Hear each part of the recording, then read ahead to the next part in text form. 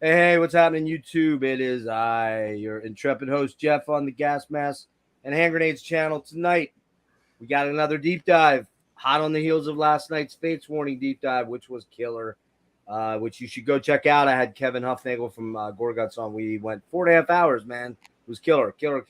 I did sing a little bit, but not as much as I usually do. My voice is still not right. So, and I only want to present with my best voice. So, I might have a few for you tonight. We'll see. You probably the Uli songs I'll try to do tonight because I kind of sound like Uli tonight. So, all right, man. Tonight let me back out to a regular normal. There we go. Okay. So tonight we are gonna talk about the Scorpions. The Scorpions and Germany's one of their finest hard rock, metal bands. And I think one of the things we'll talk about right on the offset is, are the Scorpions a metal band or are they not? But before we get into that, think about that, guys. Before we get into that, let me introduce my panel here. I got to my – there he is. I did it. I got it. We got OG Press, Dennis in the house from Analog Archive. Woo! Down below me, we have the young whippersnapper, the young Canuck, I call him. Erik Berg from Psychic Vacuum. He is in the house. And then, I don't know, that way. Whatever. Down that way. I can never get that shit right. There we go. We got a first-timer on Gas Mask and Hand Grenades as far as deep dives. We got O-Mania himself, the Crypt Keeper, Chris. Thank you for having me, brother. What's up, man? Thank you for having me, brother. Very man, for sure. It's good to have you guys all here. We've been working on this one all week long, and I'm assuming everybody did their assignment, right? Everybody got everything to listen to, right? Yep, I listened to all the Rat albums, so we're good. All 3 of them. No, all 5 of them, right? Was there 5 of them? Yeah, man, I did, no joke, I did 13 Fates Warning albums 2 times, most of them 2 times. Yeah. So that's 26. And then I did 10. I did that and wrapped up that deep dive at 1:30 last night. Started my Scorpions descent and wrapped it up at 2 o'clock this afternoon and went to sleep for 5 hours. So I knocked out literally me at like 1 o'clock in the morning. I was like, what the fuck? What's that? You were texting me at like 1 o'clock in the morning.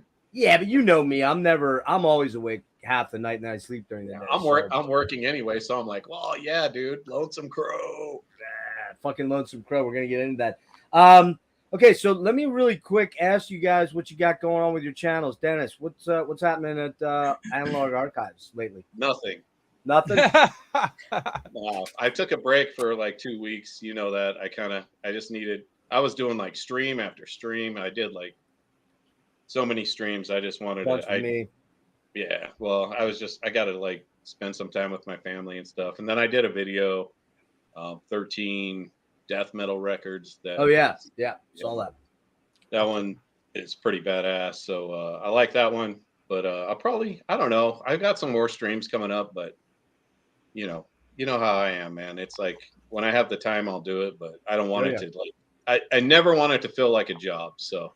No, and I got you. And sometimes I occasionally feel that way, but I'm riding under a different timeline than everybody else. So yeah. So it's kind of like I want to try to. What the fuck was that? What's that noise? Did you guys hear that? No. You didn't hear a boop boop? No, dude. It's the FBI listening in, man. They want to know what we think of the Scorpions, baby. I don't blame them. We'll let them know. We're gonna get on it here in a sec. Psychic Vacuum. You're working on it, right? Yeah. I should at least probably like this week or something. I'll get at least a video, something up. But like, I haven't had time. Get an introduction up here. Get an introduction video up. Just talk about yourself, what you maybe want to accomplish with the channel, what you're. It's a dog out back. Now I know what it is. The upstairs neighbor's dog. Hit me up. I'll sub you up, brother. Yeah, man. We all will. What is that? The dog from Battlestar Galactica beeping up? Hey, Rick and Ryan are in the house. Hey guys, what's up? Shout out to those guys. What's up, Ryan? Too. We got a few other people. We got 8 people watching, so hopefully that jumps up as we get along here. Chris, what do you got going on down there, man? You got stuff going all the time. Everything, man. I am honestly We just aired our interview with Wraith. We talked to those guys, which was a great interview. Please check it out on our channel if you get a chance. We just talked to Mike Dreher from Lich King and Condition Critical and Annihilation Process. And that episode airs tomorrow night. So tune in for that. And then I'm editing right now with my buddy Invecta, my buddy Kyle from Invecta Metal, who just put out a brand new album. And he is the touring guitarist for Heathen right now. So he's nice. In Germany right now, opening up for Overkill. So I got to catch up with him yesterday. So I'm looking forward to editing that and sharing that with everybody. Filling in for Lee? Is he filling in for Lee? He is. Yes, sir. Yes, sir. And doing an amazing job, by the way, man. Because I don't know if Lee's going. Is Exodus going back out soon? I think they are, right? Soon? Summer I believe festivals. So. Yeah, I know Exodus is on a bunch of festival tickets too. And, yeah. And one last thing, we're working on a movie countdown. We had Necrotic Nick from Thralls of Metal, and we had DJ Anubis from Metal Tavern Radio join us, where we did a countdown of the greatest movies that have a metal theme to them. So that's coming soon. Please hang out. So awesome. I got everybody's stuff is linked in the description below. I think I didn't get your IG in there yet, Chris. I will then. No worries. Also linked below is all the Scorpions stuff. Like they need me to link them. I mean, they only have like 4 million subs on their YouTube page, but yeah, so let's get into this. I had a couple quickie announcements. Hang on one second. Where'd it go? There we go. By the way, I'm slow to realize I get the Venom connection now. The Scorpions Venom, I get it, brother. I get check you out. Nicely done, sir. Yes, Dennis is always thinking ahead like that. Yeah, it's subtle. It's subtle. I like it. All right, so coming up on my channel. Deep dive wise, we've got David Bowie Part 2's coming up with Erik and my daughter Maddie. That's coming up next Tuesday, hopefully.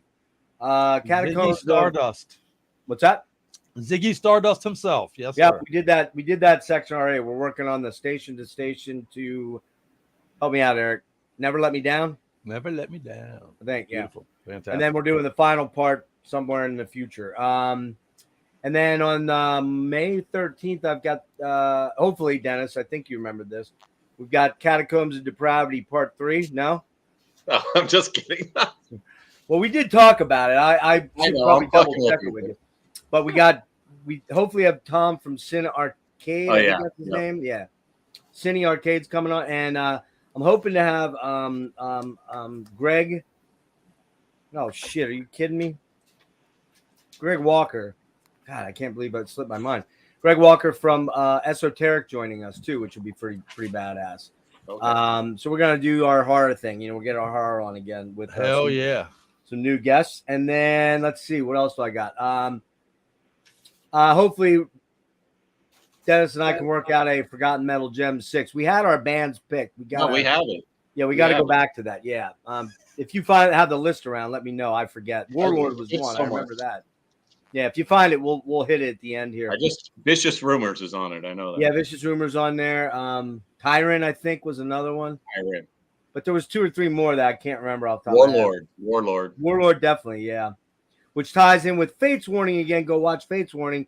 And speaking of Fates Warning, I'm hoping to have Mike Abdow, who replaced Frank Oresti as the touring lead guitar player for Fates, on this week. We haven't ironed out a date. I think Thursday. Don't have a time yet. Keep your eyes peeled. Also, fucking massive, huge, gigantic moment for me. If we get there, if I keep waking up every day, is on Friday the 28th at 2 p.m. I have the one, the fucking only, the master. Frank Marino is coming on to talk to me at 2 p.m. And I am stoked. It is going to be a phoner only. He does not do the camera link, StreamYard thing. He's old school. And there's a guy we're going to talk about today that Frank Marino has a big tie-in with, actually, that we're going to be talking about. And coming up here in a minute. And then future interviews, hopefully soon, like very soon. Aaron Turner of Isis Sumac, Old Man Gloom, House of Low Culture, Mammoth for blah, blah, blah. And Luke LeMay. The mighty Luke from Gorguts has promised me he's coming on when I saw him last Friday night at Decibel Fest. So I think that's it. Let's get moving forward, gentlemen. Let's talk about where we first came into the Scorpions, and I'm going to go with a young whippersnapper first because his story is going to be a little bit different than the rest of us, I think. No offense. It's not bagging on you. It's just the reality. Yeah, no worries. I don't really have much of a story, to be honest. I got into them. Oh, hold on, Eric. I hit the wrong button. Sorry. No worries. I thought my internet crapped out. No, I wanted to get you on solo, and I hit remove. Yeah. So, I mean, probably like only in the last like 4, maybe 5 years. I forget which one I heard first. I want to say Taken by Force, maybe. But yeah, I only listened to the 70s stuff, like not even up to Love Drive. I only listened to the Uli stuff and the first album for like a long time. It's only within like probably the last year that I even listened to the albums after that at all.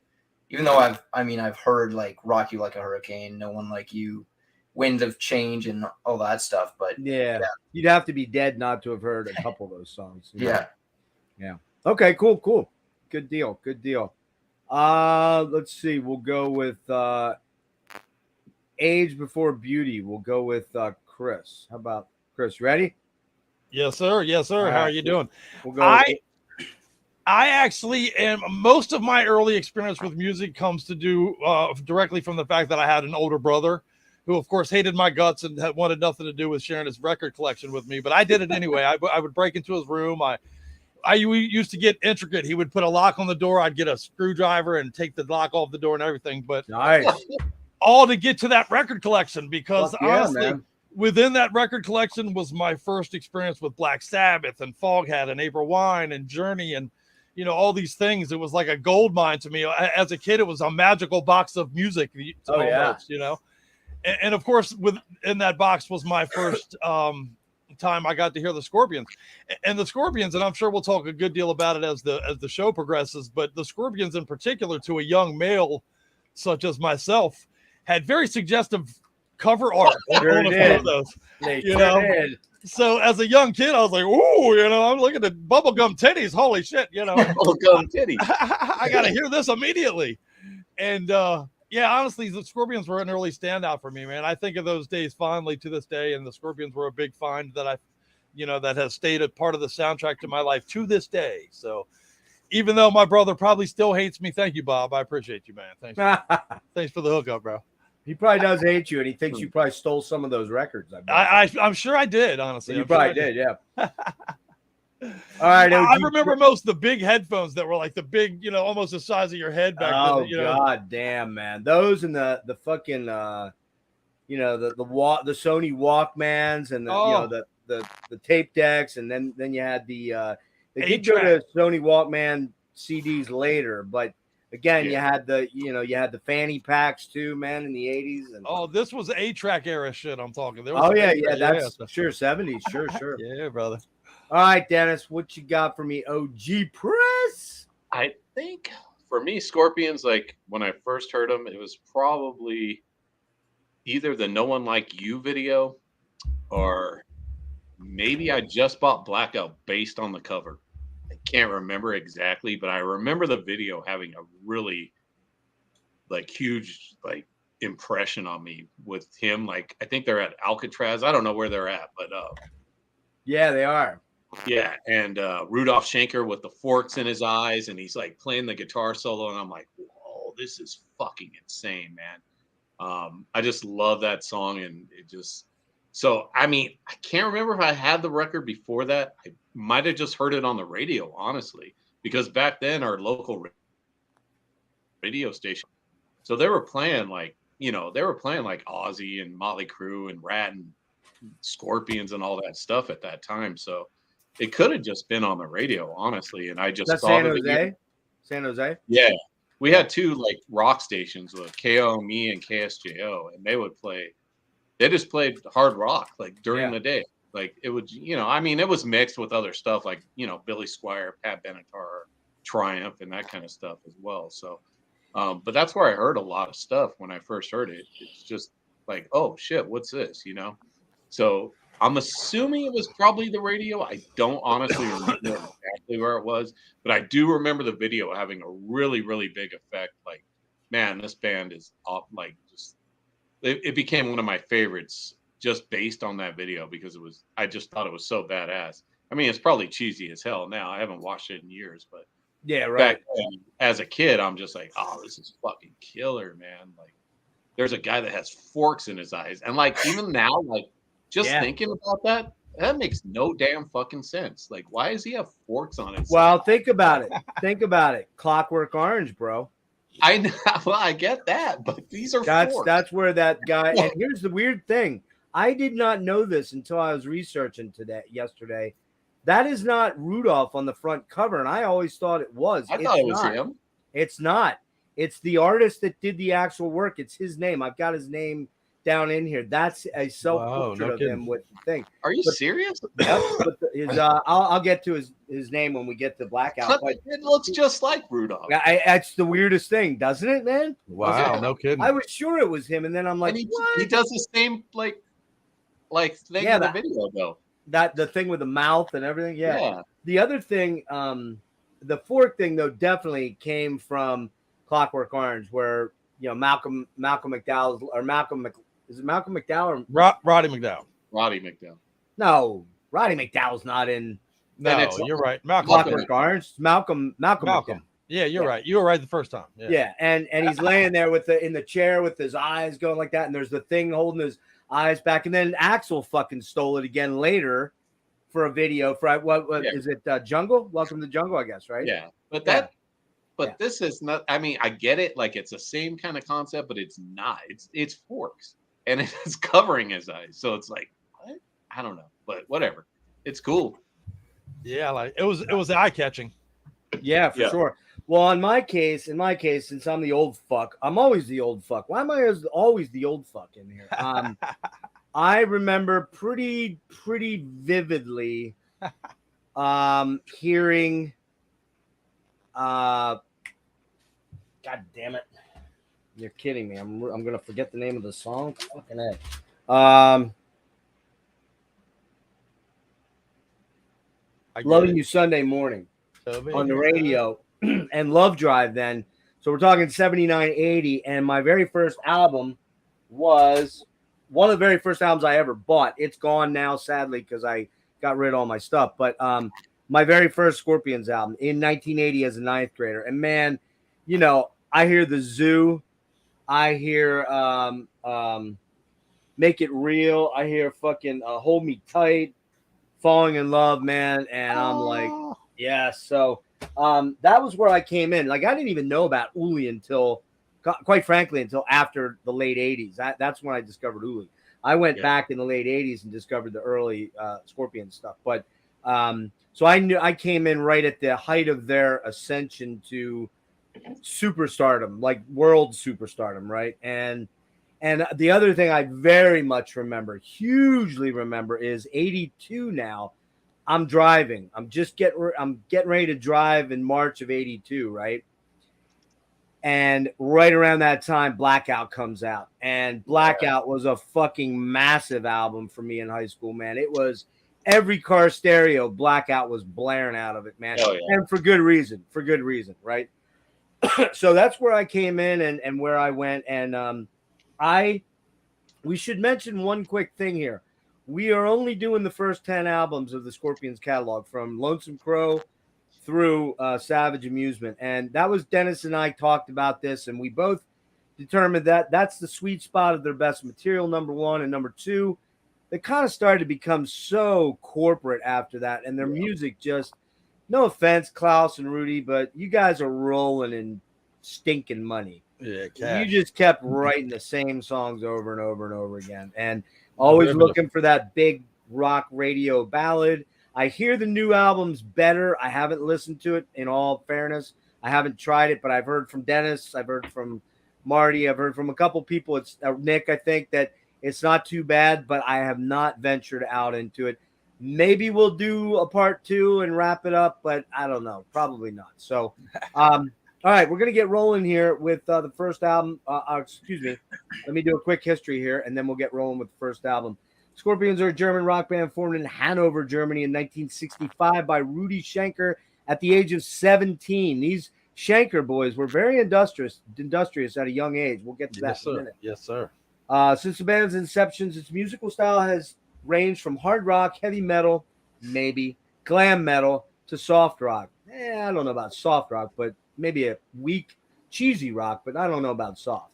The lineup from 78 to 92 was the most successful incarnation of the group and included Klaus Meine, Rudolph Schenker, Matthias Jabs, Francis Bulkos, and Herman Redderbell. Herman the German.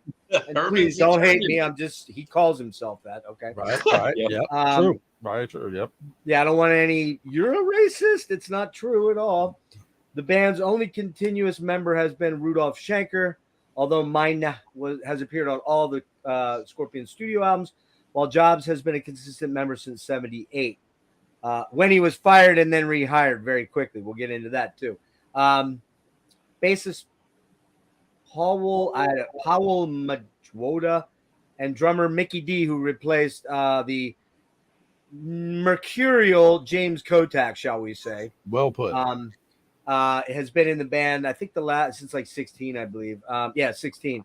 Powell has been in since 2003. During the mid-70s, with guitarist Uli Roth, who replaced Schenker's younger brother Michael, who was 14 when he joined the band, by the way. Mm-hmm. And he was 16 when he recorded the first album, Lonesome Crow, 16, 17. Where much of their music was defined as hard rock. After Roth's departure in 78, Schenker and Meine took control of the group, giving them almost all the power to compose music and write lyrics.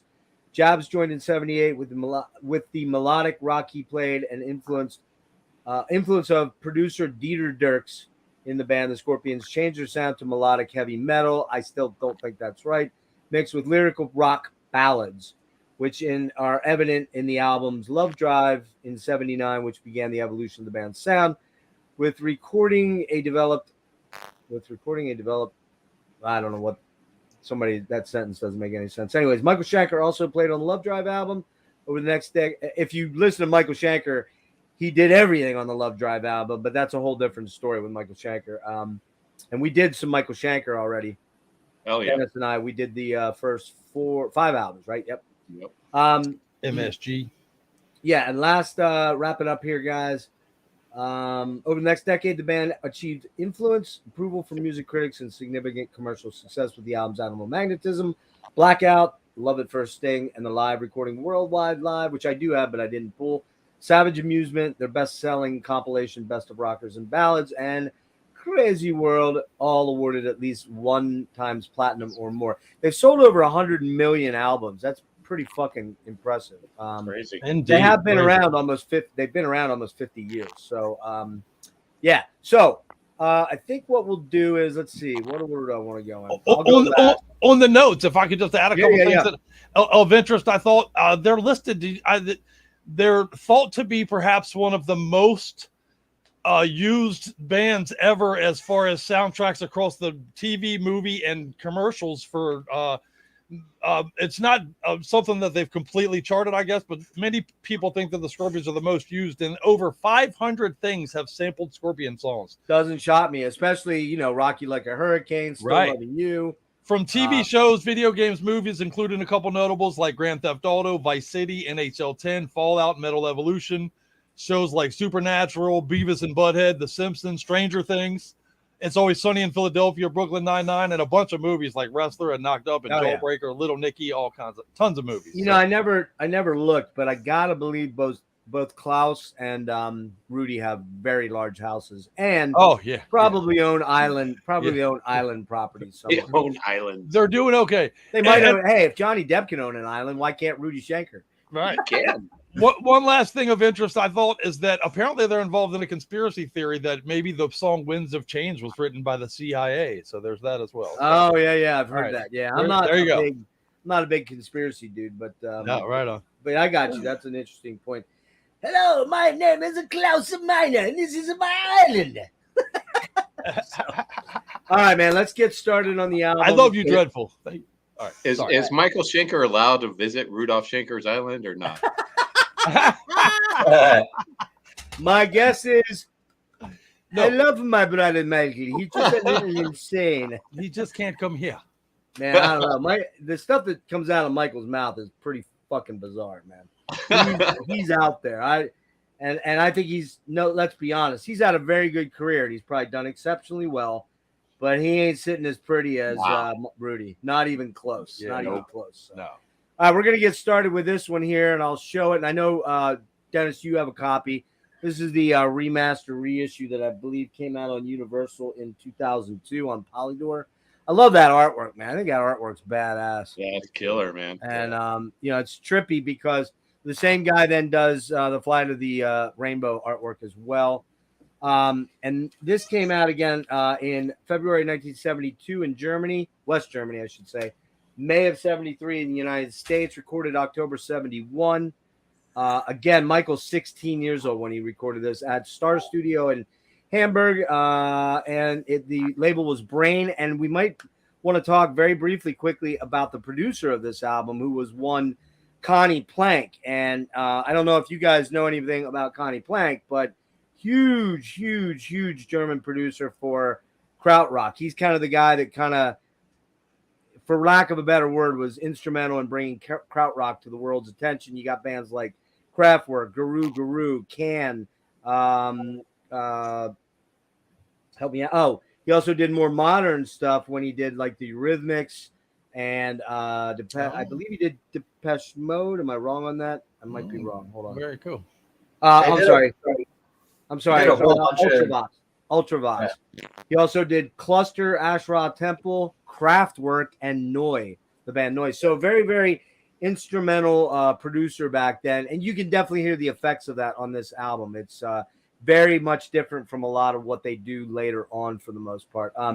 The lineup for this is Klaus Meine on vocals, Rudolph Schenker rhythm guitar, Michael Schenker on lead guitar, Wolfgang Designy on drums, and Lothar Heimberg on the bass guitar. Real quickly, here's the debut album. The Scorpions became a professional band under the production of Connie Plank. Apparently, in only 6 or 7 days, they recorded this album and released February 9th, 72 in West Germany as a soundtrack to a German anti-drug movie called Das Cult Paradies. So I'm thinking the Paradise Cult. I think it's Paradise Cult. I think that's what that translates. In May of 73, it came out in the U.S. The album style is darkly melodic, typical for early Scorpions, but unlike later work. They say Michael was 17, but I did the math. I thought it was 16. I could be wrong, which is insane. He was born in 55, so it was recorded in 71. And is my math off there? Or is that 16? Oh, I think he was 16 when they recorded it, 17 when it was released. There we go. There you go. All right, so let's kind of dig into this, and I'm going to start with you, young sir. I think that's how we're going to go the route here. Okay. Yeah, this is like definitely kind of an oddball in their discography. It kind of has some glimpses of the metal direction or hard rock metal direction they would soon take, but mostly a proggy psychedelic rock album with a lot of kind of jazz and blues influences. Yep. Yeah, like you said, produced by Connie Plank. Kind of sounds like the album cover to me. It's kind of dark and gloomy. Everything is almost a little muffled, sort of. So like a layer of kind of haze over everything. The songs I'm Going Mad and Action were actually written and recorded in 1970 for a single that was never released. And then they were re-recorded in the album sessions as well. Pretty solid debut, but kind of inconsistent compared to some of the next few. Do you want me to go through some songs? Yeah, can I interrupt for 1 second? Is anybody else hearing the fuzz, the noise? I am getting an occasional something. Yeah. I fear it might be you, Eric. I'm not sure. Okay. Let me mute you for 1 second and just see. I want to work that out before we go if it gets any worse. So just bear with me a minute. Okay. All the two other guys talk for me. Just talk. Check. Hey, check it out. I was watching Debbie Does Dallas earlier. Yeah. No, wait. That was different. Yeah. Hello. Different panel. Hello. All right, Eric, it's you. I want you to go back out and come back in. Try that for me a minute, okay? Or change your input on your mic and see if that might be the problem. Is it still doing it right now? It's not, but it comes in and out. Maybe I was holding my phone pretty close to the mic, so maybe that might be it. I think that's it. Yeah, let's do that. Let's move it away. That's cool. Yeah, I'm not hearing it now. So. Okay, good deal. Good deal. Right. Okay, continue with your assessment of Lonesome Crow, sir. Okay.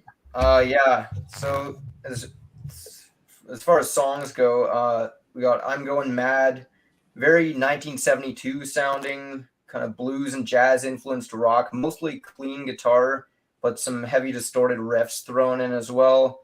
Cool percussion and wordless harmonized vocals, spoken word part, and a crazy scream from Klaus. Pretty cool guitar solo. Good opener. We got It All Depends, heavier than the last song, but not quite metal either. Guitar tones are kind of like overdrive, not quite like, I wouldn't quite call it a distortion, not a modern distortion anyway. No. Of course, we didn't have those, but it's kind of like not even quite like Sabbath level, for instance. Pretty long guitar solo, interesting vocal melody, lots of sections that kind of sound like they're just jamming. Definitely, like you can tell that they were definitely influenced by a lot of the krautrock bands, which was a huge thing in Germany at this point in time. Yep, 1000%.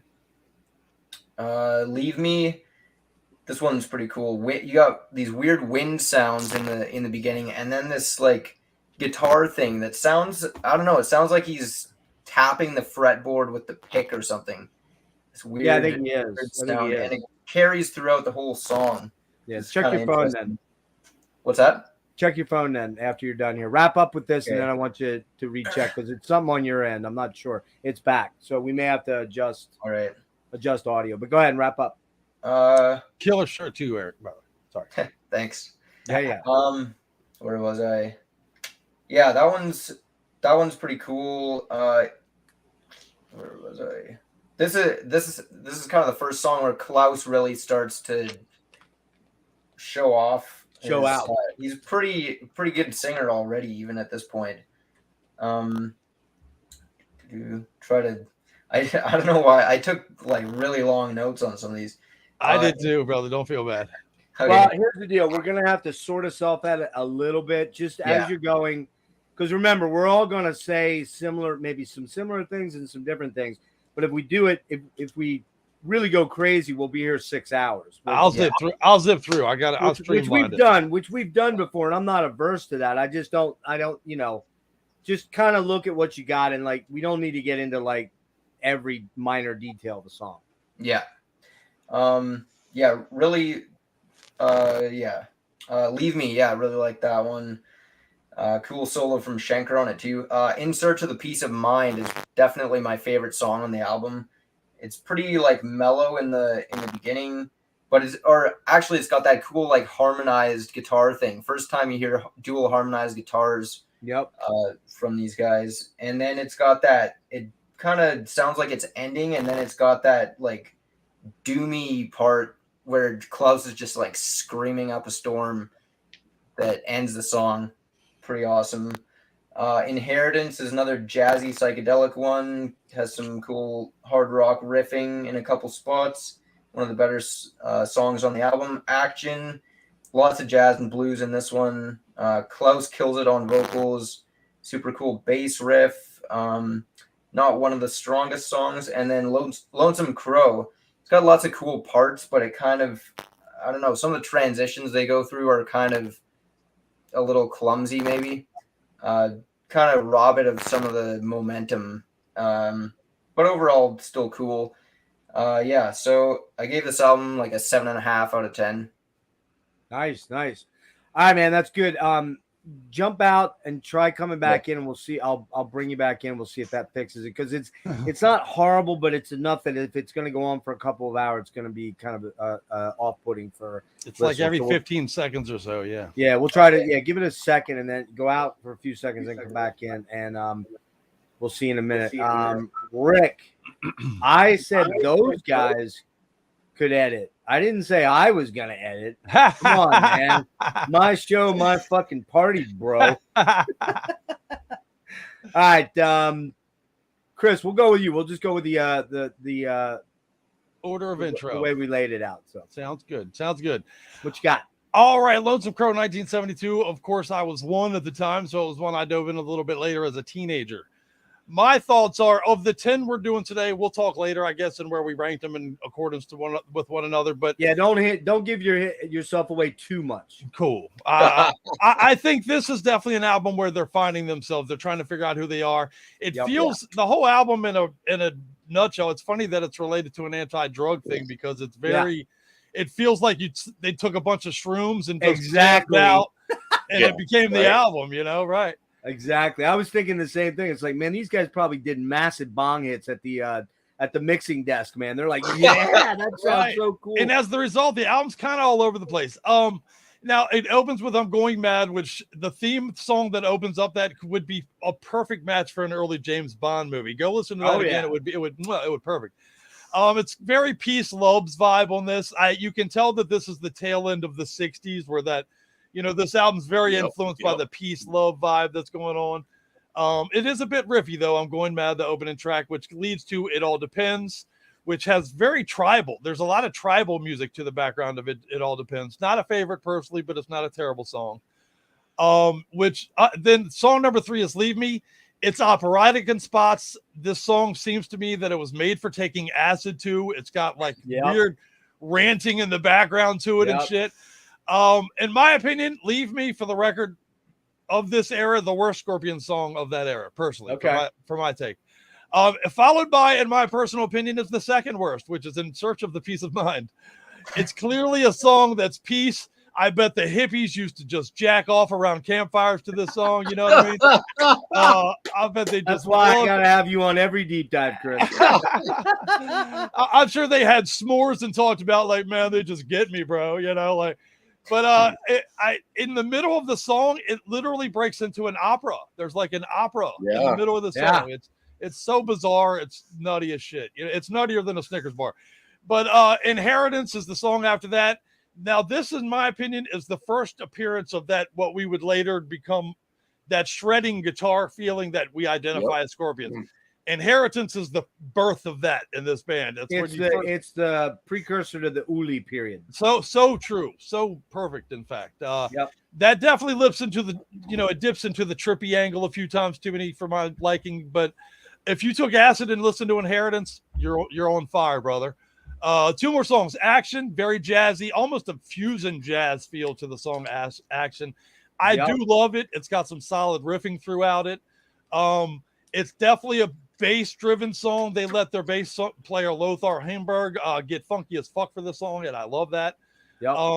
Clearly, he was a jazz fan. At 2:30, that song literally turns into just a straight jazz session for a little while. And then the album ends with the title track, "Lonesome Crow," 13 and a half minutes.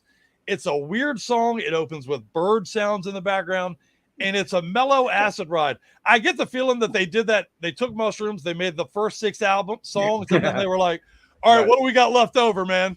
Let's put all that together and make it a title track. Let's do it. Fuck yeah. And that became Lonesome Crow. Because honestly, if you skip ahead in Lonesome Crow, you'll swear you're moving into a different song, but it's eclectic like that. But it's definitely, this album for me, I gave it a 6 out of 10 ranking overall. I'll tell you later where I ranked it out of these 10. But it's definitely they're finding themselves, trying to figure out who they were. They're disengaging from the peace thing, but not very much yet. So not yet entirely. Nope. Yeah. All right, man. Good assessment there, Dennis. What you got on this one, man? All right. I guess I'm a little bit different on this one. I really love this record, dude. I love this record. I got it ranked way high. And here's the OG. Oh yeah, sorry about that. OG. This one with the back cover there. Yeah, so but cool. I have something cool. special. Awesome. The original OG. Well, wait, is that the German one? Yeah, this is the OG on Heavy Metal Records. Okay. On clear vinyl. Well, I love it.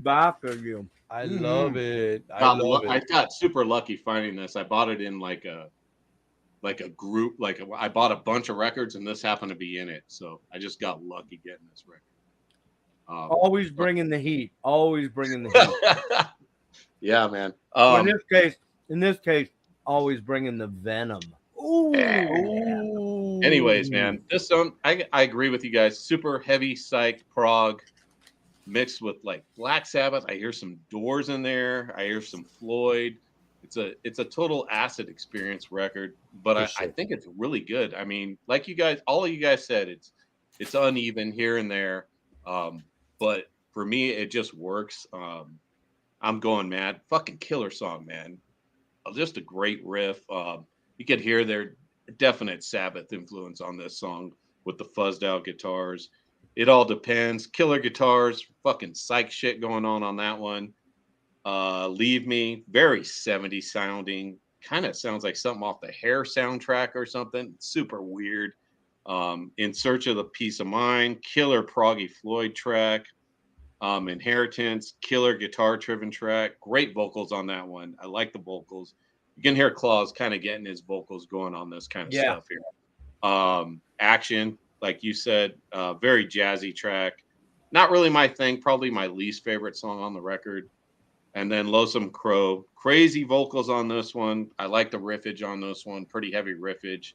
But overall, I think this record works as a first record. Like you were saying, they're trying to find themselves. I don't know if they were. I just think this is the product of the time. I think it is. Yeah. I think this is a record on its own that just came out and is what it is. So I don't want to, and we can all compare this to later Scorpions records, but I just almost can't. You almost can't. It's a different animal. It feels different. Yeah. Compare this.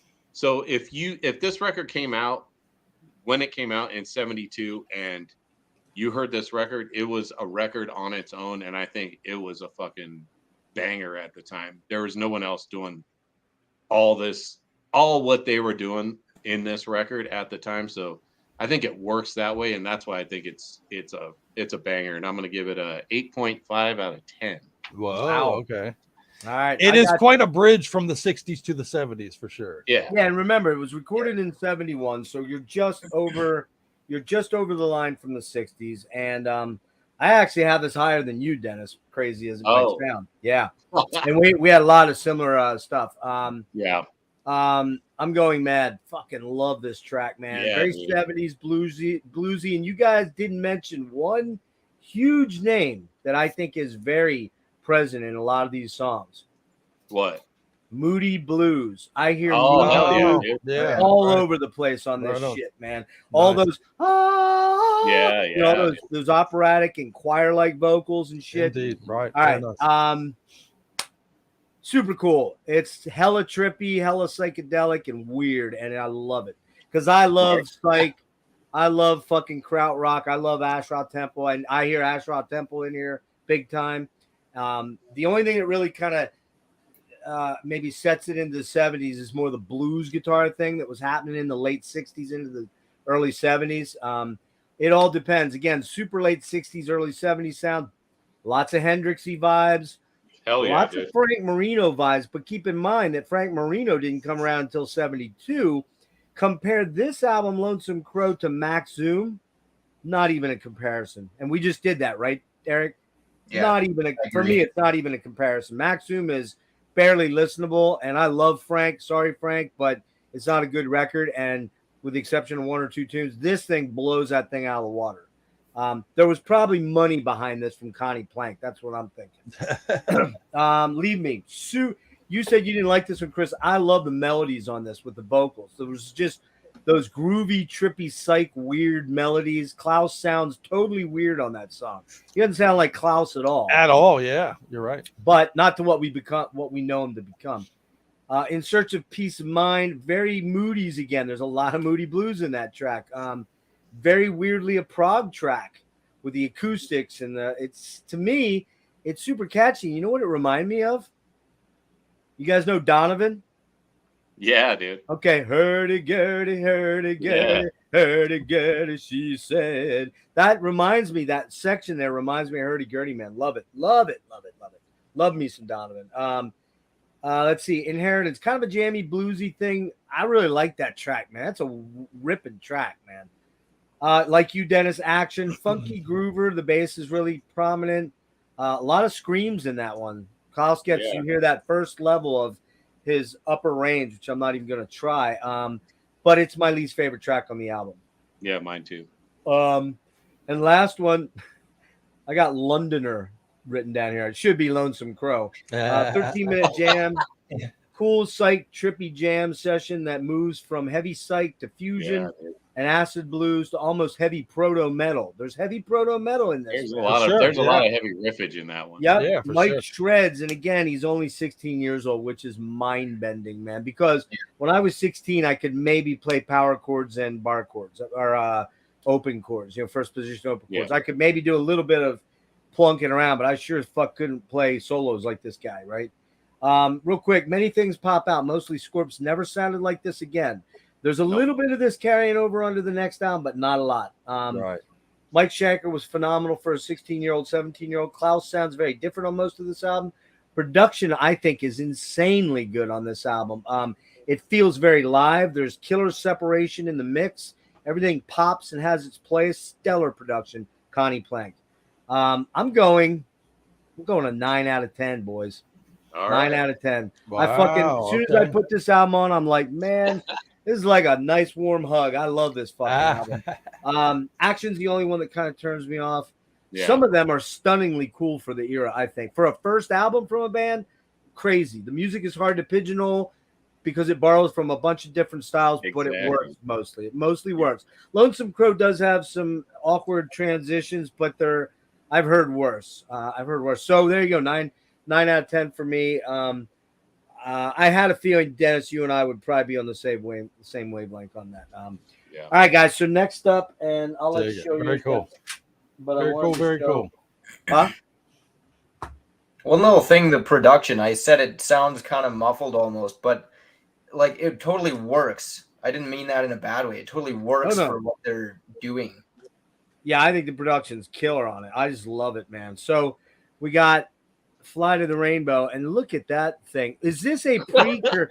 I got a question for you guys. Is this precursor to the front man for Portal? Is that what this was? Oh, interesting. What's his name? The Curator? Yeah. I think he saw this album and was like, oh. I've seen this album cover listed on many worst metal album covers of all times. I love this album cover. It's so weird.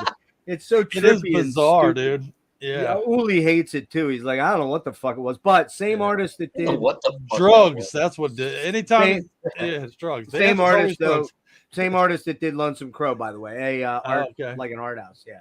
I love the cover. I think it's bizarre and weird. I dig it too, honestly. But I've seen it get trashed. Dennis, I'll let you show yours when you get to there. Basic shitty back cover. You can see how well I take care of my CDs. I open it and this fucking thing's missing all fall apart. Yeah. I used to travel with a lot of my CDs to work, and I'd throw them all, and I didn't have, like a dumbass, I filled up a bunch of books and then was too lazy to put them back in the CD, like the CD cases. So I'm like, fuck it, I'll just take the CD, and then invariably you break shit. So for sure.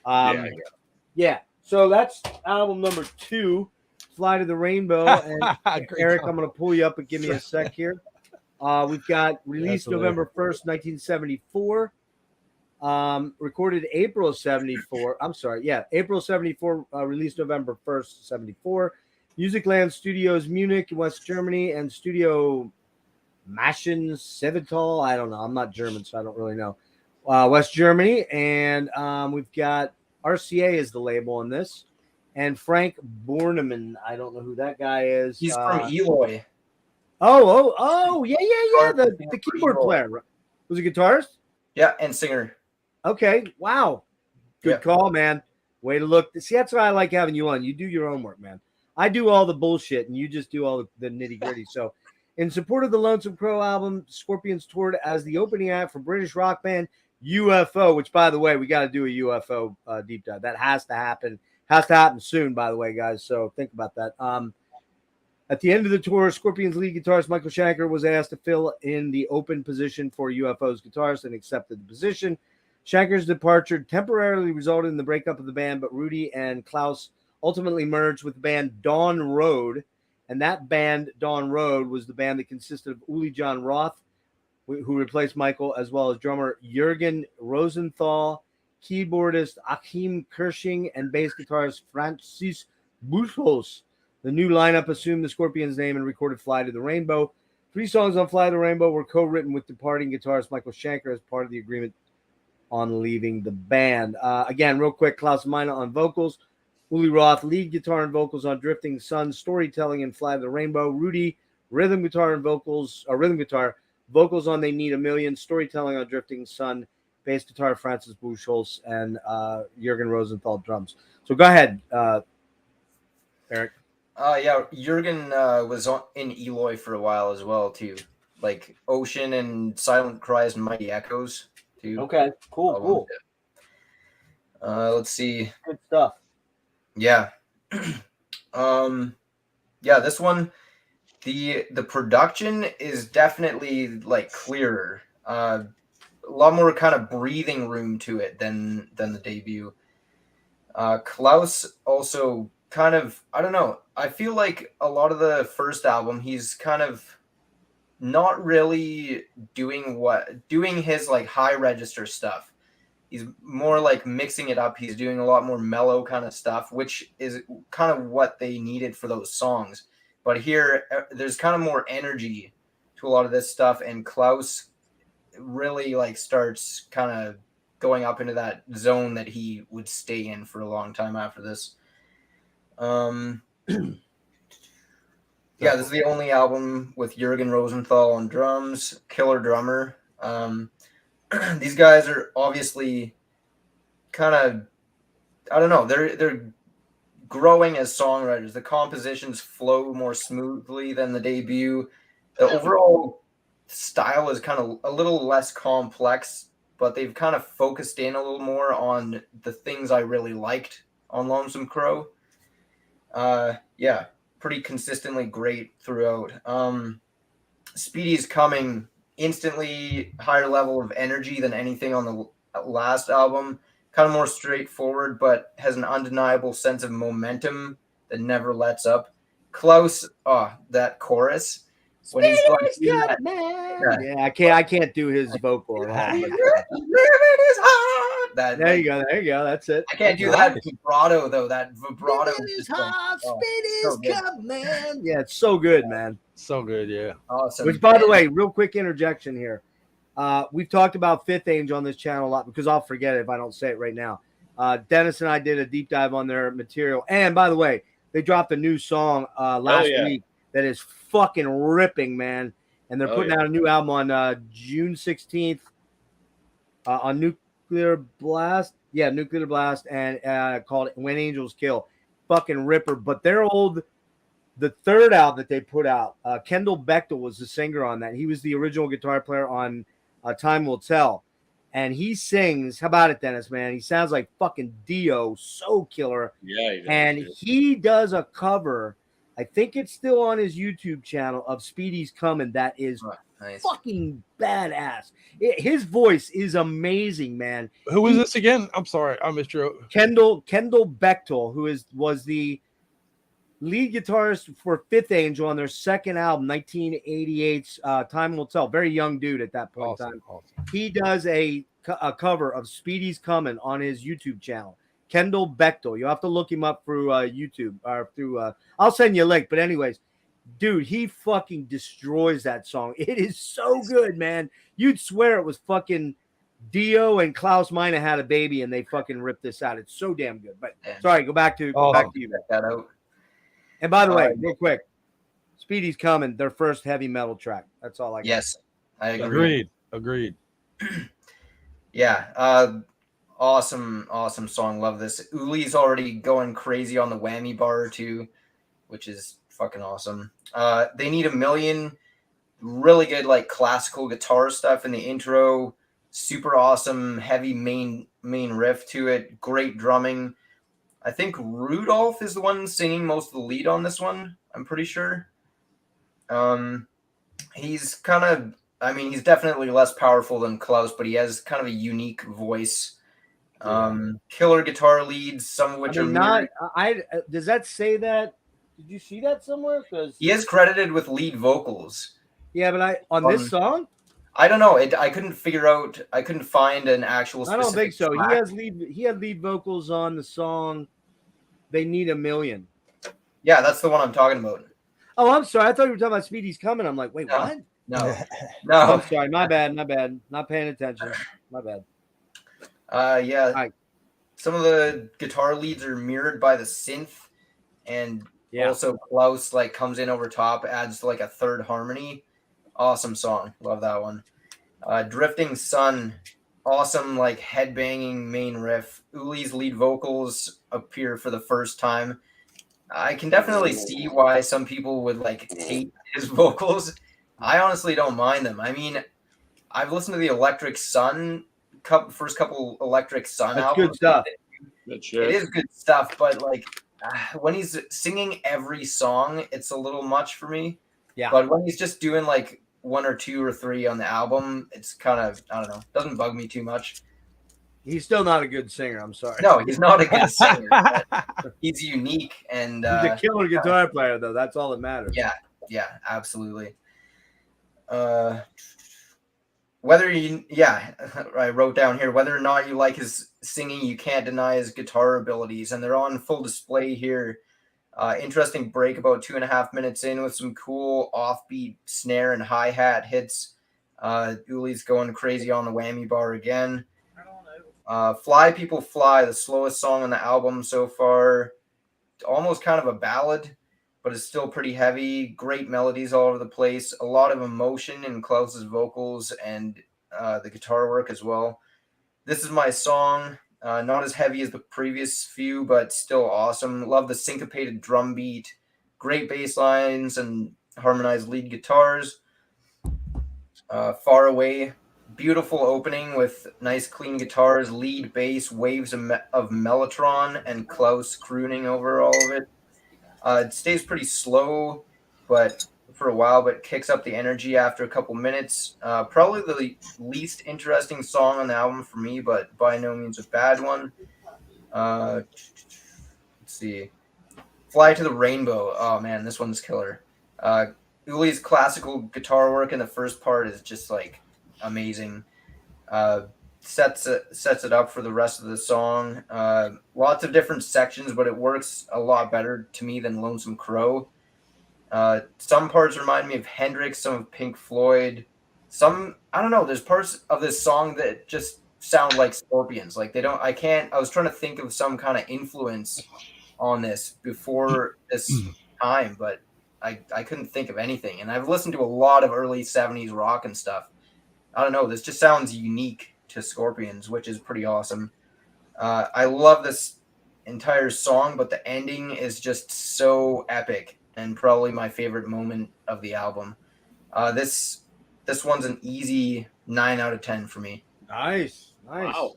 Maybe close to a 9.5. Holy shit! Really? You're Okay. taking me off my game, bro. You got me a little. You're a little ahead of me on that. Real quick here, Fates Warning did a good cover of In Trance. I don't remember hearing that. Where's that at, King? Let me know where that's at. Where I can hear that. I should know that, but I don't. And one other quick one here, Chris. Thank you, man. I really appreciate that. That Dead Can Dance Deep was kind of a labor of love. I wish more people were watching it. It's really, really good. I'm hoping over time it picks up some traction. But appreciate your kind words on that, Logan. Good to see you, Devin. Fuck you. No, just kidding. Just kidding. Good to see you, man. Rick, thanks for popping in. We got Rennie. Thanks, Rennie. Just want to make note of people that are here checking us out. And Ryan, what's up? All right. How's my audio, by the way? It's good. Everything resolved. Yep. I put my phone on airplane mode. Yeah, that's probably what it was. Yeah.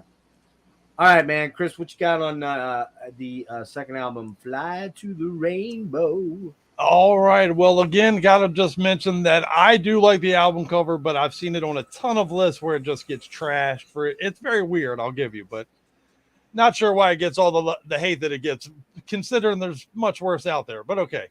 1974, October 1974, the world gave us the sophomore outing from the Great Scorpions, and in my opinion, the band that they found themselves. I said in the last one they were looking for themselves. Well, Fly to the Rainbow is where they found themselves. Yep. And it opens right up with Speedy's Coming Again. You kind of touched on it. A great song. That shrill voice of Klaus that you grow to love him for kind of makes its real appearance, in my opinion, there. Maybe for the first time. Great rocking song, great vocals, the shredding guitars. That's just a great song. They Need a Million is a ballad. I feel like that might be a leftover from Lonesome Crow in many ways. It feels like it would better fit in that, especially considering there's such that weird part of the middle where it becomes like an Indian chant song. It's like, I keep waiting for somebody to bring out like one of those weave baskets for a serpent to come out and somebody to kind of, you know what I mean? Like you're trying to entice the snake out of the fucking thing. It's a very weird song. I don't dislike it, but it's a very weird song. Drifting Sun is those acidy guitar riffs. It's got a very bluesy mix. I feel a lot of Black Sabbath influence in that song in particular, maybe more so than any of their other works, in my opinion, which, again, not a bad thing, but I do dig it quite a bit. Fly People Fly, another ballad. For me, the weak song on the album, personally, it's a little boring. It's okay, but it just is. It's long. It becomes a bit repetitive. By the end of the song, I'm like, all right, enough already. Let's swipe right on this motherfucker before you even swiped anything. This Is My Song. His voice is definitely becoming Klaus here. That's where you're like, oh yeah, that dude's going to be singing about hurricanes one day. You know what I'm saying? I distinctly remember singing this one in the shower as a young kid for some reason. I used to love to. What the fuck? I loved to put on the fucking Scorpions. He's just one of those guys you love to sing along with. So for me, I used to have a big boom box. I would put it in the radio. I'd play shit and just wear out the hot water and just sing along. Nobody had to hear my voice, maybe not even me. So that was something to that. But right, I love that song. That for me is maybe the highlight song of that album. Far Away is a straight kick-ass rock and roll song. Great solos, got some real good proggy feel to it in there. Very much dig that song. Fly to the Rainbow is 10 minutes of badassery, in my opinion. It's got fucking great guitars in that as well. That's really got those overriding kind of back and forth guitar feel that they would become known for. All the panning.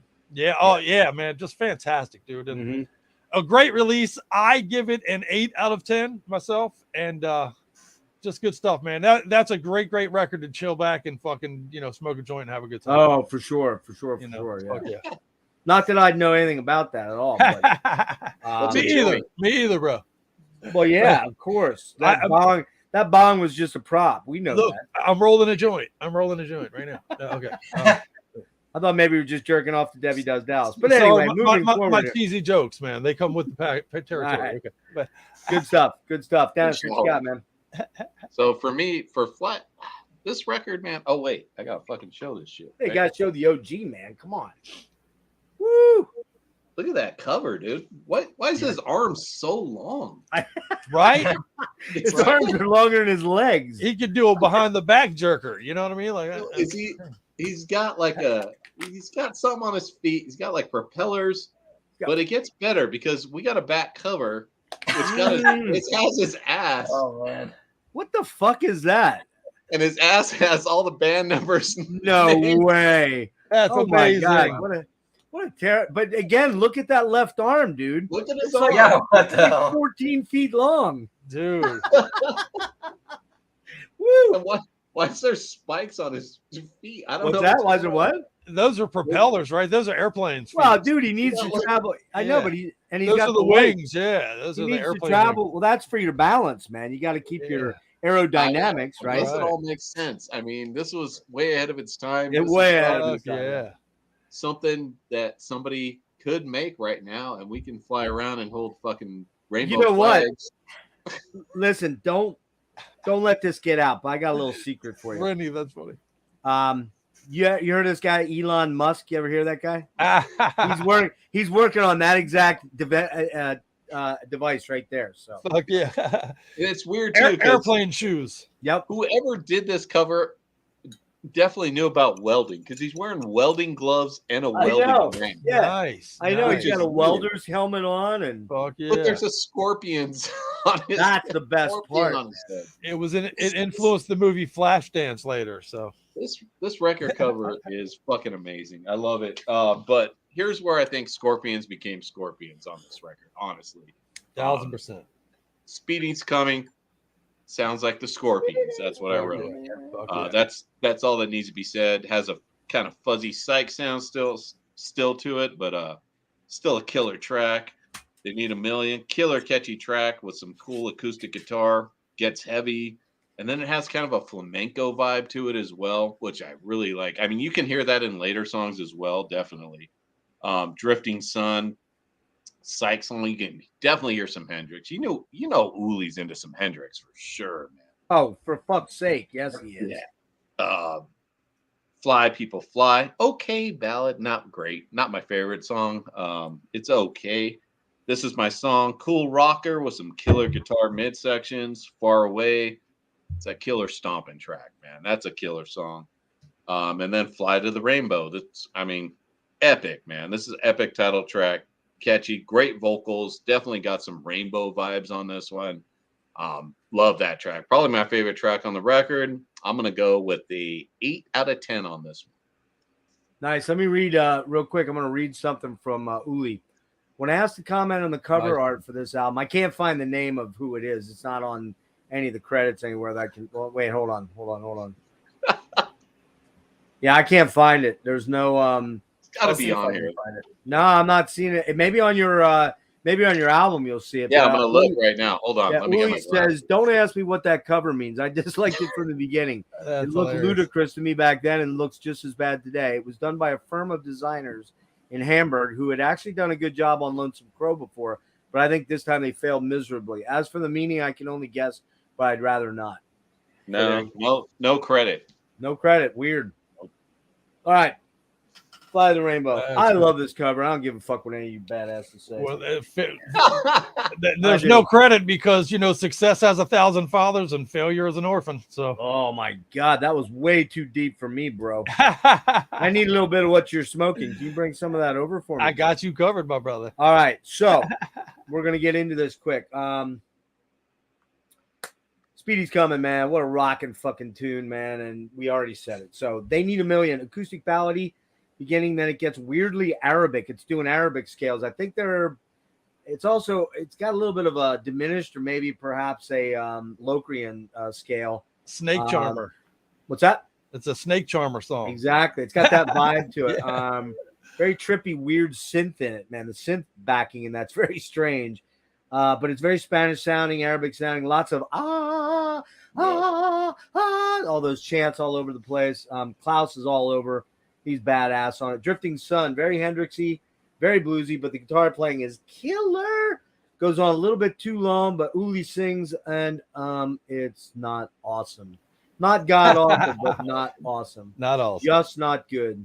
Nice. The song goes on a little too long for its own good for me, to be honest, but Uli goes a little hard on the whammy bar too much. He's just going crazy on the whammy bar on this one. Fly People Fly, cheesy lyrics, very 60s, very, come on, people now, smile on your brothers. That Everybody get together. Yeah, it's the Not equivalent of an acid take on that, right?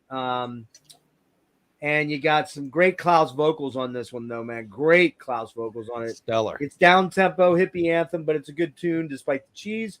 You're going to hear cheese. That term is going to be brought up quite often coming up. This Is My Song. Love that guitar intro. Man, I love that psych thing. It's a psych ballad. Klaus sounds great on this track. The guitars almost have a weird Allman Brothers vibe to them, quite frankly. Cool track, super hooky guitar melodies. Love This Is My Song. Love that track. Far Away, long, chilled intro. Even has strings on it. Klaus showing future form. Cool track overall, but possibly the weakest track for me, like you said, Eric. And Fly the Rainbow. Oh, my God. Fuck yes. I love it. Every moment of it. Acoustic classical intro shows how good Uli is early in his career, because Uli is only about 25 or 6 around here, 24, 25, 26, somewhere in that range. Mm-hmm. I can't remember exactly. I think he was born in 48 or 49. No, he's like 68, right? Is that right? Look that up for me, Eric. Born in 54. When? 54? Late December 1954. Yeah, so he's 69. So 54, he is what? He would have been like 20. He's 20. Yeah, super fucking crazy how good two guitarists they nailed were so young. Crazy, man. All right, what else we got? Or Sorry. 19, actually, I guess he would have been. Still, just unreal. Yeah, unreal. So we got, let's see, a lot of phased out Leslie trippiness and lots of Hendrix Marino vibes. Again, Marino's only just put out his second album at this point. He put out The Child and Novelty, which you can hear a lot of. Uli and Frank have a lot of similarities, and they toured about 15 years ago, I think. They did like a collab thing. Man, I would have been like a puddle of jizz watching that thing. I could not have fucking handled that, man. Fuck yeah. So I'm kind of glad I missed it because, you know, it would have been very embarrassing to explain to my friends why I'm all jizzed out laying on the floor. But sorry. If that's a sticky mess. A sticky mess. Yeah. Sorry if that brought up a really bad visual for all of you. The killer track, although the monologue and it's actually a monologue by Rudy. I thought it was Uli.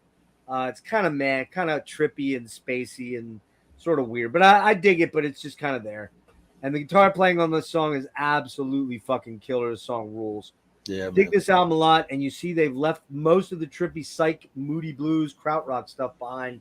It was on Lonesome Crow. This is on par with Lonesome Crow, but Uli shouldn't be singing really ever when you have Klaus in the band. If they had nobody else and he was the only guy to sing, I get it, but you got fucking Klaus Meine, man, one of the best singers of all time. What are you doing singing, Uli? Why did your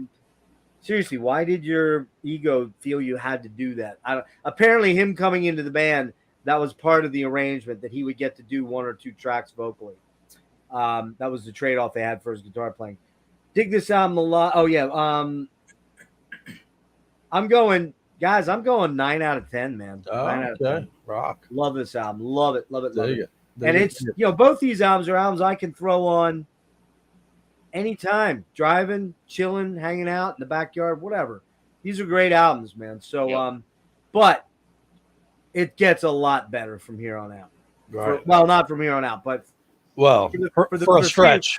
For the foreseeable future, for a stretch, it gets a lot better. Yeah. So, all righty. I found the art studio. It's called, you found it? I don't know if you can see it. Oh, yeah. Hang on. No, you can't see anything. It's called Vandre's Studio or something. Wandrey. Nice. Petrus Vandre from Hamburg. Vandre. He's still alive? The guy's still alive? I'm not sure. Probably. Get that far. Okay. And guys, I missed some chat stuff. I'll get back to it in a minute. Dig it. Okay, I do not own this album. So, Dennis, you have this one in OG, you said, right? Yeah. I'll pull you up to show it real quick while I do the details, and we'll go back to Erik. The third album comes out September 17, 1975. You having it? Okay, there we go. In Trance. Comes out 1976 in the United States. Was recorded at Dieter Dirk's studio in Stroman, I don't know, West Virginia, West Germany. RCA label and producer Dieter Dirks. In Trance is the third album. The Scorpions was released RCA Records in 75 and 76 in the U.S. Music was a complete departure from the progressive krautrock of the two previous albums. Instead, a hard rock sound of shorter and tighter arrangements with which the band would achieve greater success, global success, and fame emerged. Extended suites in the vein of songs such as Lonesome Crow and Fly the Rainbow are absent altogether. This was the first out of two albums to feature drummer Rudy Lenners and the first album by the band to contain the now famous logo and controversial artwork. Because why, Dennis? Why are we controversial on this one? Because well, you don't have it. You don't have the original, right?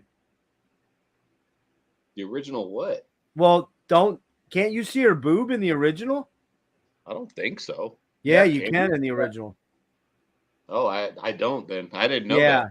There's an original that comes. I'll find the picture. I thought you had the OG. You're not OG tonight, bro. This is OG, dude. That's American, though. Well, it's probably the American version. That's probably what it is. Yeah. There's a European version where. That's pretty OG, bro. I'll give you. Yeah. So let me find that while Erik goes into his thing, and I'll pull it up then. All right. There we go. Yeah. Go ahead, Erik. You want to get into this one? Yeah, another fucking awesome one. Bit more straightforward. Well, I mean, kind of a lot more straightforward than the first couple albums. there's still some proggy bits, mostly in the form of like the dynamic shifts, a lot of like quiet to loud contrast.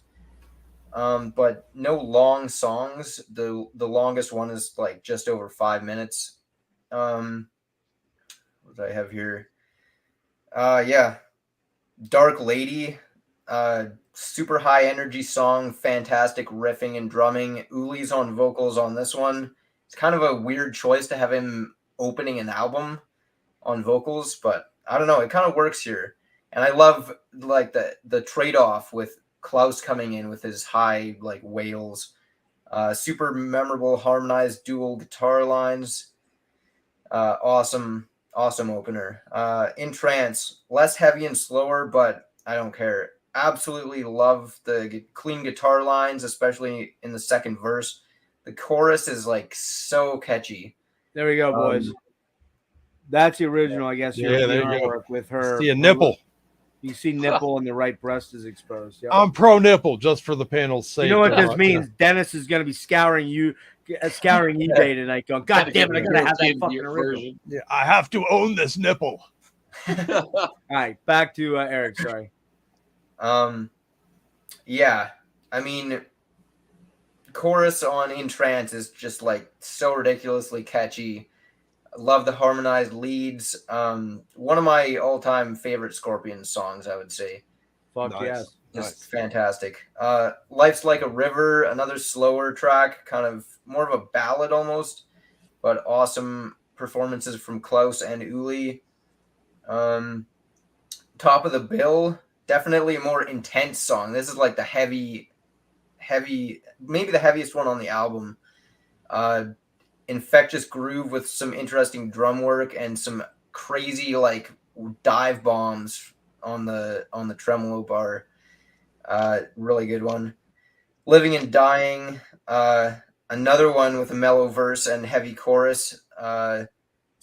Really memorable. There's some organ in this one that works really well, adds some more texture to it, kind of. Awesome guitar solo where Uli kind of like, it's a little more laid back. He's not going insane on this one, but he's just like, I don't know, quality over quantity as far as the notes go. Robot Man, or Robot Man, as they would say in Germany. Up-tempo and really catchy. There's kind of a weird robotic vocal effect in the chorus. Kind of a basic chord progression, but it really works on this one. Overlapping double-tracked solo is super cool. Evening Wind. The chord progression in this one almost reminds me of like 25 or 6-4 by Chicago. It's like almost the same chord progression, it sounds like to me. Really good drumming, riffing on this one. Man, I'm trying to scale down some of my notes here. I have like so much written for all of these. Sun in My Hand, heavy blues groove, and Uli on lead vocals again. He's doing that thing where he's like playing the same line as he's singing almost, or trying to sing. Some cool soloing and super memorable harmonized lead that comes in 2.5 minutes. Longing for Fire, more up tempo and energetic than the last two. Super cool bass lines on this one. Lots of great vocal harmonies. Short and to the point, but really enjoyable. Nightlights, instrumental closer, slow, almost jazzy kind of groove with Mellotron in the background, and basically just a vehicle for Uli to just solo. Wank. He's wanking. 1,000%. Some really cool, like almost Latin sounding kind of melodies. I was gonna say, man, think Santana on that song because it's very Santana. Nice. Yeah. It's kind of a weird, I don't know. It's a little weird to have an instrumental for the outro, but yeah, that is odd. I thought maybe it would be better if it was put in the middle of the album or something, but it's still a great song. This album is awesome. Another 9 out of 10 for me. Sweet. King Igor, I just checked Pleasant Shade of Gray reissue. You're right, it's on there. Somehow that escaped me, and I don't think I've ever listened to that. So thank you for pointing that out to me. Kelly Grant, what does your a towel mean? I don't even know what that means. I'm guessing. Interesting. Oh, you're a towel. Okay, there we go. All right, there you go. Got it. I was thinking she was trying to spell tool and missed something. It's a reference to my South Park shirt. Gotcha. This is my Celebrate 420 shirt this weekend, by the way. So for sure. There you go. Guys are talking about that stuff. Oh, I see. Okay. Rennie takes back what he says when he saw the ass of that artwork, I guess. And let's see. Anybody else got some stuff here that was? Yeah, I don't know if it's German pressing or not. We'll have to look into it. And Rick is taunting you. OG Press, right there he is going, see, I got one. I got the nipple. Let me see it, Rick. Pay extra for the nipple, baby. All right, OG Rick in the house. Yeah. Scorps, hey, what's up, Phil? All right, so we're going to move on to Metalomania Chris. And give me your thoughts on In Trance, man. All right, 1975. I was a wee bit lad of only 4 at the time, so I learned to love it later, just like many of you guys. But this album is underappreciated I feel like when I talk Scorpions with people, too few people bring this up as one of their greatest ones, and it is, clearly. Oh, yeah. But great album. Again, as you guys alluded to a little bit, it's the first of what would be a few controversial album covers. And thank you, Jeff, for pulling the nipple, man. I love you for that. That's good stuff. Nipple on demand. That's what fucking this channel brings you, brother. That's sub these guys. By the way, I was gonna see if I have kind of a picture of the original Virgin Killers, but not really, because pretty rough cover. I have the the reissue with the black double disc where they have just the outline and the silver. Everything's silvered in. So I'll show that in a minute when we get to that. Yeah, we'll talk about that one a bit. Yeah. So. Yeah. I, of course, love this record. In Trance, in my opinion, obviously one of the greats. Opens up with Dark Lady. I feel like it's a kick-ass rock and roll song. I feel shades of Thin Lizzy in there for some reason. The guitars take it up another level for this. This was really the announcement of we're going to be one of those badass guitar-driven, bands that's going to be something that separates us from the rest of the pack. And it certainly does through these 10 albums that we're going to talk about. The guitar work is just ridiculous. You know what, Chris? That's a great point, because when everybody talks about the dual guitar bands, who do they always reference? Lizzy, early Wishbone Ash, Priest, Maiden, right, early Priest. But no one ever mentions this band, and they were there doing it before a lot of those bands, like so Maiden. And so well, and with such a dynamic approach, in my opinion, because they have such unique takes on what they would each bring to the song. So that they each have different tonalities. Like Uli's got that Hendrixy, earthy, univibe, effects driven thing, and then Rudy's the more clean player when it comes to his tone. You know what I mean? 1,000%, so perfectly put, brother, and 1,000%, honestly. And that's what drives them. That's kind of that engine that makes the Scorpion such a monster of a motor especially through this stretch that we're talking about here tonight. So Dark Lady, one of my favorite Scorpion songs. In Trance, the strength of this chorus alone, it's just that catchy sing-along stuff. Mind-blowing. You have no soul if you don't sing along to this fucking song. Like, seriously, start digging a hole in the backyard already. Life's Like a River. It's a ballad. It's, again, a sing-along chorus. This is a very sing-along album, man. I talked earlier about how, for me, those albums that you get into a car or get into a shower, those places where you're alone and nobody's listening, and you just belt out singing along to it. The Scorpions are one of those bands for me, and Trance is definitely one of those releases. So, top of the bill, you mentioned earlier, I think, Eric, that was the hard rocker of the album. Barely over 2 minutes. Just kick you in the face, hard rock and roll song. Love it. A strength of the album, even though it's a tiny song. Lying and Dying.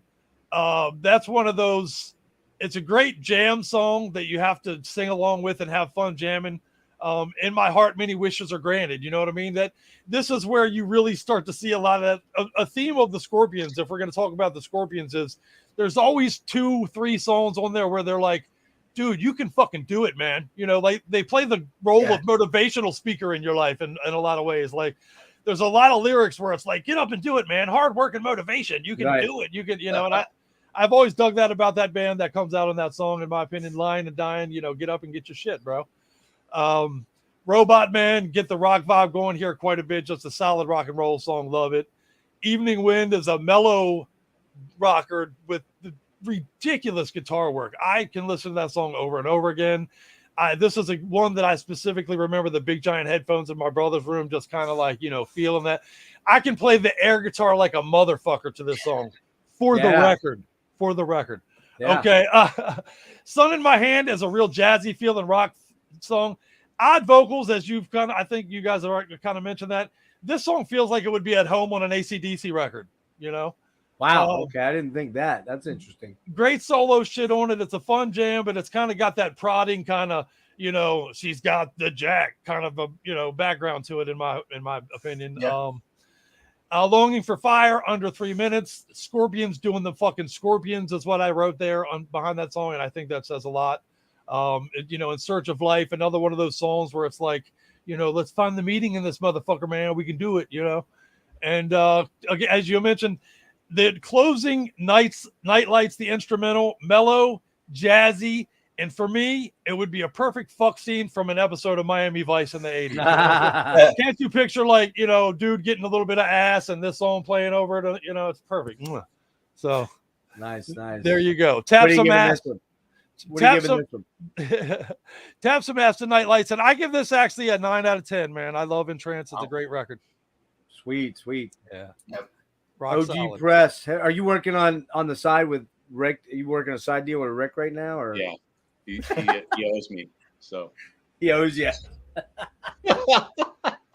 Dude, you won't even have to ask him. He's gonna send it to you next week. I guarantee it. Right. Oh shit! Why is it? There's nipple in the mail. I have received nipple.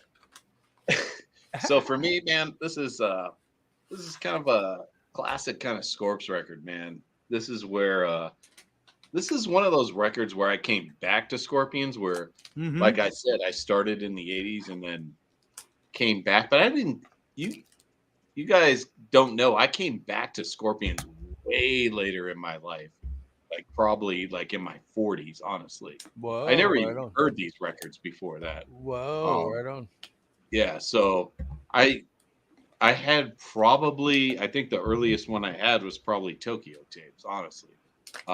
Besides Blackout, I didn't have these records, and I started buying them later because I worked with a guy that was really into Uli and Michael Schenker, and he would play these records, and I'm like, what's this? And he's like, that's Scorpions. I'm like, that's not Scorpions. Right, like, right. I feel like a hurricane of Scorpions. Yeah.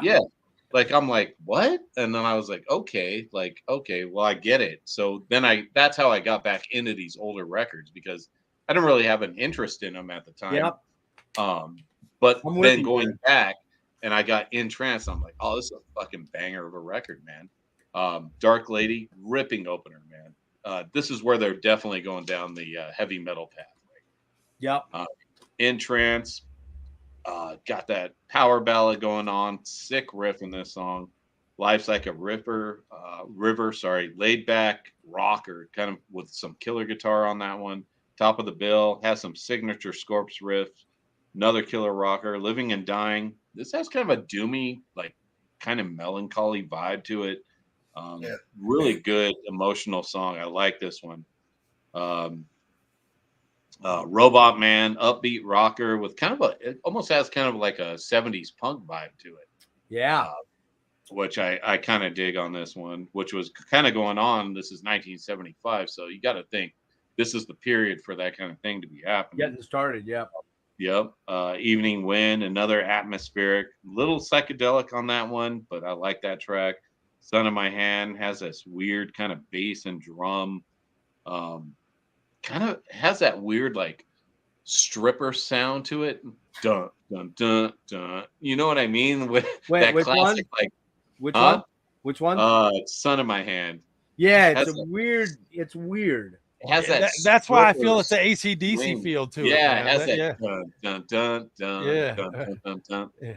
See, to me that's a Hendrix trap. Yeah, it could be Hendrix too. Yeah. To me, I just put that with like that stripper thing. There's that song. There's the song Message. I think Message to Love. It's not. It's now I'm doing. Has that kind of bouncy feel. Does to it make you take your clothes off and you listen to it? That's what our viewers want to know. Just my I'm about ready to script right now, dude. Just check it out. Yeah. Longing for Fire. It's an okay one. I don't like this song that much. It's a decent song.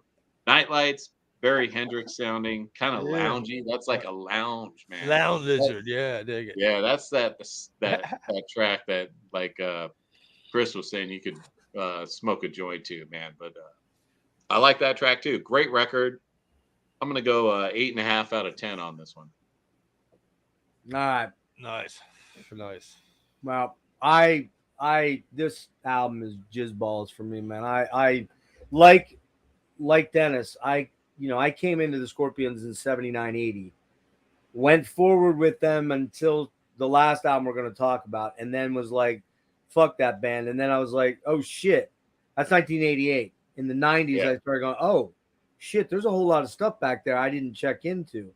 And I forget where I was at. I think I was at a Best Buy, like in I don't know, maybe the mid 2000s, maybe 2005, 6, somewhere there. And there was a copy of Taken by Force in there that was like $4. I'm like, yeah, I'm grabbing that. Why not? And I grabbed it, and I'm like, oh, what have I done here? Why did I not check out the Scorpions prior to 1979, like the Schenker era and the Jabs era? I'm like, okay, this is fucked up. So boom, boom, boom. I get Virgin, I get Fly to Rainbow, I get Lonesome, but I can't find this album anywhere for a reasonable amount of money. It was not. It was very difficult to find in the mid 2000s, late 2000s for under CD copy for under $40 or $50. And I was like, I'm not paying $50 for a fucking, a CD. I'm just not doing that. That's not happening in my world. I want it, but I'll wait. Somebody will reissue it. Now it has come out, and of course I moved on to other shit and forgot about it. And super huge mistake not owning this CD. I'm gonna jizz a little bit, boys. Hang in there with me, all right? Some of these are a little long. Dark Lady, trippy intro, super psych. Uli sounds okay on this one, better than he has. This is probably his best singing performance, in my opinion. For sure. But man, when Klaus comes in on the choruses, it's like it's night and day. The guitar is so fucking rule on this track, man. Solos, Hendrixy panning, phasing, lots of Hendrixy, panning and phasing, and that wishy, swishy, cool shit. Leslie effect. I hear so much Frank Marino in this. It's crazy. Monster song. Fucking love Dark Lady. One of the best opening tracks ever on any fucking hard rock album ever. In Trance. Oh my God. Really? Could it get better than Dark Lady? Oh yeah, it does. Dark, mysterious opening acoustic. Klaus sounds stunning, man. That voice was so good back then. Guys, Klaus Meine's voice in the 70s and early 80s, almost fucking unparalleled in music. Fucking amazing, so good, man. The chorus. I'm in trance. Baby, can you hear me calling? La, la, la, la. Then he does this weird vocal line. Check this out. But I'm in trance. Hey, baby, tell me, can't you hear me calling? I'm in trance. I take too much in the Saturday night. Whatever the fuck that means. I don't know. It's a German thing, apparently, right? Yeah. No offense to any Germans that are watching. They got some lyrics sometimes that are a little like. Sometimes they put the wrong lyrics in there too. Yeah. I don't have the album, so I don't know. Check that, Dennis. You have it? See if they have lyrics in there. There's no lyrics in here. I always thought it was Saturday Life or something, but no lyrics. No lyrics. Okay. Life's a River, man. Smoking intro. Those fucking harmonies and the guitars are so good. So good. Oh, I love the opening of that. The mellow verse, bluesy ballady, another killer, dark, melodious hard rocker. Fucking killer, man. Top of the bill. This song really has that Scorpions later signature. It's got that Love Drive almost sound to it, or maybe Taken by Force, which is coming 2 albums away. Right. But it's a little bit more mainstreamy radio friendly, I think. Whereas the others are a little bit more mysterious and dark. Like this song, but Klaus is singing it sort of as a stadium rocker. It's kind of like the first of their, this could transform into a giant arena sort of thing, right? Klaus goes super high on this one. Lots of insane whammy shit going on. Killer soloing. Lots of phasing and panning again. Amazing production on the sound by Dieter Dirks. Amazing. You can almost hear a pin drop. Living and Dying, a heavy rock, hard ballad, dark lyrics, and heavy chordal work. Uli does some amazingly wonderful fills on this, and his solos out of control. Robot Man, it's just weird. It's a weird attempt. This is a weird attempt at a hit. Perhaps it's, I don't know. It's just not it's my least favorite track on the album easily. And then we get to the epic, man. Evening Wind is just a monster track. Super badass track with the intro. I mean, I'm thinking like, how are they going to top Dark Lady and In Trance? Well, those first three songs, like River, or Life's a River, like this song actually manages to trump those. Super badass track, intro, proggy, down tempo, lots of cool phasing in the background. The noise in the background, you hear that swishy wet sound. Epic 80s stoner rock. It almost has an 80s stoner rock feel to it. Or 70s stoner rock, I'm sorry. I could see them lighting a big fat doobie and jamming this out as it's a monster. One of Scorpion's best tracks ever. Solos are badass. Uli rips on this song. The section at the end kills me. The end of this song is so fucking good. Son of My Hand, Uli getting weird vocally with effects. And yeah, it's musically a Hendrix track, but Uli, he just can't sing, man. I'm sorry. He just can't sing. Sorry, Uli. Love your guitar playing, though, dude. That said, his guitar playing and soloing on this track is so stellar. Frank Marino, Uli were the kings of the guitar solos back in the 70s, in my opinion. There was other guys like Dickie Betts and Dwayne Allman and, Tony Iommi and stuff like that. But I think Uli and fucking Frank Marino, kings, I said it, kings of the solo guitar in the 70s. Longing for Fire, kind of trippy and a bit breezy and psychedelic, unlike the rest of the album. It's breezy, almost a Cali ocean vibe to it. Like you could roll the top down on the convertible and just fucking cruise with this playing on repeat. Uli kills the solo. Dude, so underrated for what he did in the 70s. Scorpion albums. Nightlights, instrumental, just badass. Uli, holy shit, so good. Lazy and chilled, almost Santana-like, awesome. Amazeballs, this album, right up there near the top. They're coming into the peak of their powers, and this album is dark, mysterious at times, and fucking beautiful. Uli and Klaus shine brightly on this. Guys, I'm not lying, man. 9.75 out of 10. Boom. And 9.75. 9.75 for a 1975 album. That's right. You got a problem with that? Guys, yeah. And you guys got a problem with that? You see the fucking manager, okay? All right. Send in Karen. Yeah. All right. Next up, we've got. Now I know you.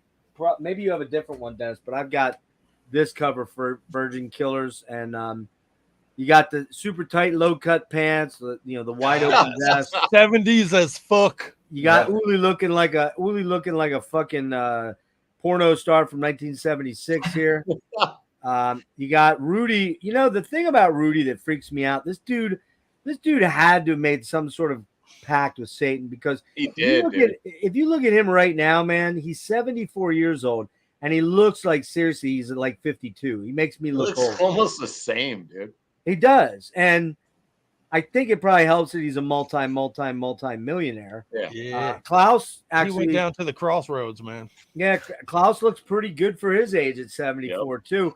Yeah. Uli looks cool. Uli looks like a 69-year-old dude that's eating a lot of pizza, like all of us, right? Eating a lot of pizza.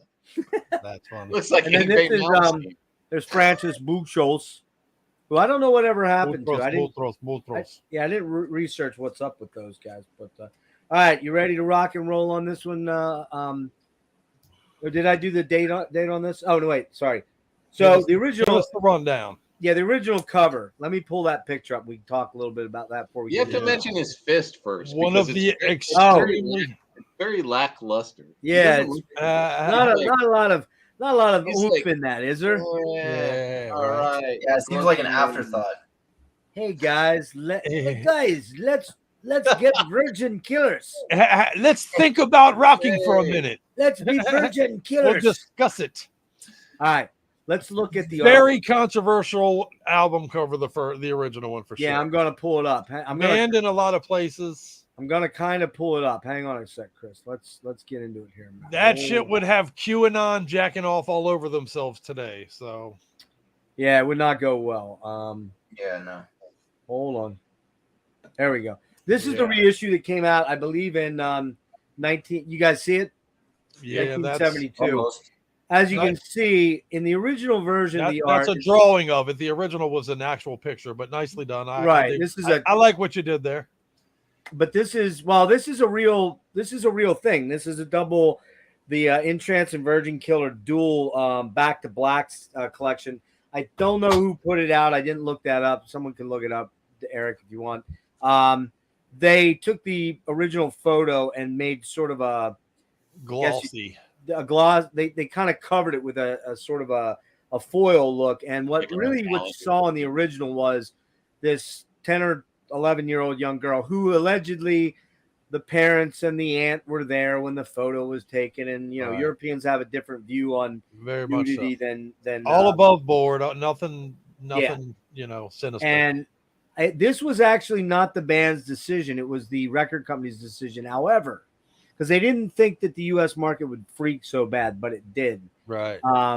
She does have there's broken glass like effect on the record, and it's in her genitalia area here. Broken windows. She does have exposed nipples to she's 10 years old, so which is really funny because 12. I think she was 12, or maybe 12. Yeah. But it's really funny because you go to I don't know, some places in the U.S.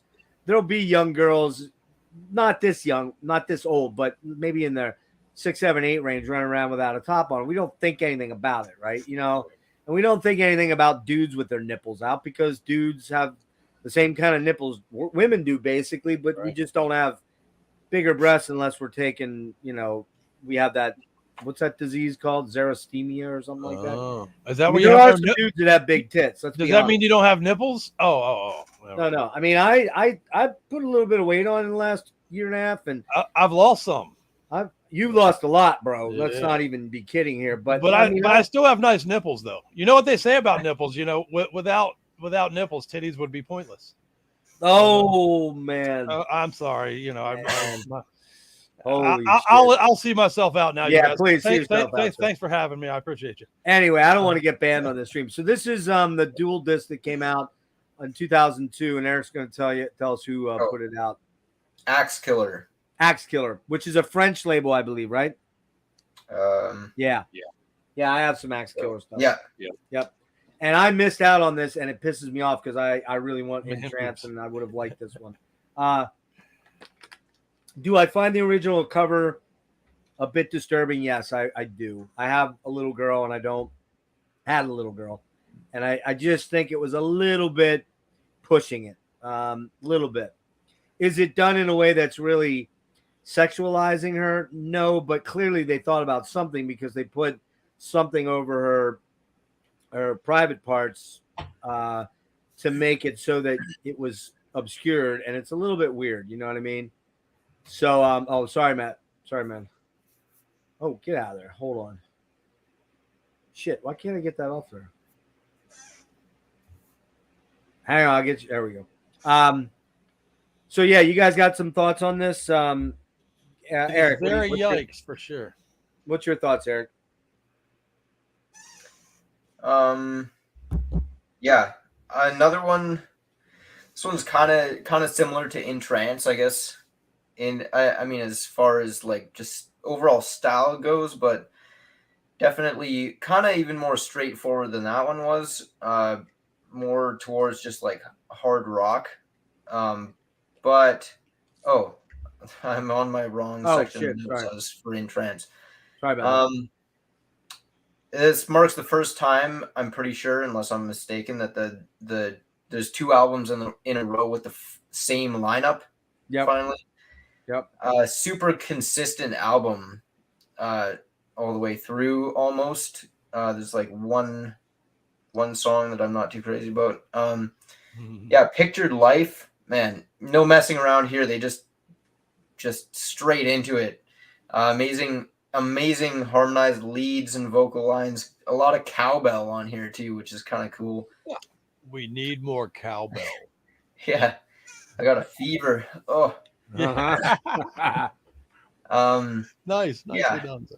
Crazy, like, just crazy good melodies on both the guitar and the vocals. Just killer opener. Love this song. Great. Catch Your Train. The rhythm section drives this one. The leads are the icing on the cake, and Klaus's vocals in the verse are just absolutely scathing. Hard to believe he didn't just like completely blow out his voice doing this stuff. Yeah, he did, but not yet. Yeah. Later he would, but the break with the solo fills at about 2 minutes and 10 seconds is awesome. In Your Park, the first slow song on the album, acoustic guitar, hauntingly beautiful. Oh, harmonics. I think it auto-corrected to harmonica, and I'm like reading this. I do that all the time. Just now, I never know what I did. But those descending harmonics, just amazing. The melody in the chorus is fantastic. Another one where, I mean, this is kind of a Scorpion staple where they do like the mellow verse and then punch in with the heavy chorus. It's like, it's a formula that they use a lot, like throughout these albums anyway, that we're going to talk about. And it just works, especially on this song. Backstage Queen. This one is kind of the weak song on the album for me. Kind of based around one chord for the most part, and the vocal lines and the guitar lines and stuff kind of, since they're based around one chord, it doesn't give them much room to kind of like be very interesting with the melodies. The chorus is the best part, but still not amazing. Virgin Killer, fast-paced, super heavy, tons of screaming from Klaus. The riffing isn't maybe quite as memorable as some of the other songs, but is made up for it by just sheer intensity. Hellcat. I love that opening riff where Uli is just like sliding around all over the place. Yeah. He does lead vocals on this one. Cool, trippy background vocals and some kind of almost not quite dissonant, but getting there chords that almost remind me of Hendrix, kind of, for some reason. Dissonant seems like the wrong word, but just kind of a little weird. Really good wah pedal work in the solo. Crying Days, man, this one's just a classic. Love the epic descending chord pattern in the beginning, the dissonant chords played when the drummer breaks down to just like pounding the toms. Sounds like a classical guitar maybe during the verse, and screaming lead from Uli that just gives me chills. Kind of a little more complex than some of the other songs on the album. I love the break near the end where he's just like, maybe you and me, and he just repeats that, and it just ends the song. Polar Nights, more wind effects in the beginning, militaristic snare pattern, wah guitar. Man, I took too many notes on these. Fuck. A man after my own heart. Killer harmonized hammer-on leads. Where He's just like doing that trill and goes down on the fretboard and like double tracked too. It's probably Uli both times, but there's almost like a country-ish kind of thing going on with the guitar and the verse, but it still works. It's nothing that like ruins the song or anything. It's just interesting. Uli's lead vocals on this one are kind of maybe his roughest kind of performance. Where am I? He's kind of soloing all over the place on this song. And then we get Yellow Raven, super Hendrixy. This one sounds to me, especially like those like clean things that Hendrix would do on the guitar with all the hammer-ons and stuff. more awesome harmonized leads. Shows that the entire band is capable of a lot of restraint when they need to use it. Only during the last minute and a half or so that the heavy riffs come in, and they're just awesome. Super great closer. Yeah, this is I'm seeing a pattern here, but this is another 9 out of 10 for me. Sweet. Wow. I love hearing young guys like you discover music like this to a point where it's like, man, this is revelatory stuff. So yeah, I love in the end, Erik, I mean, if I don't, hang around a lot longer, at least I got you to check out a lot of really cool fucking music, right? The torch is passed, my friend. Yeah, my friend. Absolutely. Speaking of which, speaking of torches, or flaming, maybe more accurately. Speaking of which, I saw a group of 45 naked guys riding bikes in San Francisco this afternoon. That was odd. Let's be honest, Devin. You loved every second of that. Be honest. Come on. All right, Chris, what you got on Virgin Killer? I'll be right back. All right. Good old Virgin Killer. Fantastic album. Definitely love it. Like you guys were talking about, 1976. This stuff is literally the soundtrack of my life. I said earlier, I broke into my brother's room to steal all of his records. I heavily migrated to things like Black Sabbath and, early April Wine and things like that. But Scorpions was front and center for me, especially these early tracks. Literally all these albums we're listening to were among the ones I would, steal. One of which would be the first actual album I would own. And we'll get to that in a minute. But we talked about the album cover enough. I do think it's odd. It's a strange one. Yeah. The rest of the world thought nothing of it. The USA did lose their mind over it. And of course they do. We always do. Yeah. Well, yeah, we are kind of known for that, but we watch the most porn in the world, yet we're so fucking weirded out by uptight by a titty. Yeah. Oh my god, titties! Oh my god! There's a drag show down there. We can't have our kids within 17 miles of a drag show. You know what'll happen to them, right? Don't let a nipple pop out during the halftime show. Oh my lord, what the fuck? It's the end of the world. Well, and there's two things of note on that. Again, someone said it earlier, but the band didn't even know they were going with that album cover. So it's not really on the band, in my opinion. They didn't even know. And, they just thought it would be an attention grabber. And they didn't, but Rudy did say, yeah, that'll get a lot of attention. I'll sell a lot of albums. Yeah, so they were behind it once they saw it. And they weren't wrong necessarily on that. No, they weren't. Right.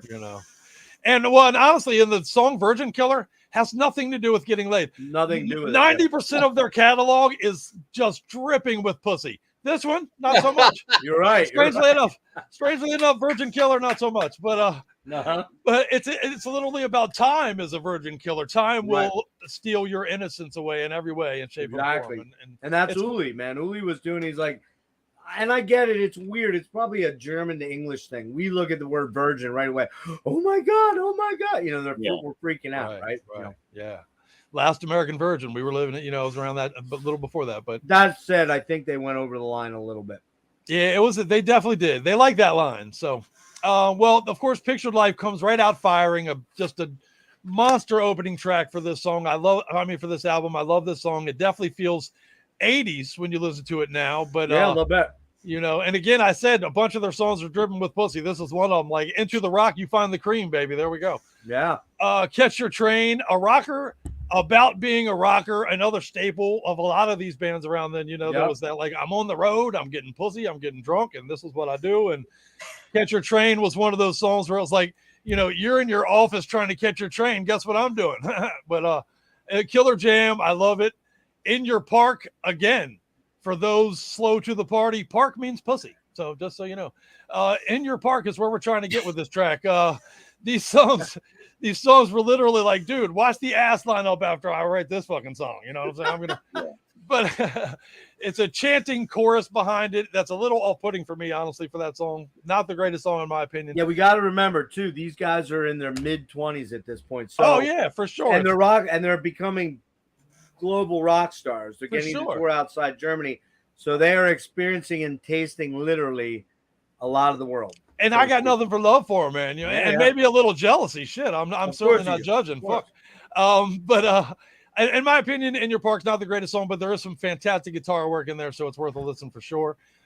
Backstage Queen, I will say again, Donna, the girl Donna. He refers to Donna a lot, and she must have been a fantastic lay, because when he comes to town, he's getting him some Donna. He's telling her, hey, I'll be back later, but she's a backstage, kind of an homage to the early groupie, if you will. Exactly what it is. Yeah. I very much dig that about it. So, and every 80s band needed an homage. Every 80s band and every current Steel Panther album needs a song like this. So, Virgin Killer, title track, shredding rocker, fucking a little bit formulaic in my opinion with the back rhythms, but the parts where it shreds, it's just all out shreds. It's a killer jam.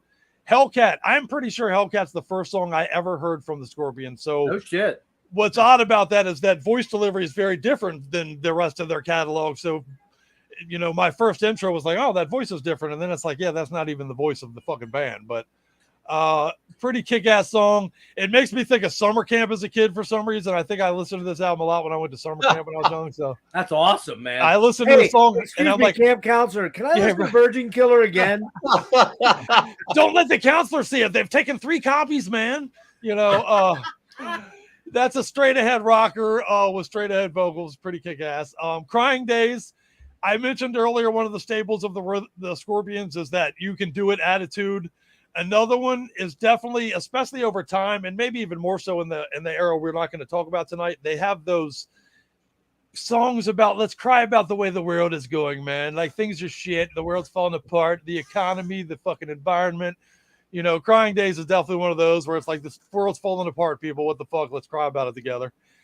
Not that I dislike the song. It just is, it becomes a staple of theirs that, you get it. Check it out later. But Polar Nights. Before I talk about Polar Nights, I have to ask you, does the Scorpions have a record for songs titles with the word nights in it? I think they got like 11 or 12 songs. Yeah. With that and they like nights, man. These motherfuckers are vampires or something, but they're a great song. This is a groovy, jazzy jam. It's got some rifling guitar work in it, which I think is great. The vocal approach, which you guys have kind of already talked to, not my favorite necessarily. I have buddies who think it's an underappreciated classic, this song. I just think it's okay, honestly, but it's a good song. Yellow Raven is the last song. It's a slow rock guitar-centered ballad. It's definitely a rocker, but it's a ballad rocker. I dig it. Another Scorpions signature, if you will, at this point. A very dynamic groove to the back and forth guitar work, and it's not necessarily amazing, but it's a damn fine song and a damn fine album. I'm going to give it a rating of 10 out of 10 because I will listen to that motherfucker. I'm sorry, I'm sorry, that was the wrong nose. I'll give it a 7 out of 10. Virgin Killer gets a 7 out of 10. Wow, wait, what did you give it? What'd you give it the first time? I said 10 out of 10, which is a peak. Okay, yeah, might be a peak in how I feel about the next record. Stay tuned. That's a little high, but man, I'm going to be honest with you. No, 7 out of 10. 7 I'm out of 10 insulted by the 7 out of 10, bitch. I do love it, but comparatively. All right, I got you. We all hear what we hear. We hear what we hear. I may have forecast my thought about Taken by Force a little, though. So I'm right there with you. Stay tuned. So. Yeah. All right. What's up, Dennis? What you got? So this record, the guys on this record, this is how I feel about this record. A little bit lackluster, man. I feel this is sandwiched in between 2 great records. I'm not super pumped about this one. It feels a little like a filler record to me. Not saying it's bad. I just think In Trance was really great. I think Virgin Killer is, like I said, it's sandwiched in between 2 great records. So maybe it has something to do with that from going back and hearing all these records later on in my life. But Pictured Life is a great fucking rocker, classic Scorp song. Catch a Train, cool rocker with a little more friendly kind of a song structure, more like a radio friendly song. In Your Park, not my favorite, kind of a forgettable power ballad. Backstage Queen, kind of an Alice Cooper kind of riffage. It has a catchy chorus. So Virgin Killer, cool rocker. Hellcat, Total Hendrix Fest. Crying Days, very cool riffage. Heavy banger. I like this song a lot. Little Sabbathy. Polar Nights starts with a ripping solo. I love that solo in the beginning. it's a cool killer track. I think probably Yellow Raven's probably my favorite song on this record. Killer, just a kind of a ballad, but it's kind of slow and atmospheric. I really like this song for some reason. But overall, this record to me is like I said, it's kind of a filler in between two really great records, which is In Trance and Taken by Force. So, but I do like the record, but it's not my favorite out of the older stuff. So I'm gonna give it a 6 out of 10 on this. Wow. Okay. And you didn't like my 7. I didn't. But actually, I'm being a little bit melodramatic here. Yeah, a little bit. So I'm higher than. What did you give it, Erik? You gave it a 9, didn't you? I gave it a 9. It's okay. but it's a lower 9 than the last 2 albums. Yeah, I'm a little lower than you, but I'm higher than these guys. So yeah, the cover we've kind of beat it to death. It's just weird. It's weird. Am I weirded out by it and tripped out at horribly? No, I mean it's not that, but right. I mean I've seen worse art in museums. So oh yeah, exactly.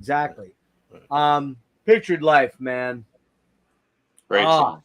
What a banger opener, man. Into the rock, through walls of red dreams, into the rock to find the cream. What does that mean? The walls of red dreams into the rock to find the cream? I guess. Give me that ass. Are we supposed to infer that? ass. Yeah. Okay, all right. Then you got Picture Life from yesterday. Anyways, and then you got what a killer opener. That song just fucking rules. And then Catch Your Train, like you said, man. I mean, that's about the rock and roll lifestyle. You got and you like to be another different guy, a better lover for your love, for your life.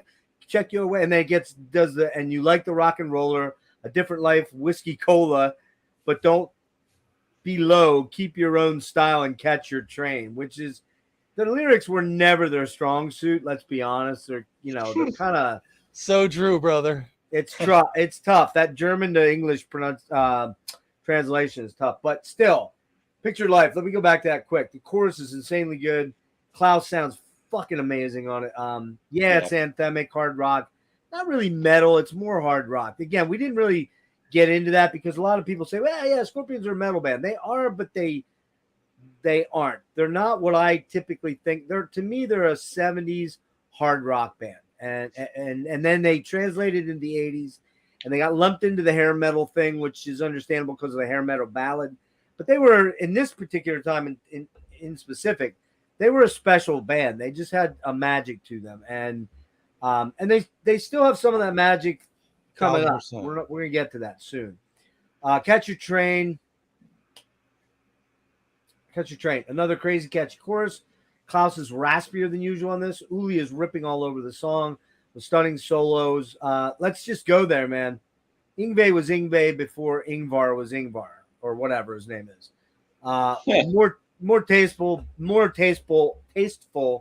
by miles, though. Uli was, right? In Your Park, dark ballad, slow burner rocker, cool harmonics used to effect. Love the chorus, but no clue what I want to walk in your park means. Like, I want to walk in your park. And give me that ass, baby. I guess it is, but man, it's weird. Backstage Queen, nah. Has a silly verse. Musical chorus is solid. Standard 70s rocker, one of my least favorite tracks. Sounds like Donna's got good ass too, for the record. I just gotta say. Probably, yeah.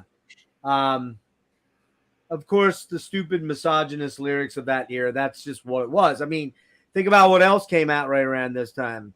Uncle Ted dropped Wang Dang Sweet Poontang and Wango Tango. And, you had all those late 70s bands talking about getting ass. Songs about getting laid ain't going nowhere anytime soon, man. No, that's true. They're a little more subtle now, somewhat. Some are the ones in rock are a little more subtle. The one in rap. Don't that girl got a song called Fat Ass Pussy or something like that? Rap is a different ballgame. I don't know how subtle that is, but no. You didn't let me finish. I said they're a little more subtle in rock a lot of the time, but in rap and stuff, not subtle at all. Well, well put and on point, because Scorpions were one of the first bands that were very poetic with coming up with new ways for talking about getting laid, like your White your wall and your another White Snake, example. big time, sliding in right to the top. Oh, if you ever do a White Snake deep dive, please have me, sir. For sure. I love White Snake. We're done it. We're gonna look into that. Okay, hang on a minute. Where was I at? Apologies. Backstage Queen, Virgin Killer. Really wicked chorus to the song. I'm sorry. What? All right, now I got had by my falling asleep thing. You right after Backstage Killer. Uli's lyrics are pretty terrible on this. Time is a Virgin Killer. The song is pretty cool, except the weird intrusion of guitar wankery. It's all over in this song. It's like jumping in at weird spots and kind of overtaking the flow of the song. Not real. The solo is wacky and killer, but I'm just not crazy about that song. Hellcat, Hendrix and Marino, slamming, groovy, bluesy, trippy, Uli guitar ripper. But again, why is Uli singing? Why is he singing? He's so mediocre. They tried to bury him with tons of effects on this one and doubling with effects, but it's still Uli singing. Don't sing, Uli. I love you, man, but don't sing. Killer solo with a wah. And you know what? Here's the thing. He's doing this killer effects solo with a wah, right? And he's showing most people not named Kurt that what you can do with an inventive wah pedal, because for some reason, guys named Kurt that use the wah pedal, they just kind of fucking suck. I'm sorry. They just do. I'm a decent guitar player, and I can smoke guys named Kurt on the wah use.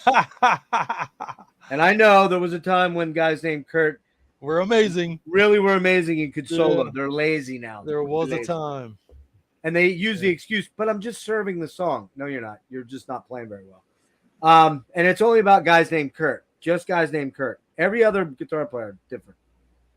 Dennis is like, fuck you, man. You're talking about my boy on Ride the Lightning. Yeah, fuck that, dude. Ride the Lightning fucking shreds. Oh, shred as hell. So did Master of Puppets. So did he on Master of Puppets. I don't know what the fuck's wrong with him now, man. He just can't play solo. Old. He's a millionaire. That probably has something to do with it. They're a good rock band, man. They're not fielding the thrash thing anymore. I mean, he only owns the most coveted fucking Les Paul on the planet. Worth like I'm sure he's got like. I'm sure his horror collection just fucking destroyed. Yeah. Thrash metal is a hungry genre, and they're not a hungry band, man. Dude, his horror collection is fucking almost unmatched in the world. You should have him on for a show. Okay, let me get back to this because I'm getting really sidetracked. I'll get him. I'll get him on the show. I'm gonna get him on the show. Yeah, right. He's gonna come after that. Where was I at? Crying Days. I love this song. I love Crying Days. Did you guys say you like this one? Yeah. Yes. Oh man, super cool intro riff, souling dark, evil. It almost sounds evil sounding. Rudy and Klaus song. This song kills, so darkly foreboding. Yeah, the lyrics are a bit goofy translationally, but it's a menacing sounding track. Although some people say, he says some people say all the time. Some people say, and that's kind of a little lame, but it's still a fucking killer, man. Annoying. With that line is just a little bit weird, but the musically it just smokes. Uli plays his ass off, tasteful solos and fills. Doesn't try to overtake the song. Polar Nights, savage ripping. Uli playing his ass off. Hendrix, Marino, and even a little bit of Zappa in there, all mixed together. But again, Uli can't sing. But I guess the Scorpions had to endure a few tracks by him for his guitar playing. Man, he crushes on fucking Polar Nights. And Yellow Raven, I love it. Plaintive, drearily gorgeous ballad. Klaus is stunning. Klaus is stunning on this song, man. Yellow Raven was redone. It's probably been done by a couple people, but the one that stands out to me as a cover. You guys know Pain of Salvation? Yeah. Pain of Salvation does it, and Daniel Gildenlow kills this song. Shit, dude. Yeah, this album is on par with Trance. But the Uli vocals really hurt a few of the songs, like Hellcat. Not a fan of Backstage Queen, and what's the other one I'm not that crazy about? Virgin Killer. Yeah, and Hellcat. I'm going to go a 7.5 on this. 7.5. Yeah. Not that different from us. Nope. I like it, but I don't love it. There's some super standouts and some tracks that just don't work for me nearly as well. Okay, so we are on to This is the 50th anniversary reissue, the double disc with, I think, maybe even has a DVD. Holy shit, man, I'm old. Yeah. And it's got the original artwork restored with the kids with guns. They took them off, and actually the other version, which I could not find that I have, is just a black cover with their pictures across the top. It's terrible. I don't know which one do you have, Dennis? You have this or That's the one I have. The black one. Okay, yeah. I have that one, and I can't find it. I don't know where it's at.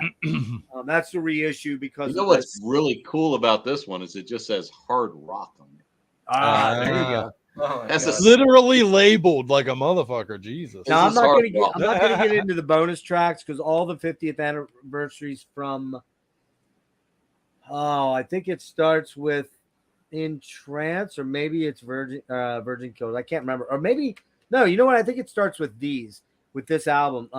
All the 50th that go up to Love It Savage, I think, have a double disc version with bonus stuff. So this one has the regular album remastered in 2015, and then it's got a track called Suspender Love. Like, what? Yeah, sounds like an Iggy Pop song. Yeah. Busy. Here's another one, demo. Busy Guys. Believe in Love demo version. Midnight Blues Jam demo. There's a live version of Polar Nights on that too, right? Say again? Isn't there a live version of Polar Nights on that? Not on this one. Oh. That's on Tokyo tapes. Okay. I have my copy of Taken by Force has 2 bonus tracks, Suspender Love and Polar Nights Live. Okay, I don't have that one on this one.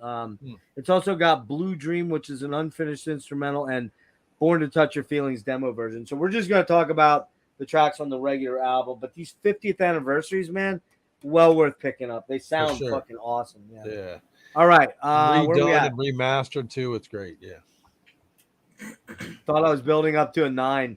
Yeah, I thought I was too. And then I really looked at that. That was one I forgot to put a mark on. I might have been peer pressured a little bit lower, but all right, let's see. Taken by Force. Erik. Let me do some quick notes on it. Released December 77, recorded June, October 77. Dieter Dirk's studio in West Germany. RCA label, Dieter Dirk's producer. This was the first Scorpions album to feature drummer Herman German Rarebell, and the final studio album to feature Uli John Roth. Roth left the band in 78 following the end of the album's tour and was replaced first by Michael Schenker and later by Matthias Jabs. But that's after Taken by Force came out for the tour. So go ahead, man. Take it away. Oh, man. This album kills. Last album with Uli, unfortunately. And the first one, like you said, with Herman on drums. Man, this is, I would say, their most consistent album, probably, overall. I love every song on here. Another controversial album cover. I guess some people were offended by the kids with guns in the graveyard. But, man, that the one that Dennis showed, that alternate cover, man, that's like the laziest, fucking lame as hell thing I've ever seen from a record label as far as a cover goes. It's got their like names under the photos and stuff too. Yeah, it's super fucking shitty, man. Super cheap.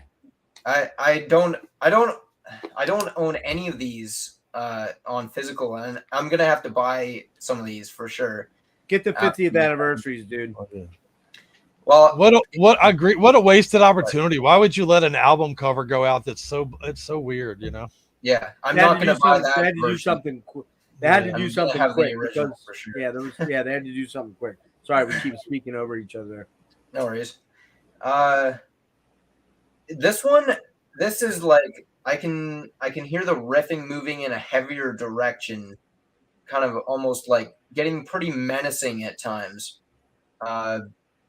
But there's still a lot of dynamics and a lot of like interesting songwriting. They haven't lost. There's still some of that like progginess there from the early days.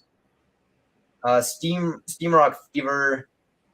Man, yeah, just one of the most visceral riffs these guys have conjured up to this point. Just 2 chords basically, but it works so well under Klaus's sinister vocal melody. The chorus, the chorus is kind of, it's not what you expect after the verse. It's not. But I love both of them, and they actually fit together pretty well once you get used to it. But the first time I heard this song, I was like, man, that's, you know, like, it's such a heavy verse and then kind of a light chorus. It's a little weird, but it actually works really well. And I like those kind of slides that they do, like down to the verse or down to the chorus and then back up to the verse.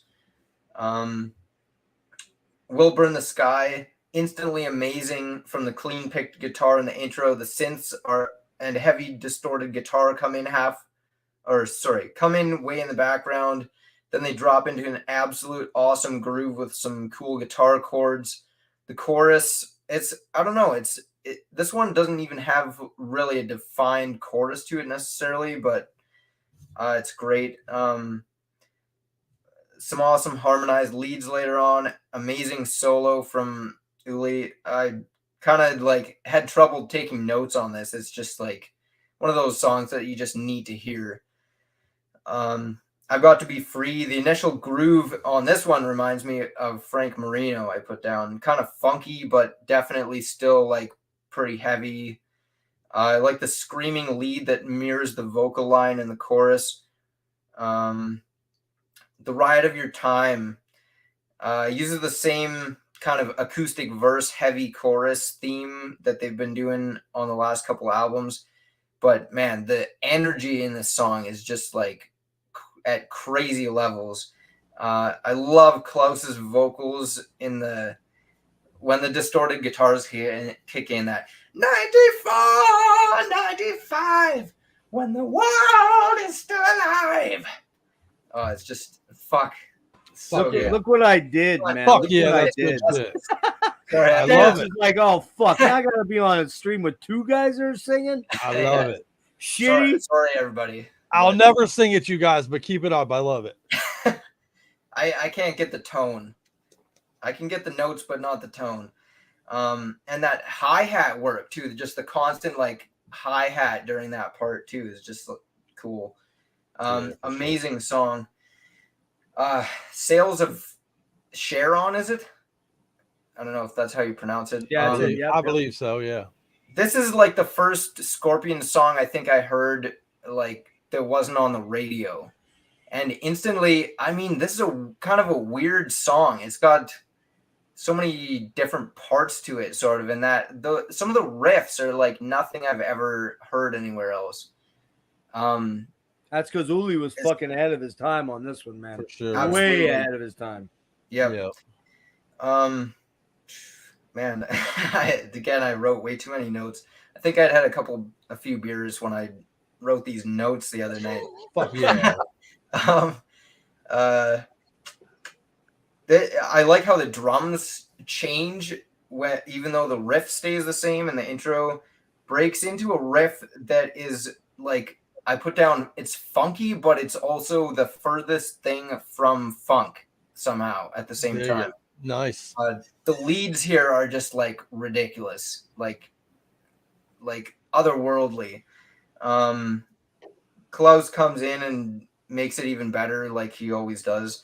The wordless vocals in unison with the guitar here are, I put down, completely orb worthy. I don't know if you guys do the orb, but the metal orb, when you get to one of those epic sections in a metal song and you just you get that orb. You got the orb thing. Yeah, that's a great. Oh, dude, my buddies do love it. I love it. Fuck. Fucking trademark that shit, man. The orb. Yeah. Orb. But the outro with that trippy effect on the guitar is like really weird too. Man, one of my favorite Scorpion songs. Probably one of my favorite songs ever. Like, if I made a top 50, it might probably have to be in there. For sure. You're Light. Intro is much mellower than the last couple songs. Kind of a funky riff in that one as well, with some Hendrixy stuff. Love the subtle guitar and vocal inflections in the verse. It goes halftime with a heavier anthemic feel in the chorus. Interesting to hear Uli solo over kind of such a laid back groove. He's a woman, she's a man. Man, this is like proto thrash for sure. Like that. Yeah. That guitar riff is just cool, and it's in like 10/8 or something. It's in a weird time signature, but it's still like you can't help but bang your head to that one. Klaus's vocals as well could have easily fit on a thrash album. There's basically no melody. He's just like screaming his lungs out. Nice. There's something about the chorus too. The way he sings that final note of she's a man, when he says man, there's like a weird thing where he's screaming and the pitch sounds higher than it actually is. It's like he gets some kind of weird overtones in there. It's like what I equated it to after a few beers. It's like a vocal pinch harmonic somehow. It's like I don't know what he's doing there, but it's fucking that actually sounds like what it is. Born to Touch Your Feelings, acoustic guitars in the beginning with some almost Fripp-like super sustained notes over top. Closest vocals come in and we get an ominous feeling from bass or guitar in the background changing the key. Some keyboards or vocal samples come in. I couldn't tell which they were. Man, too many notes again. Mm-hmm. The drums and distorted guitar in the chorus just emphasize everything that's been building up to this point. Another slow, mellow section with what sounds like is it Japanese female like. There's a couple different languages at the end. Several actually. Yeah. Okay. I didn't really pick out what was who and who was what, but there's French is in there. English is even in there. Yeah. English. Okay. Yeah, you can hear Japanese. There's a couple different ones. Chinese, maybe. I don't know. It opens with Japanese. But... Okay, interesting. The last sentence I have on this is a very slow song, but it really touches my feelings. Ah, nice. I see what you did there, man. Nice. Hey, if you want to press charges, man, just let me know. I got lawyers in the family. All right, thanks. Yeah, this is a 10 out of 10. This is nice. Fucking amazing. It is an amazing record. Yeah. Good stuff. All right. Bring it, Mr. Metalomania. All right. You already telegraphed what's going on with this. I love this record, man. I may have leaked it to you a second ago that I love this record. It's definitely a Scorpions being Scorpions rocker. It's the shit I love them for is very much featured on this record. Opens right up with, well, you know what? Actually, before I do, I noticed that you had King Igor's comment there. Oh yeah, I wanted to talk about that. If I could talk about that just for a quick second. I hear people that say that the Scorpions definitely were metal, and I hear people that say the Scorpions definitely were not metal. Right. And my take is that they're both right, honestly. I agree with you. During that time frame, they were unquestionably something that we considered a part of the metal genre. The metal, you can't even deny that they're what would become the glam metal thing. That's definitely got its roots in Scorpions in there. Like it or love it or hate it or whatever, but it still does. Yep. And there wasn't, you got to remember, a lot of those young guys might not. This came out. There wasn't no fucking Cannibal Corpse and shit. You know what I'm saying? Exactly. There wasn't. This was hard stuff, comparatively speaking, by a lot. And in particular on this album, I think there are elements of metal and what would be. There's a lot of bands that call themselves metal that consider Scorpions an inspiration. And that's not an accident. You know what exactly. I mean? So, very well. Now, granted, in a rear view mirror where we now do have Cannibal Corpse and we have Black Dahlia and we have these kind of things. Okay, they're not that heavy. Right. I get it. By comparison, you can certainly say they're not metal, and I'm not going to fault you for it. I'm not going to. I think you could look at fuck you, or but you could maybe look at maybe you could call them sort of proto metal in a lot of ways because for sure you had bands. There's footprints in there for sure. Yeah, I mean you had the Kings, which were Sabbath. Sabbath were clearly the heaviest band of the 70s. You got any additions in there, Dennis? You got anyone you want to throw in there as far as like the Kings? I think UFO, Sabbath. Deep Purple, some of that stuff. Yeah, Deep Purple. Yeah, Deep Purple was a heavy metal, but they also had mainly because of the John Lord Hammond 3 stuff, right? For sure. That just gave and let's be honest, we forgot. I was saying Marino and Uli were like the kings. I forgot to mention Richie Blackmore. He belongs in there too. Jimmy Page was great too, but Jimmy wasn't like a metal guitarist. He was more and blues in it. Iommi. Yeah. But that's a great point because I would say they were in there with like Budgie. Budgie was there. Great. Yeah, great fucking one. Yeah, great example. You know, there's that 70s heaviness that they had just enough distortion going in the guitars that I remember Marty Worm talking about this, going, well, you know, the problem with Blue Oyster Cult being heavy metal is they didn't have a lot of super overdriven guitars. And he's right about that. They didn't have not like the Scorpions. Scorpions have much heavier guitars. Yeah, that element is certainly present in this band. Yeah. Right. Yep. Agree. But how about you, Dennis? You agree with that? Yeah, I do. And I think honestly, like Scorpions, I mean, on this, well, I don't want to blow anything, but on this record, this is a metal record to me. This is where Scorpions became a metal band. Yeah. Like you had to classify. I mean, you can call them hard rock, but I mean, they have a lot of heavy metal elements into this. I mean, I mean, like even what Erik was saying on "He's a Woman, She's a Man." That's a fucking blueprint for fucking speed metal right there. Yeah. So yeah. you have chugging crazy. You quoted my notes, brother. I love you for that. Yeah, for real. Steam Rock Fever could be almost kind of a proto thrash song, man. 1,000%. All right, go ahead. Go on your breakdown, man. Well, let's do that. Steam Rock Fever.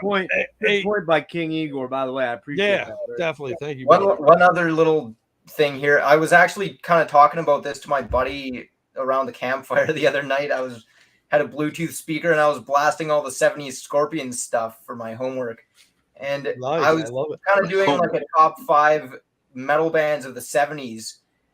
And I just spouted off Black Sabbath, Judas Priest, Rainbow, Thin Lizzy, and Scorpions. Yep.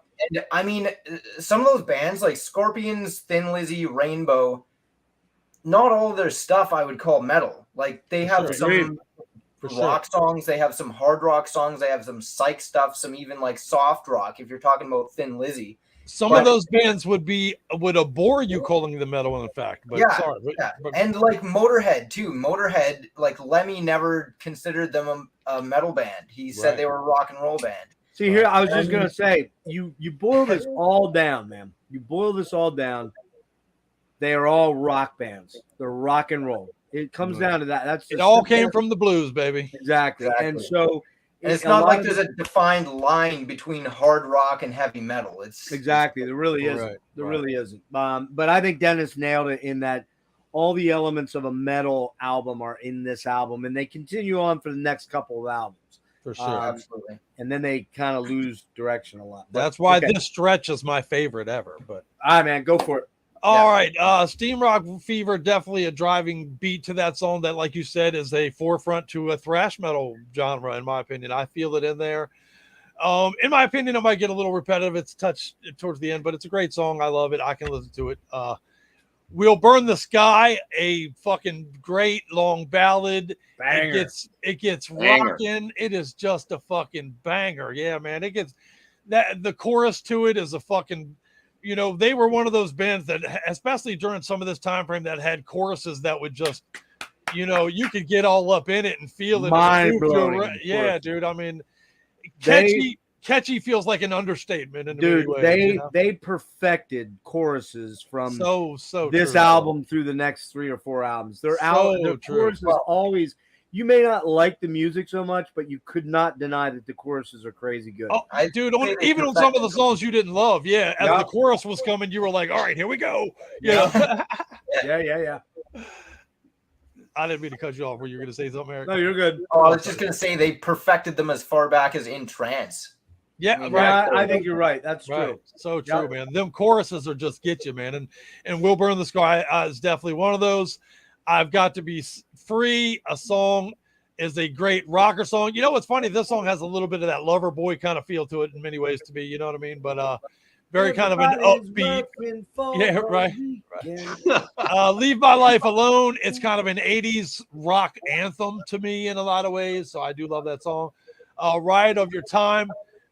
A catchy chorus, like I just said. Like you said, even the songs that maybe you don't fully love. I don't fully love that one as much, but the chorus completely saves it because it's a, you get up into the chorus with it. Before I talk about the sales of Sharon, is always how I pronounce it. Hope I'm right. Sharon. I have to give a shout out to my buddy Evan, who I hope is out there watching, who told me today, but knowing we were doing this, that I better give him a shout out and tell him.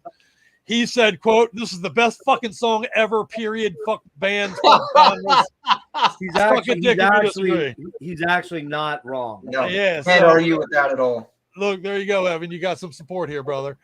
To me, the beginning makes me expect it to. The very, very beginning comes on, and I don't know if it's going to be the Sales of Sharon or if somebody's about to go, "Oh, Black Betty, oh, Black Betty," But anyway, but then it takes a curve and it becomes a badass, just groovy ass song. I fucking love it. It's the best song on this album. It might be the best song ever. It's very debatable. Some of the best guitar playing of the 70s is on this song. Very much a blueprint for Yngwie and Paul Gilbert and Racer X and all that kind of shit. Michael was listening. You know what I mean? But I got to do it again. My man Frank Marino was kicking ass in 1976, 77, 78 too. You got to listen to those 76, 77, 78 albums, man. Fuck yeah. Frank was the fucking man. The killer groove behind this song, it's got just, my notes say the guitars on this are slippery nasty, and I stick by that. It's just a great nasty mix of guitar. It gets sailing, as it were. Top 5 Scorpion song for sure, and maybe again top 5 song ever. Let's see. Your Light, Jazz. Your Light feels like it would feel right at home in a smoke-filled jazz club. It's another one of those like, hey, let's get jazzy and talk about your vagina a little while. It's got a subtle beat to it. It's a great fucking song. I love it. He's a man, she's a woman. What's funny about that song, my brother used to have a Scorpion song that had that on it. And I just remember my dad hating it for some reason. Like, what the fuck? I don't get it. Like, yeah. And we used to be like, right, you don't get it. That's the point. You don't get it. But that wouldn't go over so well right now. That would be very wokeified. Yeah, they would accuse him of being woke and all kinds of shit. But different times, man, different times. That's a rocker of a song. It's got a real flair to it, a real gritty groove behind that song. Underappreciated part of that is that kind of a grit to it that I dig quite a bit. And the last song is Born to Touch Your Feelings. I have to say before we talk about it, can we at least agree that would be the lamest shit to say to somebody in person? Like, I was born to touch your feelings. Hey, I was born. Wait a minute, are we trying to get laid here or not? Right, yeah. If you are, that ain't gonna work.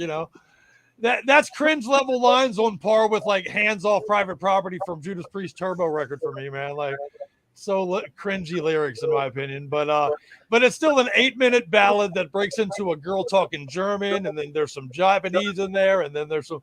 But you know what's funny? There's 8 different languages there, and I'm pretty sure what all of them are saying is, you're not going to get between my legs asking me to touch my feelings, man. That's too lame a line. It's not going to work. You got to touch my feelings first, yeah.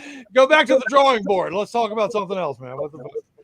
But a great song, though. Great album, man. I give it a 10 out of a 10, as I kind of let slip a moment ago. But just a killer jam. Killer record. Eric, we're having audio issues again with you, man, because I muted you. I was getting a backslap. You have something? Did you change your setup at all? I took my phone off airplane mode. It's back on now. Dude, you got to stop watching Pornhub while you're doing this with us. Yeah, bro. Don't watch Pornhub. I'm trying to stop, man. I'm trying to stop. Man. I can send you a hotline number earlier. It didn't work for me. Maybe hold on. I'm getting backslap. I'm getting backslap. Are you still? When I muted you, it went away. Hang on. Are you still getting it now? Not when you're speaking. How about now? Hello. Chris, talk a minute. I am talking to you about dirty Pornhub. I'm getting it when you talk. That's weird. Me? When I talk? Dennis, talk a minute. Hello. Check. Yeah, I'm only getting it when you talk, Chris. Talk again. Hey there. Are you guys getting it? Am I sounding okay? Do I need to replug in my vaginas? Yeah, I'm definitely getting back. I'm definitely getting backslap when you do it. I'm not hearing it. Are you guys? Let me try something here. Hold on. I'm not. Now, hang on. You talk for a minute, Crypt. Hey there. We're going downtown this afternoon, and we're going to have a party. We're going to drink beer and lemonade, and we're going to listen to the Scorpions. Yeah, Eric, I'm going to ask you to pop out and pop back on. Okay? All right. So sorry about that. We're having a little bit of an issue there. No worries, no worries. I'm gonna kick him out, and then he'll come back in. Yeah. So, Dennis, your turn to get in here. Sorry, hang on. Taken by force, What Dennis. am I doing there, man? Taken by force. I kicked him out, so I got to change up. Okay, there we go. So yeah, man, this album's a fucking banger, man. Oh wait, hold on 1 sec. Did you give this a number, Crypt? Yeah, 10 out of 10. Okay, sorry, I was thinking that backslap was agitating me. Sorry, go for it, Dennis. Yeah, so for me, Taken by Force, banger of a record. This is where I think, I think this is where Scorpions is definitely changing their direction into a metal band. Like, you know, An as arena. far as, you know, what we can say for this time, this is that direction they're going to take going forward. For sure. And these songs, man, are some of the strongest songs I think that the Scorpions have ever Yes, sir. written. And we'll get into that later on through these next records. But Steam Rock Fever, man, it's a fucking ripper. That chorus, man, it's just killer chorus. Background vocals, fucking just badass, man. They have like kids on background vocals on this one. It's just a great song. We'll Burn the Sky. Man, the guitar on this is something else, man. Epic. Because it's like it's something like it's very atmospheric. It's like that acoustic, almost like that jam, but it's like, oh man, I just love this song. It's like nothing I've ever heard. Like even on their earlier or later albums, like this, it almost has that flamenco feel again on this song. But great fucking song.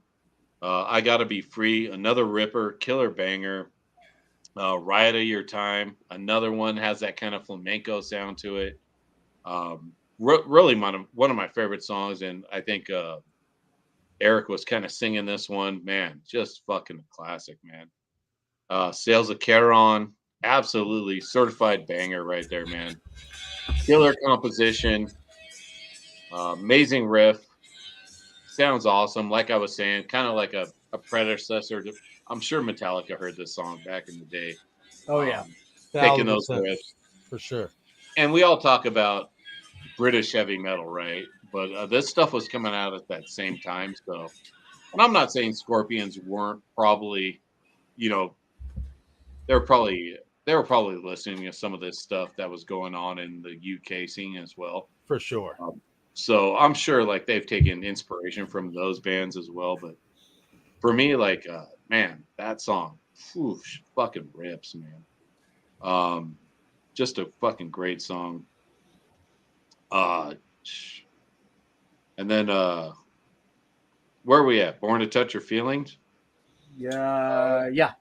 No, I think you were on Stills of Sharon, right? Yeah. Oh yeah, Your Light. Your Light next. Your Light, yeah. Yeah, Your Light. It's a killer track. Great guitar work. I like the vocals on this one a lot. Really good. And then He's a Woman, She's a Man, Chugging. This has those chugging riffs. Those kind of like those chugging riffs. Probably we really haven't heard before this, where they're just like, No.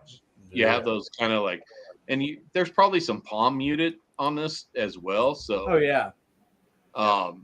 kind of obviously you Black Sabbath had done that before, but and Priest was doing that at the time as well. But I think the song it's just something about this song, and I take this song and probably like Fast as a Shark with Accept, probably kind of like nice, very like forward like thrash speed metal songs right here. Let me throw this at you. On He's a Woman, She's a Man, I kept hearing this because it's he's a woman, she's a man. Do you hear? I kept hearing "To Hell with the Devil." Probably, dude. I mean, It's you gotta there, think man. all these bands have heard this stuff Of course. that's coming out, and you can. I mean, and what we're hearing from a new band, probably not new, but like an '80s band hearing these bands, and we're like, oh, that's that band. But you could steal these riffs because nobody knew about these riffs back then. Yeah. So I mean, somebody in like 82, 83, whenever, or 84, whenever that Striper song came out, you know, nobody knew about this Scorpions Nice record. call, in fact. Yeah. Yeah. Born to Touch Your Feelings, fucking stupid ass fucking title for a song. It is. It just is. Yeah. It's cool acoustic, fucking cheesy as shit, but it's pretty. Actually pretty badass ballad, honestly. I like it. Surrender Love or Suspender Love was the bonus track. I don't know. I didn't listen to it. I don't know if this was recorded during the same time, but it's very Kiss. It's very. It's older. Yeah. It's an older track. Right. It's very stadium rock. Like I think it was a Virgin Killer era track. yeah. So I mean, that should be about the same time when people were trying to do this kind of. And that's a thing. good Anthems. point. You just brought up Kiss. That's a Yeah. good point for like she's a woman, she's a man. You can almost hear a little bit of that shout it. It's not quite as anthemic as that, but you hear that was the era of the big chorus. Sure, the record label was pushing for that at the time because they want to sell records, and that was They a want big a hit. band. They want a radio. So I mean, you have to think they're going to be like, "Hey, this song has to sound like Kiss, or put something Kiss elements into this song and whatnot." But right on. And you're talking 70. You're talking what? This 77 or 78? 77. So you're 77. talking fucking Love Gun, right? Yeah. I mean, I think Kiss was huge in '77. Oh, there was nothing bigger. There was nothing bigger in the world. Nothing bigger. Yeah. First concert I ever saw in 1979, Kiss. Oh man. Dynasty. Yeah, me too. Me too. Yeah. Dynasty. And I had tickets to see him on Love Gun, but I pissed my mom off by yelling "fuck you" from the other end of the street, and she had like bat-like hearing. I never seen my mom move so fucking fast. And I was like, literally, I'm not kidding you. We're in a subdivision. I'm about 7 houses. Think of that, 7 yards away, 8 yards away. So we're talking 600-700 feet, maybe 800 feet. She comes at me like a fucking Tasmanian devil, grabs me by my hair because I had long hair, but not this long, but I had long hair. And she's like, "Oh, fuck you, huh? All right, okay, big guy. Guess you're not going to see Kiss," and ripped my ticket up, taped it up. You know what she had? She had that fucking Steve Austin hearing. She was like, exactly. She fucking it was Lindsay Wagner shit, right? All right, sorry. Seeing Kiss in '79 was my first concert and my first joint. So not me. Nice. Same night. For me, it was later, about a year or two. Yeah. Nice. Go ahead. Yeah, man. Just a banger of a record. Yeah. I mean, going back to this record after hearing like Blackout and all that stuff, it's a lot grittier and a lot more progressive. Yeah. A lot more musical than those records. I'm not saying those records are bad, and we'll get to those, but those are more straightforward, where this record has a lot more going on in it. And man, it's just a fucking it's a 9.5 out of 10 for me. If Born to Touch Your Feelings wasn't a title, it'd be probably a 10. Yeah, fuck, I feel you, man. It is a detractor. God damn it. I've been married for 24 years, and if I go in there and tell her right now, honey, I was born to touch your feelings, I don't think I'm getting laid for like 2 weeks for that shit, bro. All right, man. That shit will slam shut like a vault door. Anyway. Let me jump into this so we're not on here for 7 hours tonight. December 77. Did I already do this? Yeah, I already did that. So, tracks. I'm going to take a piss. I'll be right back. Yeah. Tracks on this. Hold on, Des, before you go. All right.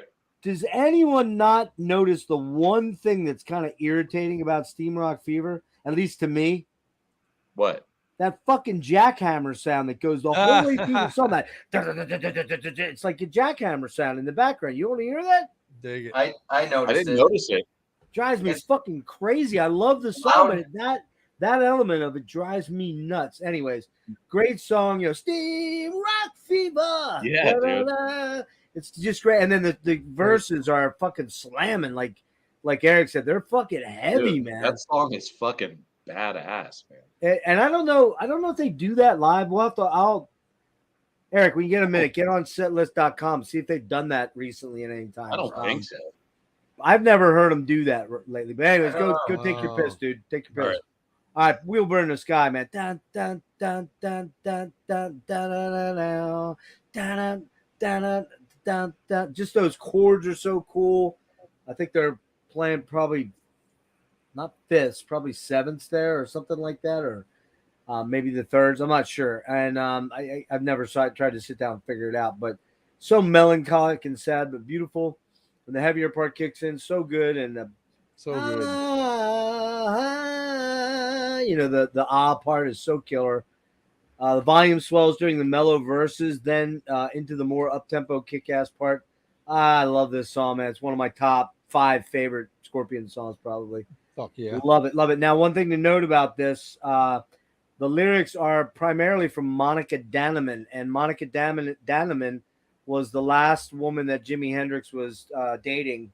Oh, German lady. She'd gotten around. I think she also was with Keith Richards. She was like King groupies, King Pamela DeBars, that kind of stuff, I read Pamela's book, actually. Yeah. Okay. I've got to be free. I really like this song, man. I love his screaming, man. I love Klaus going crazy. It's an attitude song, a kick-ass rocker, and again, Klaus is amazing vocally on it, and what Uli smokes all over this one. All over. Yeah. Yeah, this is one. I'm not your stepping stone. I've got to be free, so leave my life alone. I like that, man. I love it. Ride of Your Time. Cool, kind of cool hippie-ish rocker that's based on an acoustic verse and a heavy metallic rock chorus that is awesome. Sales are strong. Come on. Down, down, down, down, down, down, down, down, down, down, down, down, down,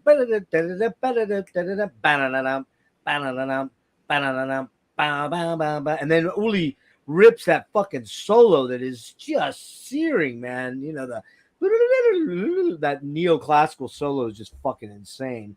Love. Possibly the Scorpions' best song ever, maybe, question mark. Uli's neoclassical playing is crazy good for that era.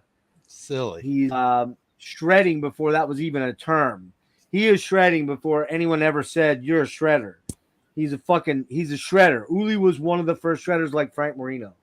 OG version, by the way, is 5:16 with the first 48 seconds being noise effects and noodling. That is not on. I don't know if it's on this version because I didn't go listen to this one. I think it might be. But on the other version, it's lopped off and the song's 58 seconds shorter. Or 48 seconds shorter width. They took all that shit out. Because it starts with a that is not the original version. There was noise and effects in the front of that. Let me see. Yeah, the entire track rips, man. I mean, if I had to say what's the greatest Scorpion song, man, I think this is the greatest Scorpion songs for me. Yeah. You're like super funky rocker with a killer chorus and lots of bluesy chords and fills. Another kick-ass song. Klaus is off the charts. Super badass funky riff, straight blues solo on that one. He's a woman, she's a man. Anyways, awesome stadium rocker, arena rocker, so good. Lyrics might be a little non-PC now, a little woke individuals may not appreciate them. I can get that. I understand that. I have my own situation regarding this, and it's it's not an easy topic to approach, but it is what it is, and I accept it. So open minds lead to open hearts, baby. Yeah, man. 77, 78 killer solo for that year on this song. Born to Touch Your Feelings. Yeah, it's a corny fucking. I don't know if this is a German to English translational thing, but it's a really it might be honestly. But it's a monster closing ballad to me, man. Mostly acoustic, lush, melancholic, so awesome. When the heavy guitar comes in, it's anthemic, but not over the top. The Scorpions have always been able to write big, epic anthem rockers. It didn't start with Winds of Change or Still Loving You. It started back even on Flight of the Rainbow a little bit with that song but I think more appropriately, I think Erik touched on it with, In Trance and Dark Lady and some of the songs on there that are really kind of anthemic. That's where it started. The outro mix of voices in different languages, kind of cool, but it's a little long for me. They could have lopped a little bit of that off. But other than that, this album, I love this album. It's way near the top of my faves. You'll see when we rank it, but there are so many incredible high points and only one song that bugs me, and that's Steam Rock Fever, because I love the song, but that fucking jackhammer noise, get rid of it. Anyways, 9.7 all day, every day. 9.7 out of 5. As far as Steam Rock Fever goes, right? Yeah, I mean, it is. You can hear those jackhammer sounds and stuff in the intro.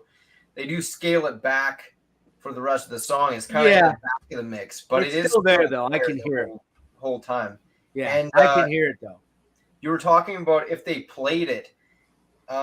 Apparently, between 2015 and 2020, they a whole bunch of times, 256 times apparently, they did a medley of Top of the Bill, Steam Rock Fever, Speedy's Coming, and Catch Your Train.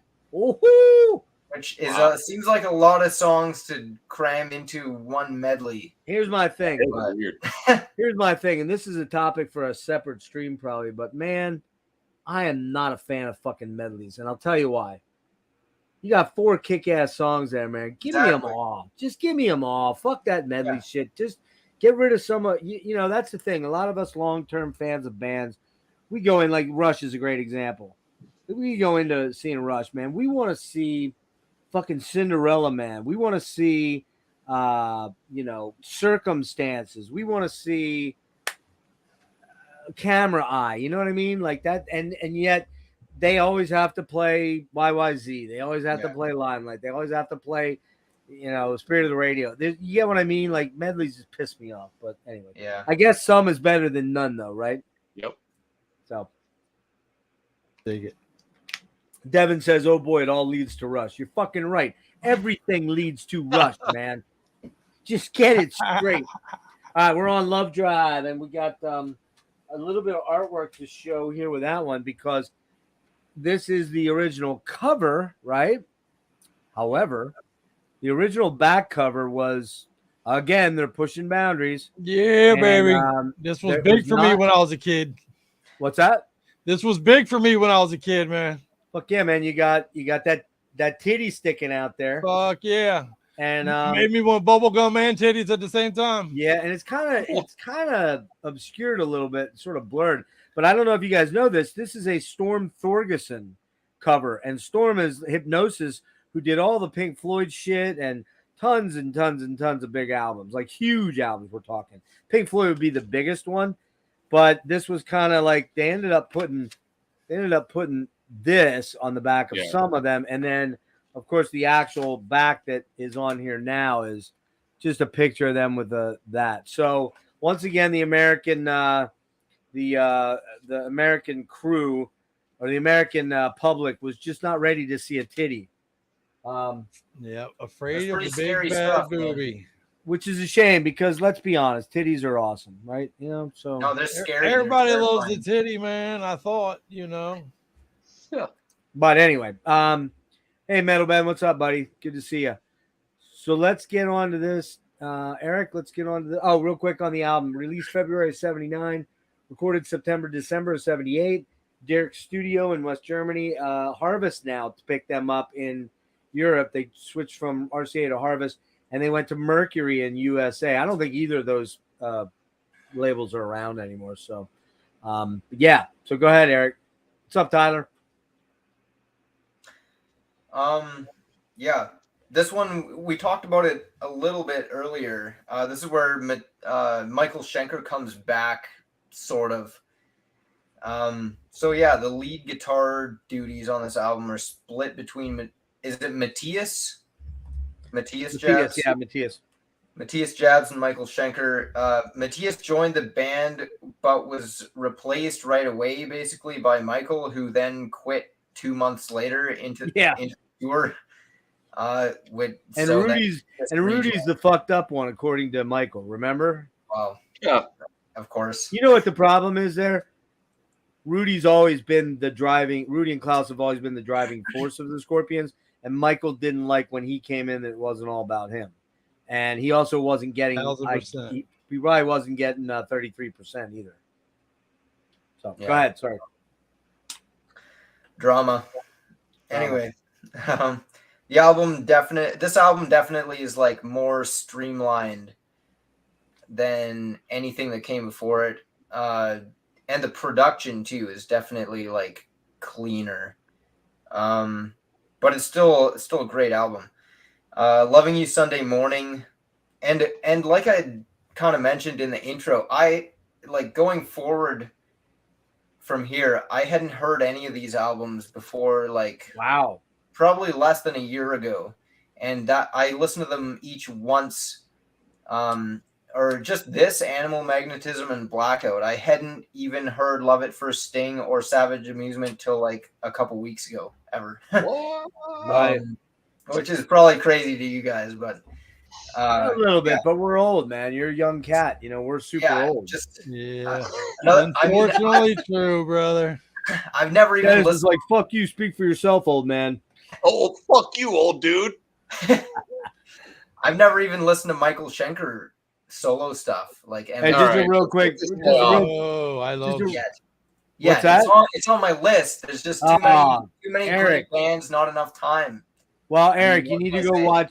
You need to go watch episode 4 or 5. Was it 4? 4 maybe. Yeah, I'll check that out for sure. Yeah, with Mr. Dennis, OG Press, and I, we went through the first 5 Schenker, which are the only ones worth really owning, in my opinion. There's other stuff, but it just, you know. Oh man, those albums, dude. Yeah, those albums kill, dude. I'm definitely gonna check those out pretty soon. Real quick on this, Tyler has a really good point. He's like, "Sup, fellas, joining the party late, and you guys are only on album number 5." Makes sense. Yeah, I think we're gonna move a little quicker on these later albums, but who knows? We're having fun, right, guys? Yep. Fuck yeah, me too. I am. I hate this. All right, it's terrible. Go for it on Love Drive. My bad. Okay, Loving You Sunday Morning. Yeah, instantly more straightforward hard rock than pretty much anything we've heard before this point. But it has a great driving rhythm to it, and the halftime feel of the chorus is a nice switch up. The bridge is interesting with the change to a minor key and Klaus's wordless vocals. Super fast shredding solo from Michael. Really solid opener. Another piece of meat. Really like this one. Heavy, fast intro before it drops into a slower groove for the verse. Super catchy chorus. Like one of you guys was saying, like a lot of these songs, you just like listening to pretty much any of these albums the last couple weeks.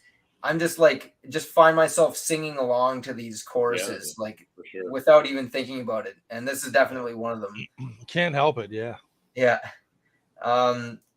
Main fast riff is great, and the solo is too. Killer track. Always Somewhere. Simple Man, anyone? Fuck yeah, dude! I wrote that. I wrote the exact same thing. It's a fucking exact same riff. You little bastard! That thing is you little bastard! You stole all of our fucking thunder. Yep. Yes. Yeah, exactly. I have it too. Exactly. You made me go first, so don't blame me. But, yeah, like the first half of that riff is just exactly Simple Man, and then it morphs into something else. But every time, even when it repeats, it's just like every time the first half of the riff comes in, I'm like, oh yeah, there it is. I couldn't escape it either. Every single time. Yeah. Yep. Which also pretty noteworthy for anyone who's probably like within 2 or 3 years of my age. I used to kill Simple Man on hard on guitar on Rock Band iPod Touch back in the day. Yeah. Nice. Which is something you shouldn't I think you should start an OnlyFans for that.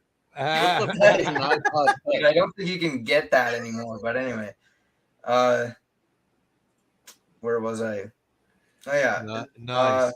The verse in Always Somewhere is slow and laid back with a kind of a melancholy, contemplative vibe to it. The chorus is heavy, but it stays slow. This is kind of what you could call a power ballad. I guess that's a term people throw around. Really good vocal melody in the chorus. Coast to Coast is super cool. Instrumental. Love the leads in this one. It's just like fucking epic. I know epic is probably an overused Epic. word at this point, but this song deserves it. It's And Coast to Coast had a baby on the next album called The Zoo. Think about it. Very similar in the way they move and the way they're constructed, and it's not exact, but those harmonies and all that stuff very reminiscent of The Zoo on Coast to Coast. Had another baby too, but I'll get to that later. Okay, cool. I love that shit when we do that stuff, man.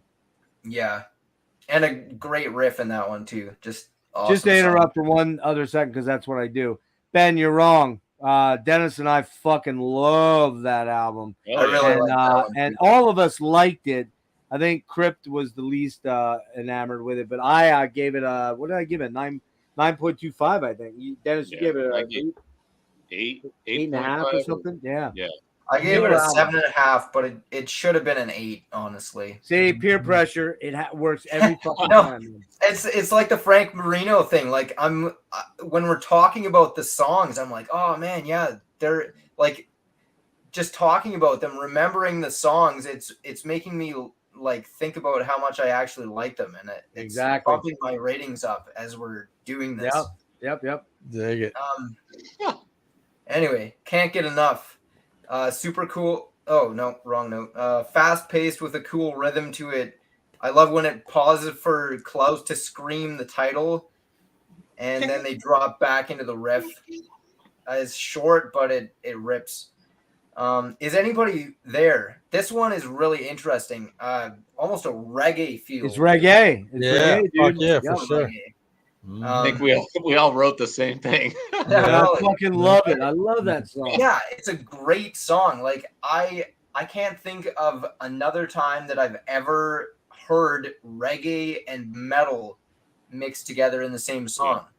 No, there are, but I'd have to think. But there are. But this is a killer example of them being able to write incredibly hooky choruses, and that works because this song really is almost like a fucking Bob Marley song at first. Fuck yeah, totally. With heavier songs. And by the way, nothing wrong with that at all because Bob Marley fucking rules. Fuck yeah. I'm a stoner. Of course I love Marley. Real quick though, I wanted to note something here. Tyler says they're only on album 6. There's 6 out of 20. We're only doing the first 10, Tyler, so we've got 4 more to go. Yeah. We knew our limitations. Yeah, right. We'd be here till Tuesday. Yeah, really. Go ahead, man. Sorry. Yeah, I mean, reggae and metal on paper sounds like a weird combination that would just not work. But somehow they absolutely kill it, and this song is great. Love Drive has a cool galloping kind of bass rhythm. I love that song. Yeah. It gives the song a lot of forward momentum. Honestly, I'm not crazy about the chorus. It's good. Oh, come on. I'm sorry. Love You Drive. can kick me off if you want, but I like the verse better than the chorus, I guess I should say. But killer guitar solo too in that one. Great song. And then Holiday is interesting too. Starts off super mellow. Vocals and beautiful acoustic guitar work. Klaus kind of slowly builds up the intensity with his vocals until the whole band kicks in about halfway through. The heavy section has great bass work and drumming and some ethereal vocal harmonies and soaring guitar leads. That heavy section doesn't really last all that long, but it's got a lot of impact kind of. Then they pull back to the acoustic part and just a really nice emotive guitar solo to finish things off. Yeah, this is a really good album. It's less kind of my cup of tea. I really like, I'm a prog nerd, so I like the complex stuff, and I kind of miss a bit of the dynamics of the last few albums, but this is undeniably great too. This is getting an 8.5 for me. Nice. I just want to add a couple quick notes here before we jump into Chris. So the original album cover depicted a well-dressed man and woman seated in the back of a car with the woman's right breast exposed, connected to the man's hand stretched by bubblegum. The back cover featured the same man and woman, but holding a photograph of the band with the woman's left breast exposed, completely exposed without any gum. It was created by Storm Thorgerson of the design firm Hypnosis. Caused some controversy in the U.S. Of course it did. Upon the album's release, with later pressings of the album bearing a simple design of a blue scorpion on a black background. The original uncensored art was restored for the remaster series, which I don't have that one. I got to get that one. Recalling the cover photo with the woman in the car, blah, blah, blah, blah, blah. Not exact. Thorgerson remarked, who just died. I think he just died like 2 years ago, 3 years ago, maybe. Thorgerson remarked, not exactly the most politically correct scene you've ever seen. I thought it was funny, but women read it a different way, read a different inflection into it. In a 2010 interview, singer Klaus Meine commented, stating, "We just did not know it would be a problem in America." And this is really funny what he says here. "We just did not know it would be a problem in America. It was just sex and rock and roll. It's odd that in America, some of these covers were a problem because in the 80s, when we would tour there, we would always have boobs flashed at us in the front of the stage." Fuck yeah, it's part of the thing. And listen to this. Nowhere else in the world, just in the United States. We just did not think it would be a problem to put out a record like Love Drive in America. Also, real quick, Love Drive, hold on. Oh, Love Drive was a major evolution of the band's sound, exhibiting their classic style. And that's very much true. This is the album that really established that format for the next several albums, right? They call it the Scorpions. Love Drive cemented the Scorpions formula of hard rock songs combined with melodic ballads. And that nails it.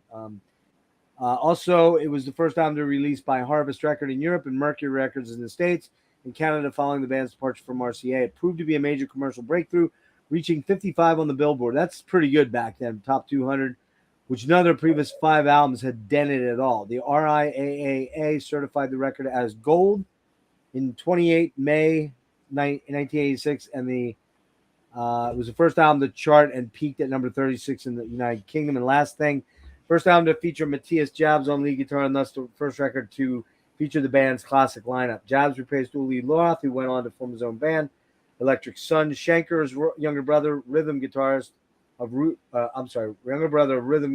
Rudolph, had just split from UFO. He recorded lead guitars on Another Piece of Meat, Coast to Coast, Holiday, Loving You Sunday Morning, and Love Drive. At the beginning, the Scorpions' German tour in February 79, Michael rejoined the band, and the group reluctantly parted with Matthias Jabs. However, April of 79, while the band was touring in France, Michael quit, which led to Jabs immediately returning after intense negotiations. You imagine being Matthias Jabs. You're in the band. You're in this huge, big band.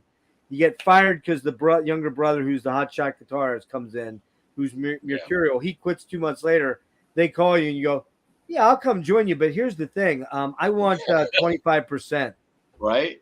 Okay, sure. Join us now. We'll see you in France. Let's do it. All right, go ahead, Chris. Oh, well, I can't, of course, go past the bubblegum titty because, that was such a huge thing. I was an 8-year-old kid, man. That thing was like impactful. I'll just tell you, it would turn my Tootsie Roll into a Charleston Chew. You know what I mean? Oh, boy. There was that. And let's be honest, especially in that era, no young boy picked up a guitar without thinking about one day maybe I could get some titties in my face. I mean, exactly. To deny that is to deny the human element of life. So let's just get past it. Let's grow the fuck up already. Anyway, I'm pro titties with gum still to this day, just for the record. But this was one of those records I definitely remember listening to over and over again. It may be even the most listened to record of my lifetime. That's how often I've listened.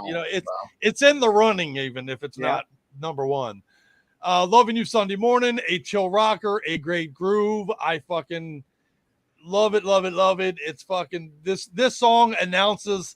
I kind of break a little bit from what Erik was saying a minute ago because I kind of miss some of the elements that were dispensed going into this record. And this is the record where it really becomes the soundtrack to my life, the soundtrack to my youth. Scorpions. Classic Scorpions. Right, exactly.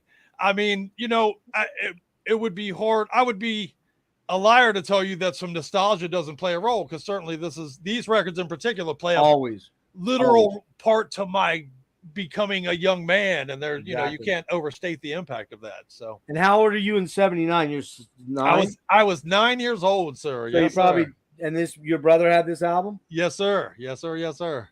Oh, nice. And I would reach, you know, one of the first ones I would go to almost every time would be the Booby record. You know what I mean? The Booby Bubblegum record. So, what's that Booby record? Yeah, the Booby record. But matter of fact, if I'm not mistaken, the actual vinyl, the paper in the middle of the record had the Booby record a picture there as well. So that I don't know. We'd have to look that up. My prepubescent boyhood child remembers that, but you know, it might be the Mandela effect, but who knows? But another piece of meat, the second song, I Tell Scully. Do you know how often in your life you hear the word meat? I can tell you that Scully, my wife, does, because almost every time we hear it, I say another piece of meat to her. Sure, she's gonna probably divorce me over that one day. So that, you know, there's going to be a Scorpions sighting in our divorce papers. But I love that song. I sing that all the time. It's one of my favorite songs ever. I love it. I love this record so fucking much. I can't overstate that. Always Somewhere is, of course, their mandatory ballad. You got to have you can't have a Scorpions record without a ballad. Nope. This is Miss You Where I've Been. I Was Young. This song is fucking, this is the kind of shit I was a young man writing to the future woman that I would one day be, you know, chasing around. You know what I mean? This is the shit. Coast to Coast, instrumental, badass fucking start to middle. It screams a play on a sunny day with a convertible and the top down and just fucking going, man. Going fast. Chance the ticket for this shit, man. Two things with that, man. Going fast and cranking it fucking loud, man. Blow the speakers and chance the ticket. It's worth it. Fucking worth it. Can't get enough. Another Scorpions theme is that no matter how much ass you can give me, I want more. I need more. There ain't yesterday's ass ain't doing it because it's today now. Because I got a bad feeling this stream is going to be banned by YouTube. I don't know. I apologize. I'll ring it in. But it's a lot of that is their theme. You know what I mean? Like, I want it over and over and over again. One time is never enough. That is a great feel good song. And let's be honest, it is built for some bedroom talking. Is there anybody there? You already alluded to the fact that it's basically a reggae song. So good. This makes you want to sit on a beach on a cruise maybe and just drink a beer, and you know, it's great. It's a little 80s. It does feel a little 80s to be honest. But, absolutely. You know, but a great jam. Same thing. Yeah. Love Drive is another great driving rock song, man. That's another one that you put on. You go down the road, chance the ticket. On Wheels of Fire, Just One Desire. Love Drive, man. Love Drive. That's crazy good shit.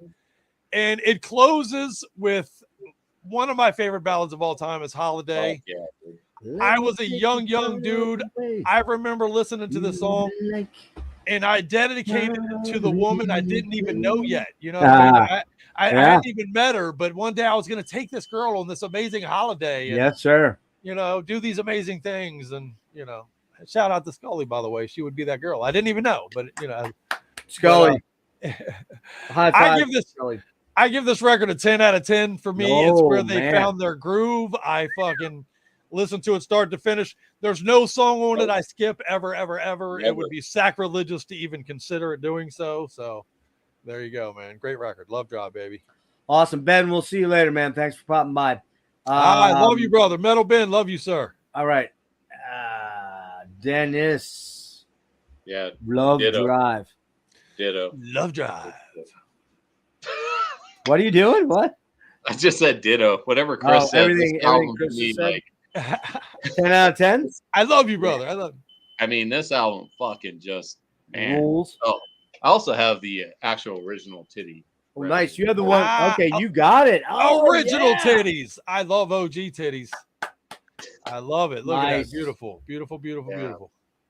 You've been spot on except for your in trance copy. Otherwise, you're legit. This is my third copy because the other ones got ruined. But dude, if you're ever out and you excuse me momentarily, gentlemen.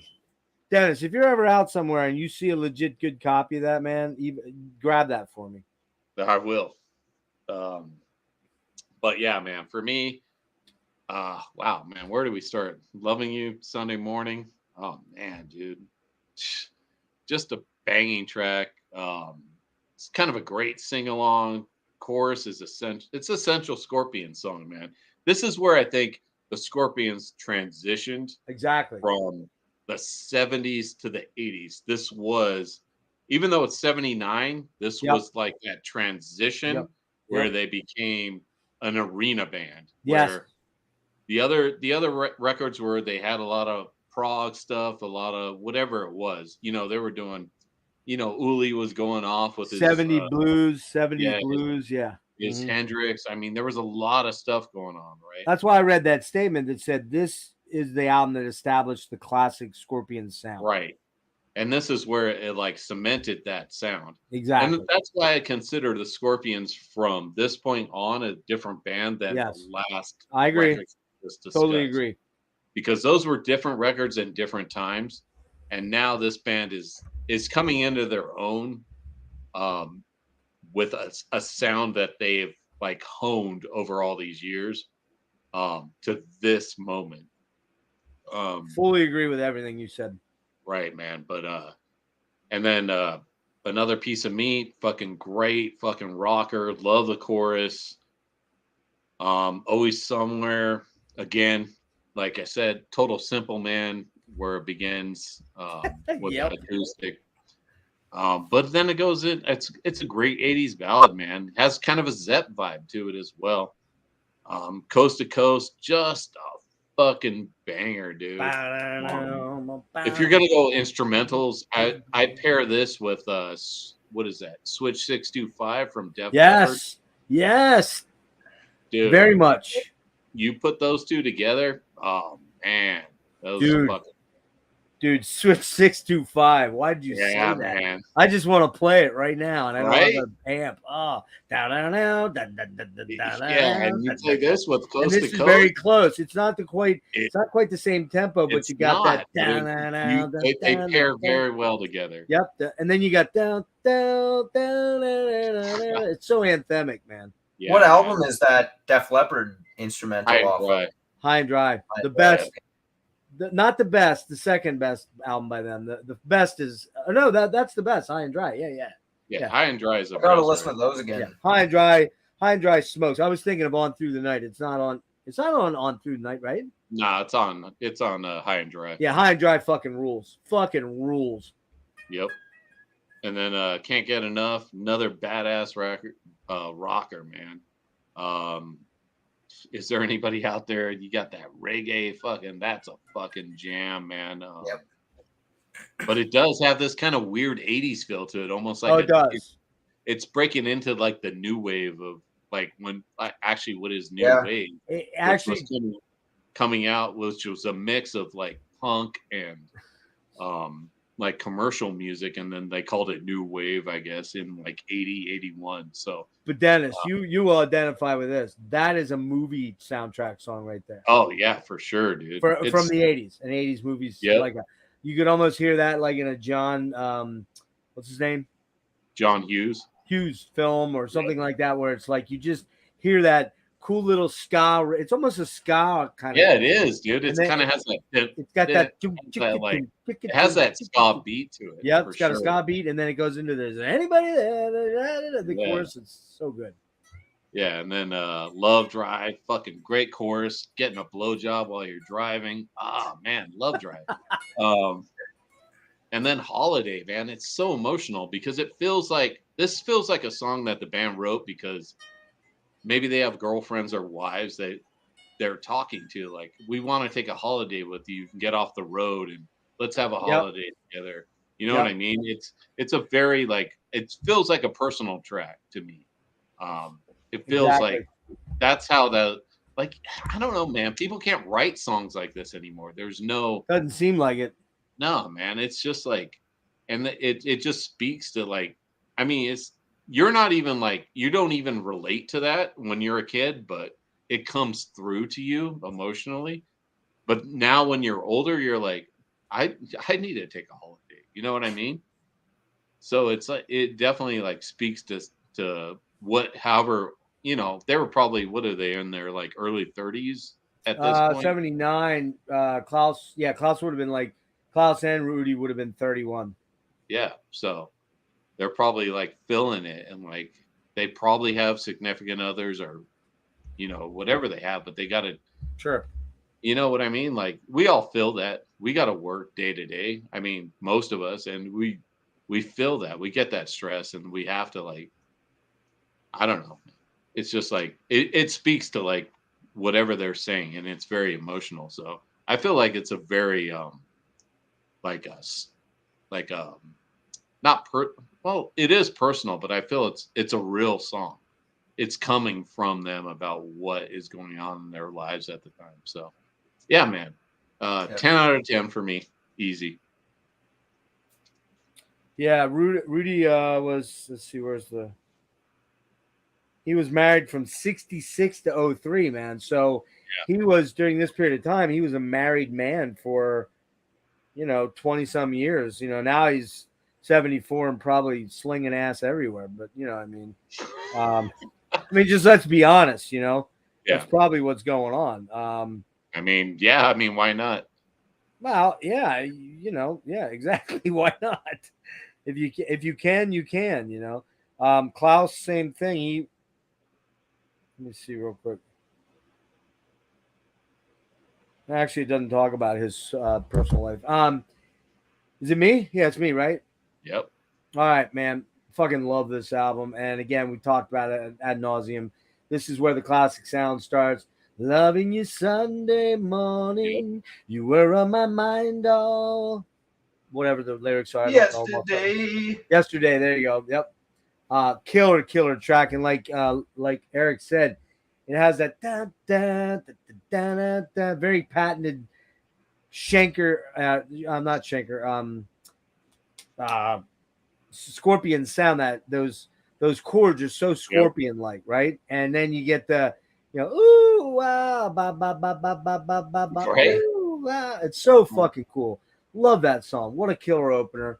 Another piece of meat. That's kind of like their thrasher on the album, if you want to go there. That's fast, it's just got that raging sort of, just another piece of meat. It's just snarling and fucking, Klaus is like just telling you, man, just get out of the way, man. That's mine, right?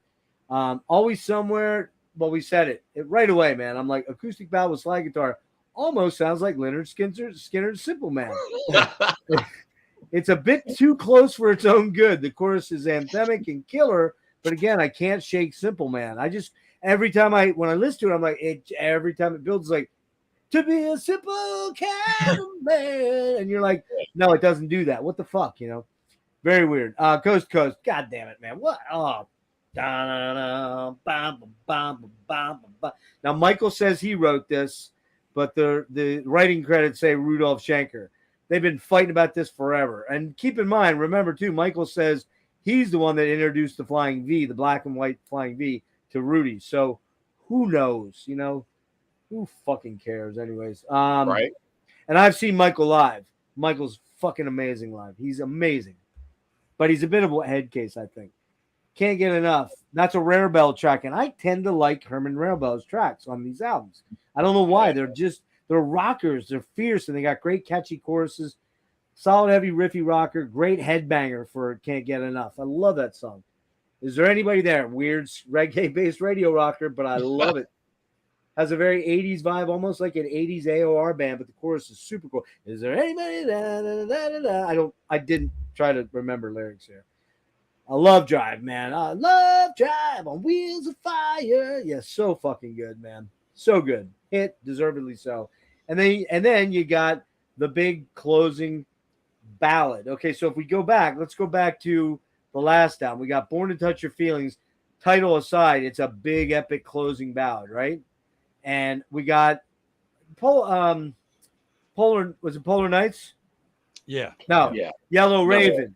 Yellow Raven. Right. You're right. Yellow Raven, big, cool, sort of lengthy ballad that's moody, right? And then you go back to is it Polar Nights on in Trance? I'm sorry.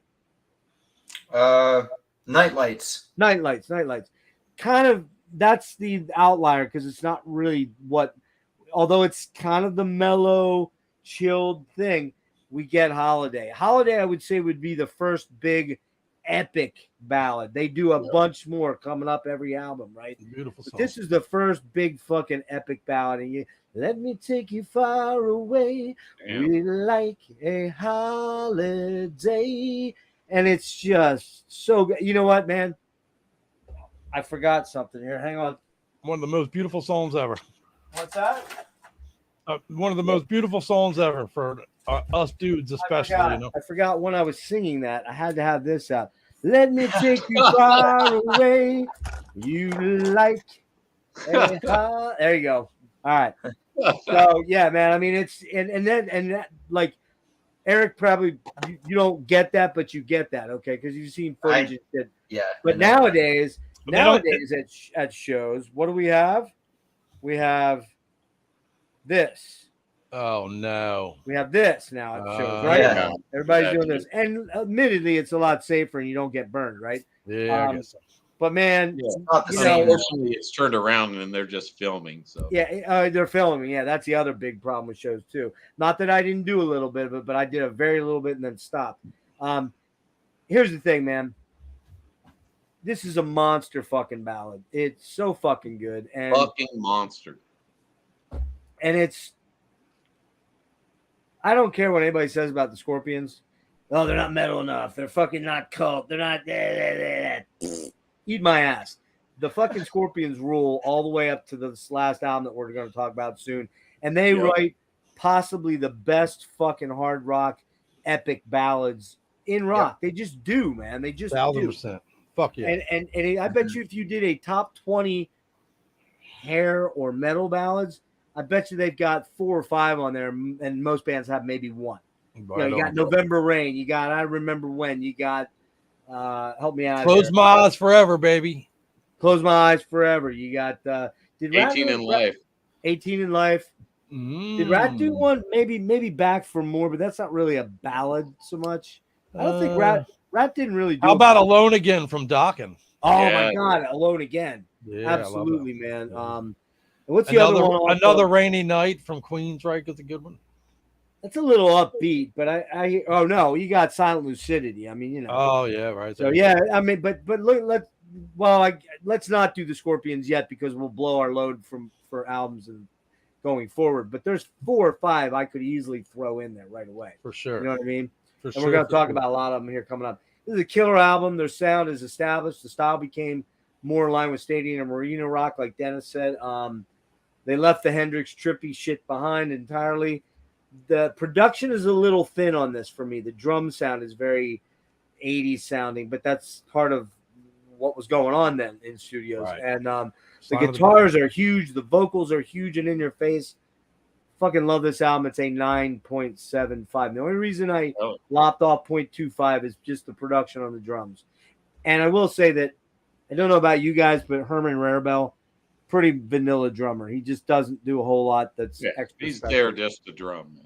He's a timekeeper. Yep. Okay. We are moving on to this album, which was my very first album that I bought. Oh, shit. I blew you up. Hold on. And this is the 50th anniversary reissue. 2 CDs you got on here. You got Hey You, vocals by Rudy.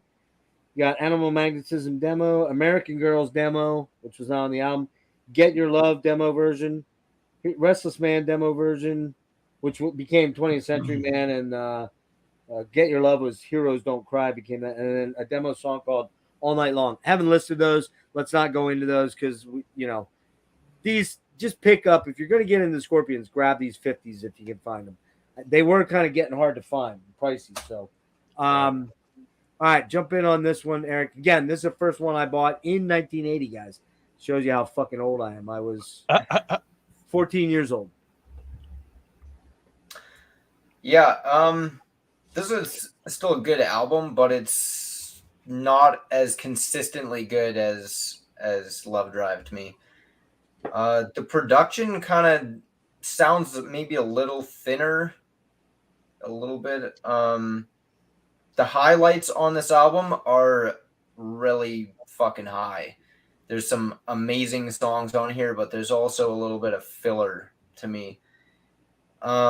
Make It Real, great distorted riff to open the song.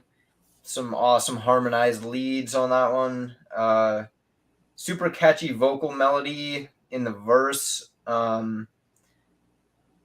Yeah, great opener. Don't Make No Promises Your Body Can't Keep. Fast paced. The riffing isn't quite on the level of the first song, maybe, but it's still really good.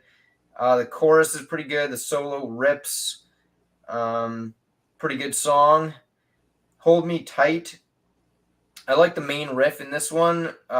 Good chorus, but not amazing. A little bit, I don't know. This one's kind of a little bit slow to me. It could have been better if it was like a little bit faster, maybe.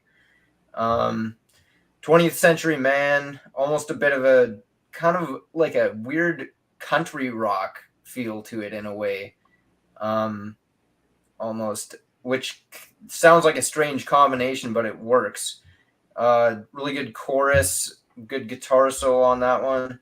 Lady Starlight is kind of an anomaly in their whole discography. I mean, as far as I know, I haven't heard anything after Savage Amusement yet, but yep, tons of like orchestration. That's the only time they've used orchestra on a song. Yeah, it sounds like straight out of a movie soundtrack or something.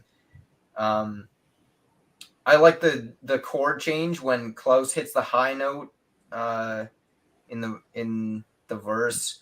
The melody in the chorus is really good. Yeah, kind of not really the type of song that I go to the Scorpions for, but it's actually really good. Falling in Love. This one's kind of a... don't you say it. Don't you say it. Okay, I'll just move on to the next song. Go ahead and say it. Go ahead. I don't know. This one's kind of just like missing something for me. It's just like, I don't know. It doesn't really grab me. I do like the guitar solo and the harmony between the riff and the vocal lines in like the pre-chorus is pretty good. But I don't know. The song doesn't really do a whole lot for me, to be honest. Oh, Eric Christ. I got a lot to say to you after you're done. We got some issues, man. Yeah, I got to get my ears cleaned out, I guess. Breaking out the paddle, baby. No, Jesus. Good thing I live a long way away. Mm-hmm. Where do you live? BC, Canada. So. Oh yeah, you're far from me too. You're still He's safe. way the fuck out there, man. But you know what, Chris?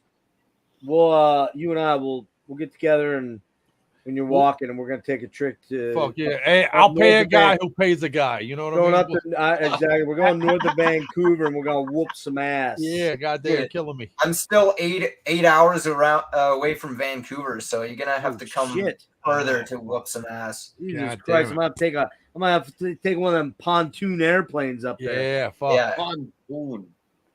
Yep. Anyway, Only a Man. Guy named Ivan. Go ahead. Sorry. Only a Man. Really like this one. Cool, heavy riff in the verse. Chorus has a great melody. Interesting chord pattern as well. Awesome. There's kind of a really good little mini solo after each chorus, which is pretty cool too. The Zoo, man. This is the last two songs on this album like raise the rating of it for me quite a bit. Damn straight. Epic, kind of almost Priest-like guitar riff to open the Zoo. Drops into a dirty stomping groove with some really cool guitar riffing and a lot of like offbeats. Kind of, they're playing on like the offbeat of the rhythm. The chorus doesn't come in for quite a while, but it's totally worth the wait. Epic. And those talk box solos. Oh yeah, killer, and add to the sleazy kind of vibe that's going on here. Love that. Love this song. You got sleazy. Well put. They beat out Alice in Chains by a couple years, but they didn't beat out Frampton. Frampton probably was the first that really went crazy with the talk box. Oh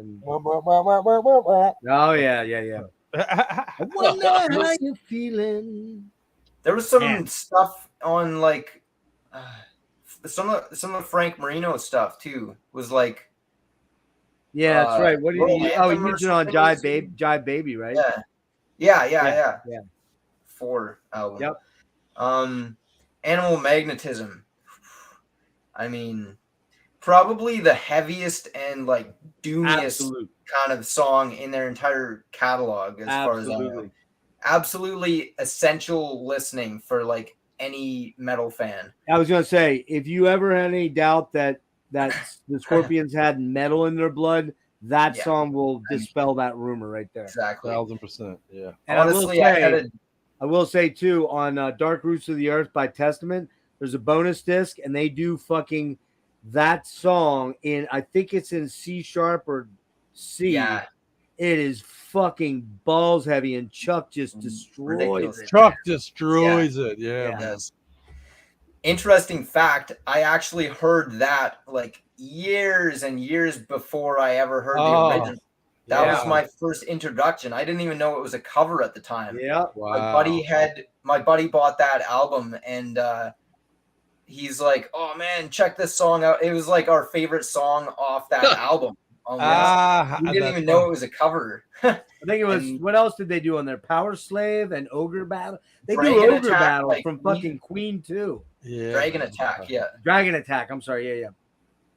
Yeah. Oh, great stuff.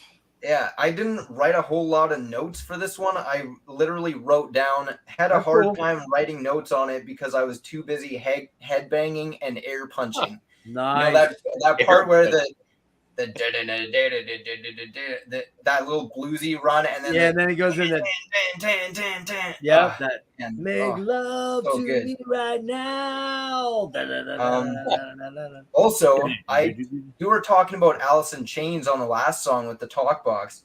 I wrote down, I feel like Alice in Chains was probably inspired by this song as well. It kind of like the slow plodding nature of the instrumental with the harmonized vocals on top.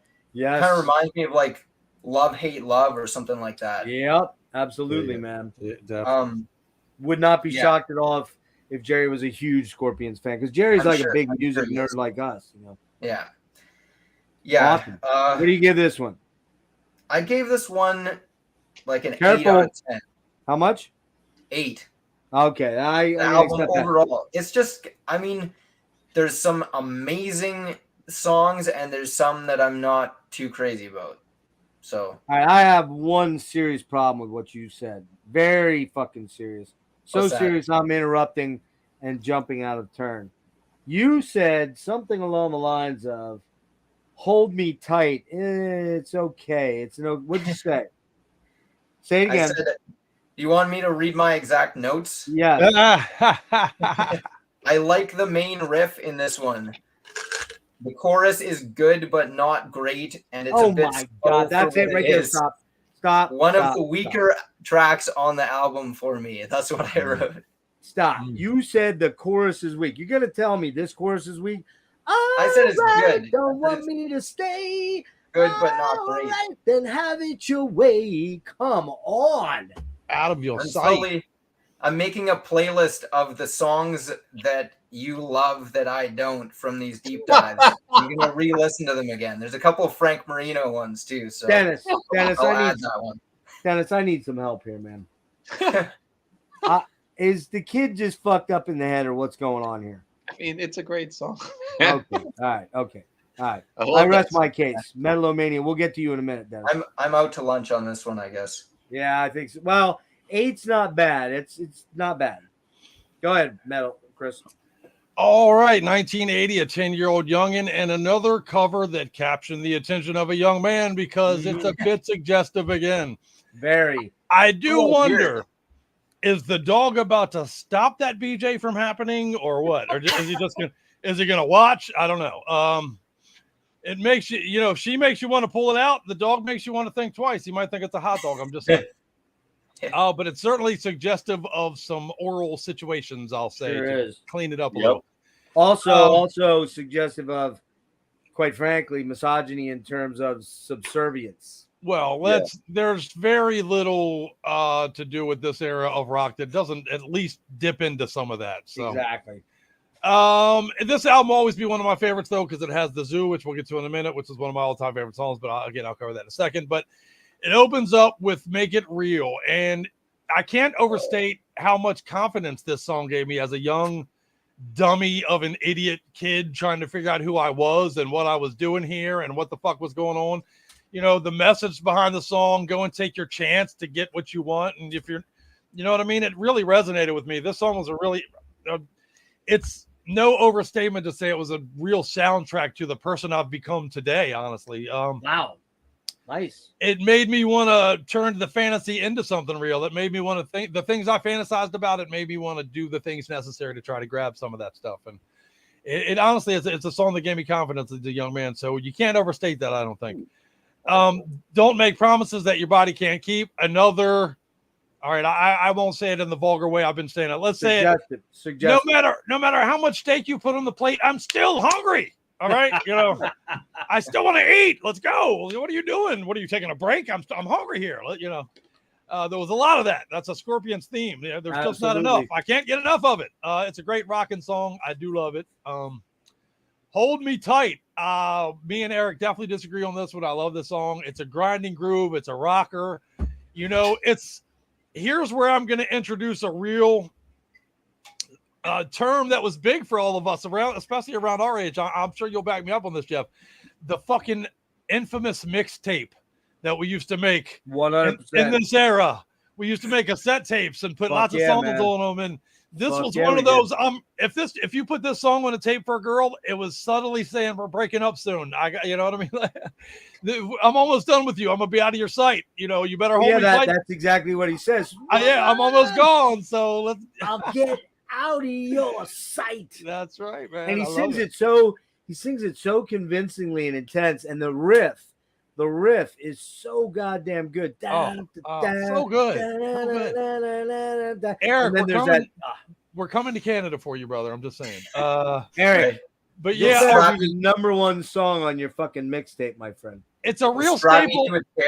And it was a mixtape staple song. I love it. Yeah, you're gonna be calling me next week going, dude, I was totally wrong. Let me rethink this, man. Bro, hold me tight, bro. Yeah, can we redo the deep dive next week? Yeah. Are we? Let's do it again so I can correct my mistake. Well, okay. Revisit. But again, a real staple of a mixtape song back in the day. 20th Century Man, a real bluesy rocker. It embraces that bluesy element that kind of, you know, sets up what would be rock and roll, in my opinion. It's a great song. I love that song. Super catchy chorus, man. So again, an anthem of a chorus that brings you in. Lady Starlight, Ballad Time. The guitars on this are just ridiculous. Honestly, this is a song that as a kid I really liked a lot. If I were to be completely honest, it's a little long and I might skip it on occasion. You nailed it for me big time, man. Yeah. Love this in 9th grade, 10th grade. 1000%. I actually skipped it on this. I do find myself skipping it. I listened to the first 30 seconds. I'm like, yeah, I'm out. Like, I remember this. I loved it at one time, but I did. Right. I did too. The thing now, if this would have been the closing ballad, maybe, but the thing about it is that I forgot about the guitar solo at the end. It gets kind of cool there. Yeah, but totally. 1000%. It just drags too much with the orchestration and I'll talk about this song in a minute. It gets a little overplayed too over the years, but sounds like we're on the same page. Followed by Falling in Love, which is just a pretty straightforward kick-ass rock and roll song about falling in love. You get it. Only a Man is another really groove-laden song. There's a really kick-ass groove. Now, honestly, it's not my favorite as an adult. This is another one that as a young man, I really liked Only a Man. I find it a little on the cheesy side in a retrospect. You know, it's got that 80s kind of a level of cheese. You said earlier we would use the word cheese on occasion. I find myself wanting to use it for Only a Man. But that does bring us to the closer for this record. No, it doesn't. Excuse me. No, the Zoo. Yet. Sorry, I was going to skip over my favorite song. We always ever. Look at these two as two, though. Yeah. Honestly, The Zoo is hands down my favorite Scorpion song ever. It just is. I love it. I know that Evan wants to beat me up for it not being sales, but I love The Zoo. It's an anthem to my life. It takes me back to that age in such a way that I can literally close my eyes and I'm a fucking young dude again. And I'm, out on the prowl and the world is in front of me and, instead of behind me like it is now. But I love the song so much, man. I can listen. I'll never ever get tired of listening to that song. Right. So Yep, I don't tire of it either, man. I love it. yeah, there's some songs I love from that era that I'm like, yeah, I loved it, but I never want to hear it again. That will We never talked be about the it. We Zoo. did that on Right Saturday that's night right. a week ago. We talked Right. about almost every Guns N' Roses song we can't Right. listen to, but Songs you love, but never again, please. Thank you. Dennis wasn't on for that one. But this song is one that just always has stayed. I'll never get. In fact, if the Zoo comes on, everybody has to shut the fuck up right now. Yeah. That's the deal. Wait till the song's over. If you have something to tell me, text me and I'll read it later. Love it, man. And then the 6-minute jam that is Animal Magnetism, man. It gets bluesy, it gets rock, it gets a little ballady, it gets bluesy again. It shuts down. It brings a different vocal approach in spots. It's an eclectic, get all over the place jam, but it fucking works on every level, man. And it's a perfect way to put an emphasis on this record, in my opinion. A fantastic album, a fantastic release, an absolute soundtrack piece to that portion of my life. I give it a 9 out of 10. And only reason I might take one away is just because some of the songs haven't aged as well as maybe some of the other albums. But good way to put it. Yep. Love it. I think I'm a little lower than you, surprisingly, but all right, Dennis, I'm interested here. What you got? Bring All it. right, here we got Animal Magnetism. Nice. And you can see, like you were saying, Jeff, basically saying a woman's the same thing as a dog. Exactly. Subservient. And he's got a beard. Holy shit. I'm just now getting that, honestly. Yeah, be obedient. Be obedient. Yeah. Wow. He's basically like, I came home, I got a beer in my hand, like you're gonna do what I say, right? Exactly. Yeah. All right, I'm stupid. I'm stupid. I'm just very, very, very misogynistic for sure. I'm very I'm the alpha. I'm the alpha in this. Yes, this exactly. I see. And actually, you looking at the back there when you turn around for the front for a minute. So you see oh wait, he's got his hand in both. Mine doesn't have that. Doesn't? Maybe I looked at it wrong. Hold on. No, he does. I thought he didn't have his hand in his back pocket on the first. No, he does. He's basically like, yeah. Like, but it's kind of like I was this old when I realized the dog was was part of the obedience. Yes. Yeah. Exactly. It's just like these are like the same things. I've always laughed about like what the fuck is the dog doing there, man? Like these guys clearly and I don't know about German culture. I don't live there, so I don't know how liberated women are over there, but maybe during the 70s and 80s they weren't nearly as liberated as they were over here. I don't know. Maybe they weren't learning. It would be foolhardy to pretend that wasn't somewhat of a staple of that era of rock. Man. Absolutely, man. I mean, it just was. You can't defend it necessarily through the prism and the lens of today, but I think it might be overstating it to criminalize it in some way. You know what I mean? It's not. No, I'm not criminalizing. It's not that egregious, really. I'm just saying that really, people around talk about woke, and yeah, it wouldn't fly today. I get sick of hearing it. And Chris, you and I and Dennis, I believe, are very well politically aligned for the most part. But I am a little sick and tired of everybody being sensitive to every fucking thing that gets said or printed or done. And this is a case where that era, the 70s and the 80s, the groupie era, man, let's be honest, man, those girls weren't forced to go back there. Nobody grabbed them at gunpoint and said, you're going backstage to meet these rock stars and maybe go on the bus and get fucked. That was they did that willingly, okay? Sure. Right. And sure, the men knew they had power of them. Did Steven Tyler fuck a 14-year-old or 15-year-old? Yeah, it seems that way. Apparently, did Ted Nugent do it? Did Peter Steele do it? I just want to say this, Jeff, is I think that was as long as everyone consents. Hold on. I think that was more empowerment for women. They're like, hey, I can get back. I can do what I want. I can do this to this fucking guy that's in this multi-million-dollar band because I have that power. I was just gonna say, let's think of one thing here, and this is, I love women and I've had beautiful women in my life and all that stuff, but women have one power over man that we cannot control. We cannot control it. If we go to a bar or we go to someplace where we meet somebody and we're connecting, we don't have the power to say you will do this without force or intimidation or whatever, ugly shit, right? So a woman has the ultimate power to say, yes, I will sleep with you, or I won't sleep with you. And when these women did this, yes, some of them were young, naive, probably stupid. Who knows? I didn't read the Pamela DeBar book. You could probably speak more to that, Chris, but they knew what they were doing, man. They knew what they were getting into. It was 1,000% empowering for her. It had to be empowering for them women. And that's, I mean, maybe some of them regret it now, but we all do shit like that. I regret driving and drinking and getting DUIs because it was totally irresponsible. I could have killed people, right? But I did it. I got lucky. I didn't hurt anyone. And now I'm in my late 50s, and you'd have to fucking put a gun to my head to get me to drive drunk again. I just won't ever do it. Right. Did I have nights where I woke up the next day and went, oh, fuck, who's that? Yeah, I had those. Yeah, I had a couple of those nights. The 80s were fun, man. The 80s were fun. I get this album cover, but we all know that women are going to pretty much run our life. You know what I mean? After this, like, they are going to take over. Like, this might be like a fantasy.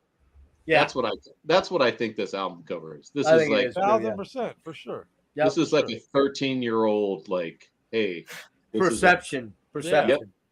And these guys are in their early 30s, and the other thing is too, the record company has a lot to do with this. They a lot of times go, no, it's not going to fly. They have power over certain bands to go, nah, we want this on it.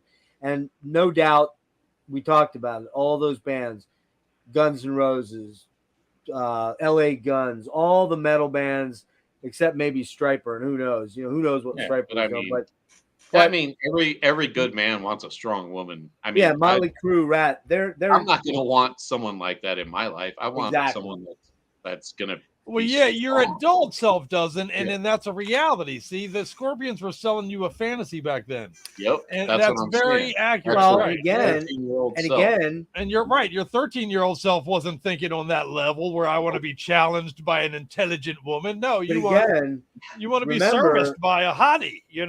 Remember though, Chris, that Rudy has been married since '66. Now we don't know his personal life. Sure, we don't know if he was fucking around out on the road or not. A lot of those guys did and do. They're selling the lifestyle, I mean. But he's selling the lifestyle. That's exactly what the Scorpions were doing. That's what selling that the lifestyle. So get into the album, Dennis. Anyways, it's great.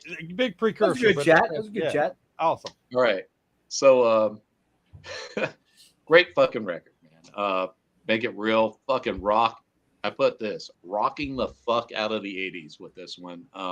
Boom. Make it real or fantasy. I mean, that's what it is. That's the line for this album cover. Is it real or fantasy? 1,000%. So I mean, they kind of dispel the record cover with that line. Mm-hmm. Don't make no promises your body can't keep. Heavy, badass. Rare Bell. That's a Rare Bell track. Matthias. No, it's a Matthias track. British heavy metal sound to it. Hold Me Tight, laid back rocker, man. Oh man, this is just the jam. You can just like sit out, drink a beer or two. Just a fucking jam. 20th Century Man has a real 80s video, like a 80s MTV video feel to it, but it's on purpose. It has that kind of like over like dubbed vocal to it. Great riffage on that one. Lady Starlight, this song sucks.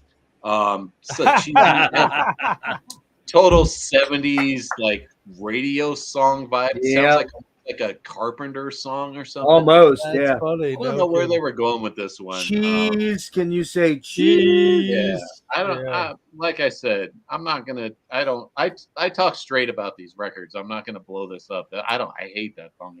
Lady Starlight, will you see me tonight? Huh? Falling in Love. I don't know that beginning riff, but it sounds like a later Van Halen's. Yes, it does. I can dig it. Can you? Oh, I don't know that song, but I'm like, I can't place this, but that's like, it's like a. Hey, hold on. Is it the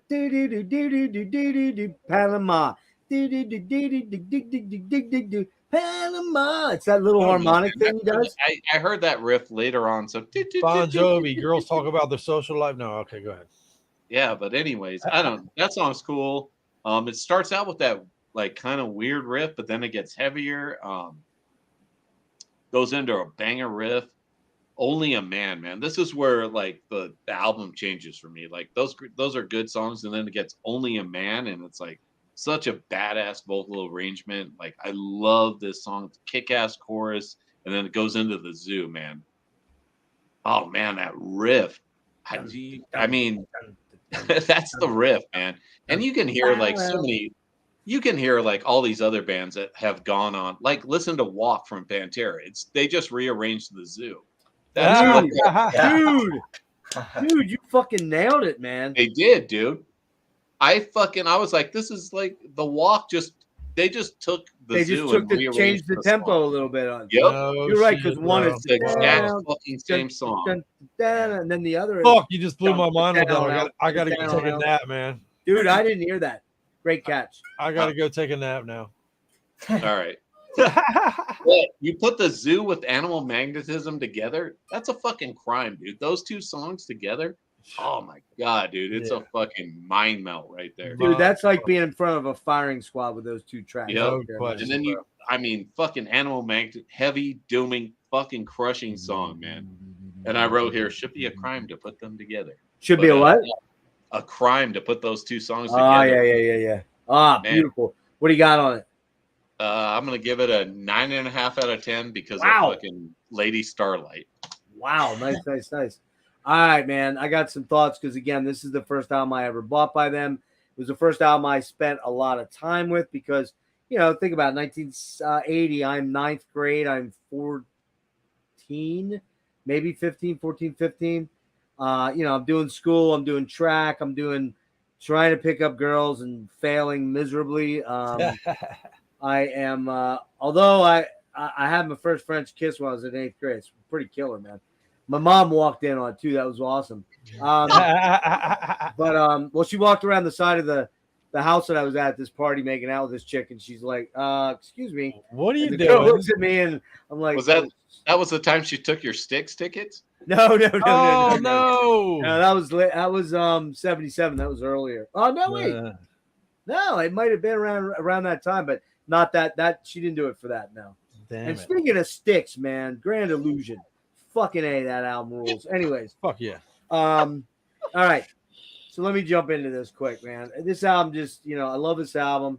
Make it real, not fantasy. Yep. Oh yeah, it's an AOR rocker, man. It's an AOR album oriented rocker, but it's so good. It's just again those choruses, man. Don't Make No Promises, Jabs' first writing credit. It's a solid rocker, but I see why Rudy writes most of the post-Uli material. And frankly, he writes a lot of their huge hits. Solid track, but very misogynistic in the lyrics, but whatever. But that's what it was in that era. Man, hold me tight. Come on. Do I need to go into it again? Do I need to? Da, da, ba, da, da, da, da. You're the one. Oh, it's so fucking. Whoa, I love this song, man. Love it song. All right. 20th Century Man. Da, da, da, da, da, da, da, da, da. You could almost hear that song from a bunch of rock bands around that time, right? But it's the Scorpions, so it sounds great. And chorus is so catchy. Great stuff. Lady Starlight, Chris, you and I have this. Loved this song in 9th grade when I bought the album. It's okay, but way too long and pretty cheesy. A case where their quest for a big radio ballad didn't quite hit the mark. Only time an orchestra was used on a Scorpion song. The final 2-minute guitar solo and heavier rocker part is kind of meh. After re-listening, this song is just kind of sappy garbage. Yeah, buddy. Probably my least favorite. Honestly, might be my least favorite Scorpion song. Yeah, it sucks, dude. Without getting to the later stuff. Falling in Love, man. What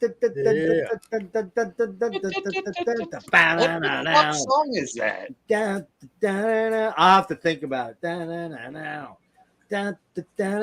then it's in the falling in love. Fucking this song kicks your mom's ass. That's what I'm saying.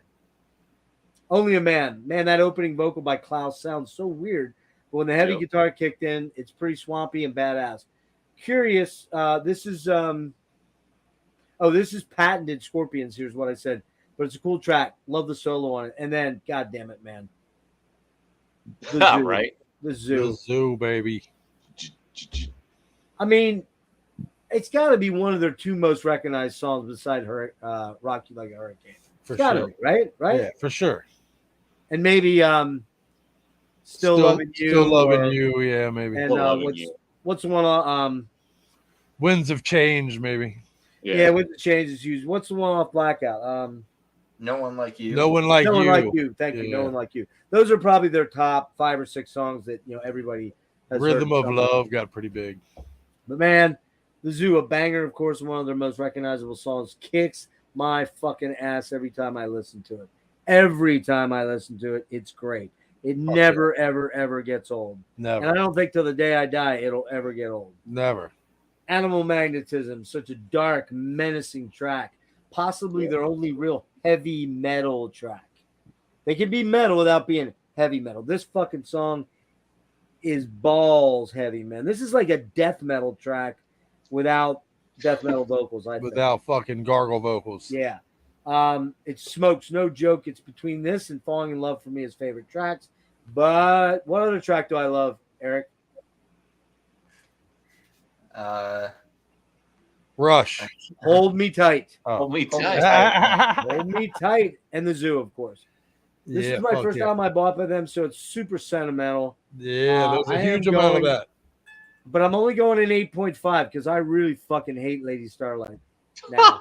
I get a 9.5 because of the Lady Starlight. Hang on, but I'm not a big fan of Don't Make No Promises. I just don't like that. And then the other one, to be honest with you, man, Only a Man's kind of just okay for me. I know you guys liked it. I'm just kind of lukewarm. So I'm going 8.5. Still pretty good. Definitely. So one thing I didn't do on that, did I? Real quick, 2001 remaster edition by EMI. An extra track, Hey You, rare single sung by Rudolph, is included, although Klaus Meine sings the chorus. The song was originally recorded during Love Drive sessions, 78, and released 2 years later as a side A, together with the Zoo as side B. Can you imagine that? They did a side A of a song that wasn't released. Side B was the Zoo. That's kind of weird. Crazy. Which had a shorter remix from 89, was used on the 2015 reissues. And instead of the longer original single version, Lady Single is the only song.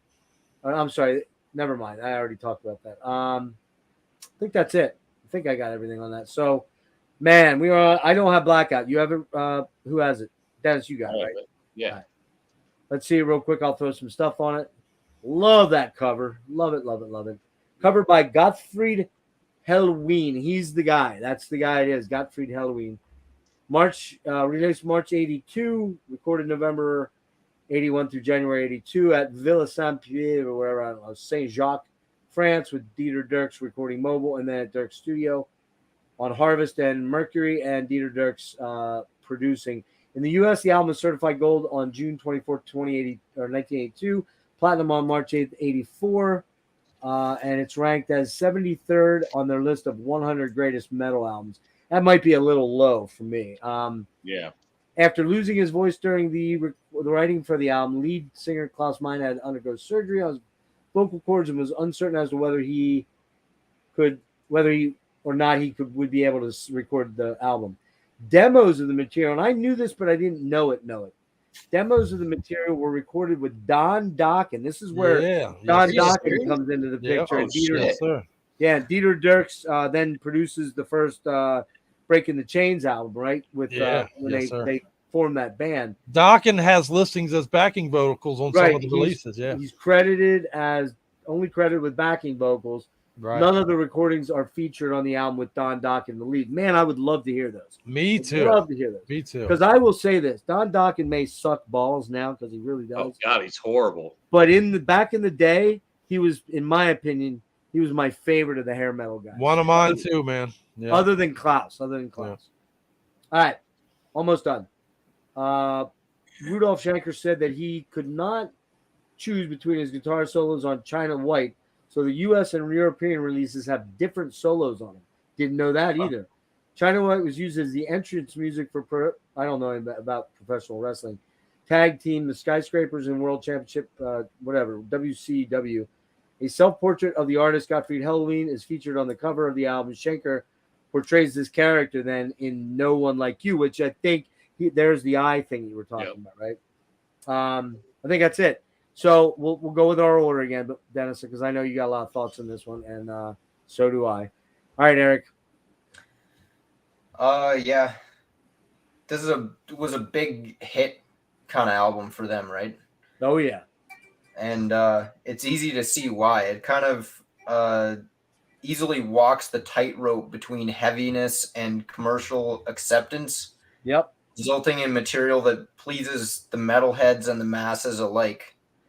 And consistently pretty great throughout. Definitely more consistent than the last album for me. Agree. Yep. No doubt. The production on here is just fantastic, clear and powerful, but still has a little bit of a raw edge to it that they would kind of not have going forward. Blackout is the first song. Super catchy verse. Some great leads. That riff in the chorus, it's so fucking heavy. Features Blackout. Yep, so killer. Ripping solo, as well as some crazy screams from Klaus at the end too. You said he had vocal surgery before this album? Yep. And he didn't need it again afterwards. He probably had vocal nodes. I think I have them on my vocal cords because in the last couple months, it could be nerve damage from the disease I'm suffering, but I do think it. I went to the Gorguts thing on Friday night, so that's 9 days ago or 8 days ago, and I cannot go up like I used to when I overstress my voice or talk too much, and that's usually a vocal node thing. I think that's what he had removed nodes. Yeah, anyway, just fantastic opener. Can't Live Without You. The main riff has a cool rhythm to it. I don't love the verse, but the chorus is really great. I like the solo section. Kind of wish they had used some of the chords in the solo section more throughout the song instead of just that part. Not a bad song, but doesn't really hold a candle to Blackout, in my opinion. No One Like You. This one was a hit for a reason. Leads and those harmonized leads in the intro, or I guess maybe they're not harmonized, but no, they are. They use their kind of tried and true formula at this point of a soft verse and a heavy chorus to incredible effect here. Super anthemic and like really catchy, gets stuck in my head all the time. Another one that I just like, I was just like at work yesterday listening to this and I was just like singing it at the top of my lungs. Yep. There's no one else around. You can't not, man. You can't not. Exactly. Yeah, you have no soul if you don't. Yep. Yeah, for sure. You're broken if you don't sing this. Awesome guitar solo as well. I put down a song I've heard like so many times, but I don't get tired of it. Yep. I could listen to it another. That's like the zoo, man. Times. You Give Me All I Need has kind of a similar structure to No One Like You, honestly, but uses more kind of tempo shifts, slow verse and double time chorus. Really like the leads in the beginning, and during the chorus, they kind of take the song to the next level, and a great solo as well. Now, this one is just a short, fast ripper of a track. It's a thrash track, man. It's a thrasher. Yeah, for sure. Lots of palm muted riffing that I put down. Lots of palm muted riffing that probably inspired some of the thrash bands that would start popping up in the next couple of years. Really like Klaus's vocal acrobatics in the chorus, and man, those screeches he does at the end are just like insane. Like he goes super high and you're like, man, that's his limit, and then he just like pushes it even further, just like into the stratosphere. Dynamite, another fast one. Woo! Even better riffing in this one. Oh, just so good. I said this is an essential early 80s metal song. That right there is a fucking headbanger where you got both arms up and the horns up, and you're just dynamite. You just fucking going off. Killer. I just want to listen to it now. Love the screaming leads in the chorus, and the solo is just insanely fast. Cool idea to have just the vocals and the drums in the verse. It works really well and makes the impact of the chorus all the more intense. One of my favorite songs from the album for sure. Arizona, it's not bad, but not amazing. The main riff kind of reminds me of like No One Like You or Rock You Like a Hurricane, or maybe even kind of like a not one of the best tracks off like a mid-70s Thin Lizzy album. That's good take. The chorus is better than the verse, but still not mind-blowing. Not one of my favorite songs off the album. China White, man. Slow number with a steady bass and drum stomp, which the guitar riffs over. That riff is super sick and heavy, and I love the bends in it and the timing too. It's like a weird time signature over the just 4/4 steady stomp of the rhythm section, which kind of gives it a weird, like, kind of anxious feeling almost. The chorus, if you can call it that, is awesome, with the drums slowing to halftime and the deep bass just ringing out. Love the trippy effect on the guitar solo, which kind of enhances the uneasy vibe even further. Absolutely momentous song I put down. It's a little bit of a what's the word I'm looking here for? Departure a little bit from what they had sort of started with, the ending thing being like the big epic ballad. They don't quite do it on this album, strangely enough, sequencing wise. I think sequencing wise, if they'd have made that the last track, it might have been a little better. I know that. Go ahead, talk about When Smoke Goes Down. I'm jumping the gun. Yeah, I don't know. I really like this song too. Yep. Kind of a slow, like melancholy ballad. Love the bass line in the intro and some just like beautiful guitar lines and vocal melodies. I said usually this type of song isn't really my cup of tea, but the Scorpions basically do it better than anyone else, and that's a good point that you guys brought up before. I mean, I don't think anybody was writing better ballads in the 80s than these guys were. Nope. Honestly. They were the kings. Yeah, this album is fucking awesome. It's a 9 out of 10 for sure for me. All right. Crypt. Definitely dig it. Definitely dig it, brother. It's a great album. A great album, wild, eye-catching art cover that I dug, man. I didn't know I was this many years old when I realized that the guy wasn't, close on the cover. So thank you for that information. That'll be a good trivia one. I'll break out at our next fucking in-house thing here. Do so, man. I was hoping to shock you guys with the Don Dokken fact, but you were on it. That's good stuff. Come on, Crypt. Come on, Crypt. You're talking to an old man that's been there, done that a little bit, and a Dokken fan here. So I'm a Dokken fan too. Sure. Yeah. I personally, I did actually a podcast. I was invited to do a podcast where the topic was one of the best opening songs for albums, and my vote was Blackout when we did that, because I think this is just such a ripper. It's the perfect statement of, now granted, again, I can't overstate the role nostalgia plays in my love for some of these records we're going through right here, man. This is, just such an integral part of my youth. It can't be overstated. This is our late childhood into adolescence into being a young man. 1000%, our ride into the, what would become young men, right? It was our anthem for that. And it's not an overstatement. It was an anthem, it's an anthem. Every song on here is really. Yep. I love the Blackout song. It's a great, like I say, that maybe the greatest opening track ever of all time. I love Can't Live Without You. I fucking beg to differ with, I think Erik might have said there was some weakness in there. I love that. It's a top shelf song.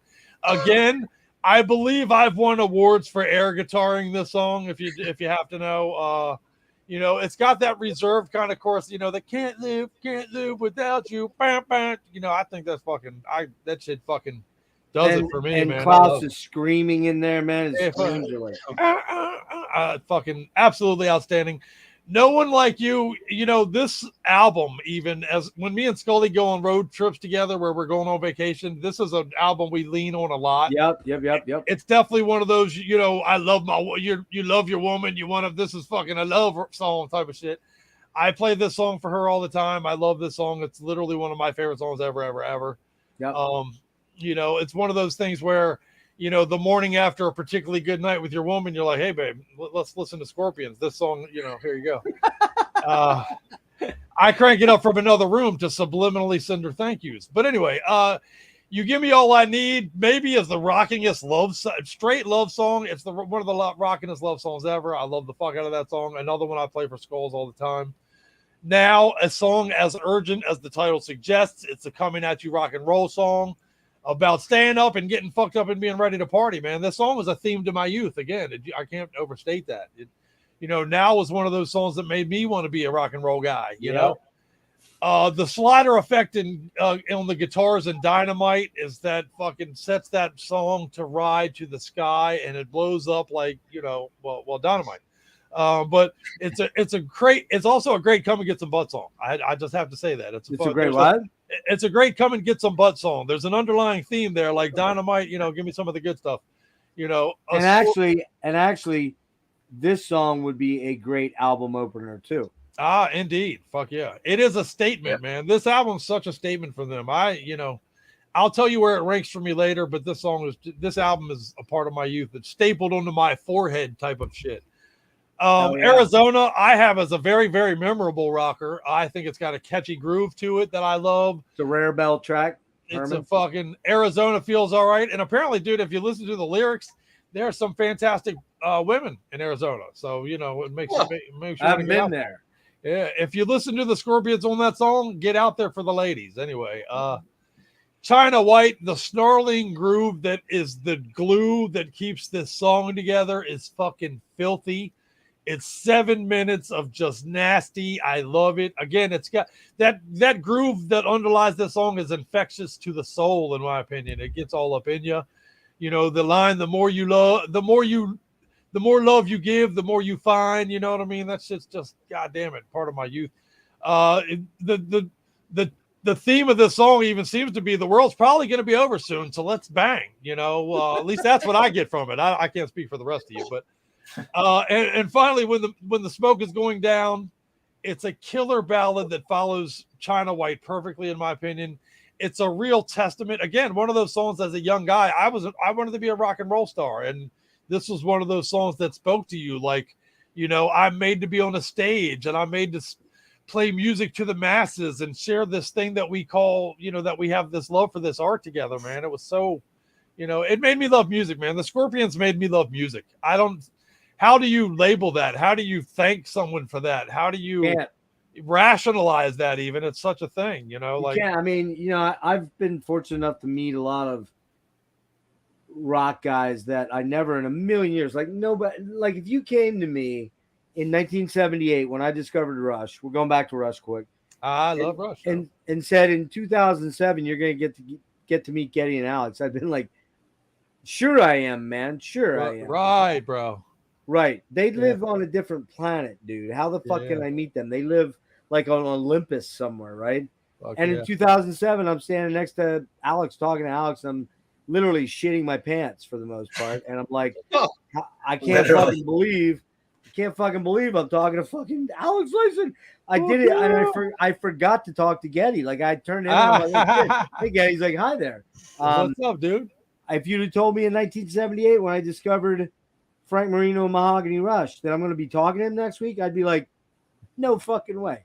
No way. I told him that in the email. I'm like, I can't believe I'm going to actually talk to you. Like, you're honored, bro. Yeah. You're my hero, man. You've been my guitar hero forever. And so you get to meet these people and you're like, well, they're just human beings like us. You know, they just have a cool job. And, you know, with the Scorpions, yeah, man, that 1980 up till, you know, maybe 88, man, they were a very important part of my life and going back too. So I feel you, brother. What do you got on this one? I went 10 for 10 on this, man. I went straight Wow. 10. There's no weakness to this. There's no song I skip, and I can put it on right now and listen to it start to finish. And it takes me to that magical place that we rely on music to take us to, man. So it's a beautiful thing too, isn't it? It really is, brother. All right, Dennis. I know you got some good stuff on this one, man. Yeah, man. For me, like I said, this was where I first came into Scorpion. So, very, it's a very special album for me because this is where the first Scorpion record I ever bought. So nice. Blackout, man. Yeah, it's a radio rocker, and I kind of wanted to say that with that transition from their 70s stuff into the 80s stuff. And just as a comparison, I'm not saying it's the same thing, but if you take Metallica and then you go to the Black Album, yes, this is like that stripped down. Yeah, they got rid of all of the technical or all of the progressive stuff they were doing, and they went straight forward. I'm just using it as an example. I'm not saying this is they became a hard rock band, a radio hard rock band. But this is more stripped down, straightforward songs with straightforward riffs. Very commercialized, I guess, would be the word for it. Sure. But these songs are, I mean, I like these songs better than the Black Album. So, but yeah. Well, yeah, by far. Blackout, man, just a banger, man. You can't, you just put the song on, and you're not going to be like, yeah, that's not good. You're just going to listen to it. It's just a badass banger. You're moving your head, man. There's no way you can't. Yeah. No casual listen. Yeah. Yeah. Can't Live Without You. Man, just such great songwriting. That's what these songs are about. They're just like, yeah, maybe they're not like the most technical things, but they're very well written and just, I mean, it just goes to the kudos for songwriting on these songs because they're just so, I mean, for what is this, 82? Man, there's, I mean, yeah, Dio's out at the time. I mean, this is what, and I don't want to get too far into that, but this is kind of how hard rock metal is going at this period. It is. It's evolved into this. Right. You have bands like, and it's become radio friendly, which is kind of weird because these aren't really radio songs, but you have like Dio and Scorpions and Iron Maiden on the radio, which is, you think about it now and you're like, Priest, really? That's what, right. And Judas Priest. This is 82. What was 82? Was that Screaming or was that 83? Yeah, Screaming for Vengeance. And then you got Defenders. Both those, if you really want to look at both those albums, you could say, oh, they're super commercial. But they're fucking great. They're great albums. You know, same thing with Maiden. Maiden's got Number of the Beast and Peace of Mind, right? 85, right? It's commercial, but it's not commercial in the sense of a sellout. It's not like a turbo type of thing. There's not a bunch of keyboards or like, they're straightforward songs, but I hate turbo. Yeah. Sorry, I hate that fucking record. But I'm just saying that's just like people wanted to hear real music at the time, like stuff that was like, and even going into like with Guns N' Roses, like that's what it kind of turned into. Like people were hungry for like real music, and this was what they were getting, and it was perfect. Well, look at I put this for Can't Live Without You. Simple but effective riff and amazing song. No One Like You, absolutely crushing guitars for days on that song, man.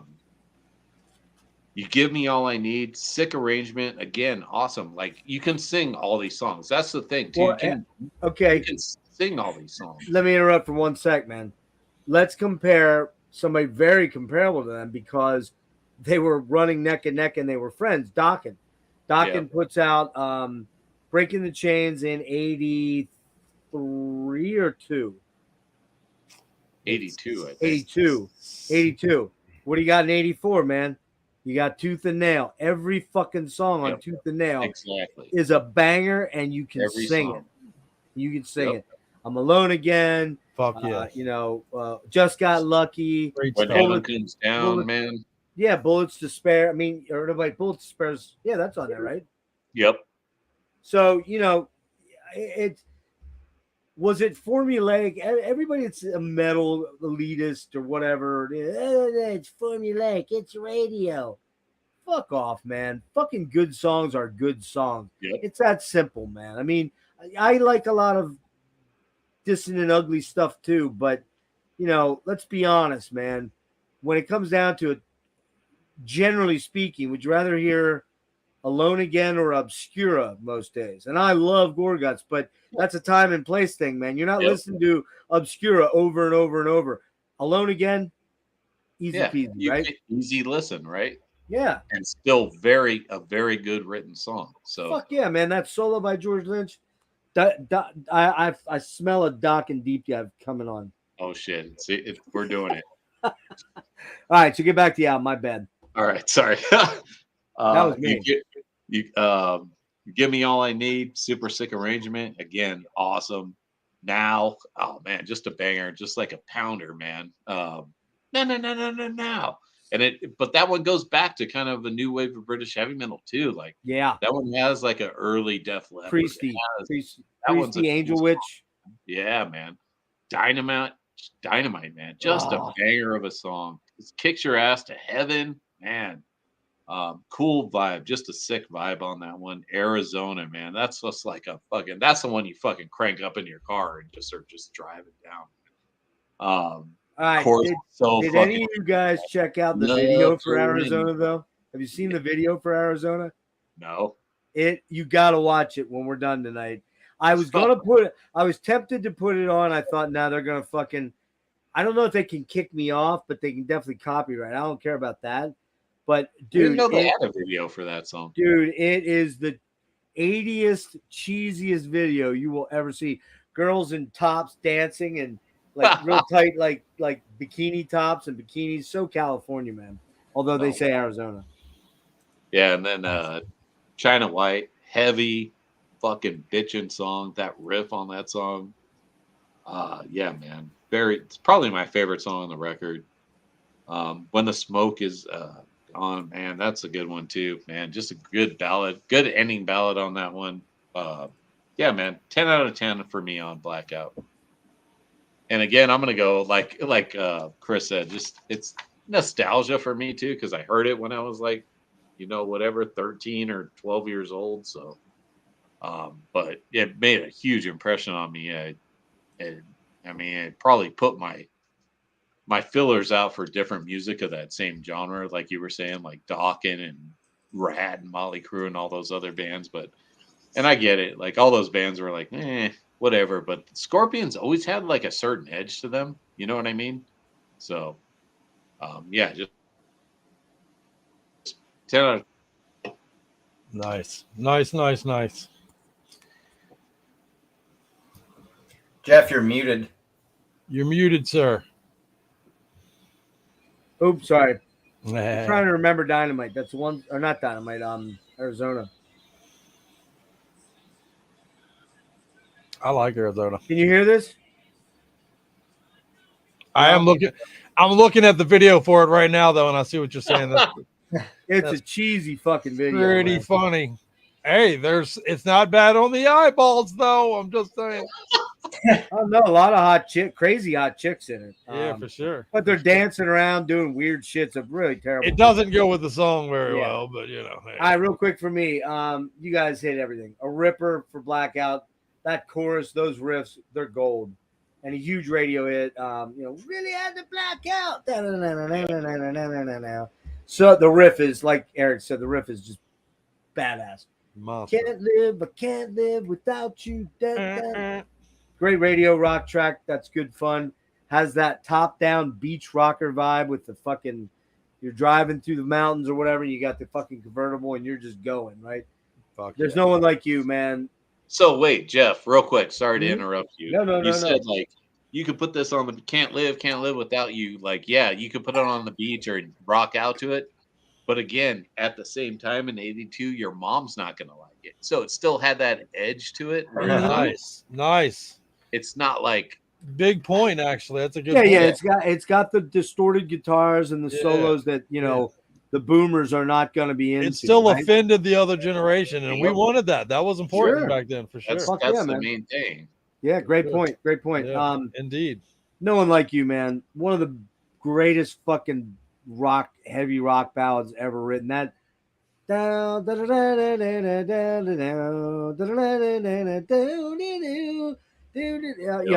solo, that intro solo, and then when he does the actual solo, it's just fucking godlike, man. It's godlike, right? You give me all I need. Come on, that song rips. It's so good, man. Huge, another killer all around big monster track. You give me all I need. So fucking good. Now it's got an earworm to it, but it's my least favorite track on the album. I have to say that it's my least favorite track. I like it, don't love it, man. Dynamite, holy fucking shit! Yep. Come on, man. No. Come on, bend me over and kick my fucking ass with that song every day of my life. Your ass to heaven. I am fucking dude. That song, Dynamite. It's just, if I could sing like that, I would, just for one chorus, I would fucking do really weird things. I'm just kidding. Yeah, dude. It's just, dude, the fucking Jabs solo on that. Oh, Yep. Get out of here, man. Arizona, very radio rock. The video is hilariously cheesy, but I love the track. Yeah. China White. I thought initially looking at that title, I'm like, I couldn't remember. I'm like, is this about drug addiction? It's not. It's more about wars, and it's a political song. There's a lot of, it might be the precursor to Winds of Change or something. Yeah. But it's a much darker, much more brooding. It's kind of like Animal Magnetism, the song. Yeah. It's 80s though, and it says white, so you can't help but think cocaine. Oh, right. I'm thinking China White, it's cocaine. China White, cocaine. Yeah, or heroin or something, right? Right. And man, it's got a nasty swagger, and that's, I look at this album and I just can't pick a favorite song. Like I want them all. I don't want just one or two. This album is right. And When the Smoke is Going Down, mellow, really dark ballad. Klaus sings so good on this, super cool. Love the chorus, great melodies. It can't be denied that Rudy and Klaus wrote some killer hard rock radio earworms on this album. It's full of memorable moments all over the album. It only has maybe 2 tracks that weren't monster hits. That's the reality. 3 tracks that weren't monster hits. China White, When the Smoke is Going Down, and I think Now. Every other song was a hit on this album. Yep. Call commercial hard rock, heavy AOR, soft metal. Doesn't matter. This album kicks ass. Yep. It's a 9.75. The drumming is the only negative because it's very basic shit. Rare Bell is a very basic vanilla drummer. He's just not amazing. It would have been a 10 out of 10. One thing to caveat to put into this is 1982, guys. Your boy here, the old man, is doing something none of you guys were close to doing yet. I am driving a car at this point. And man, when I started driving, guess what happened?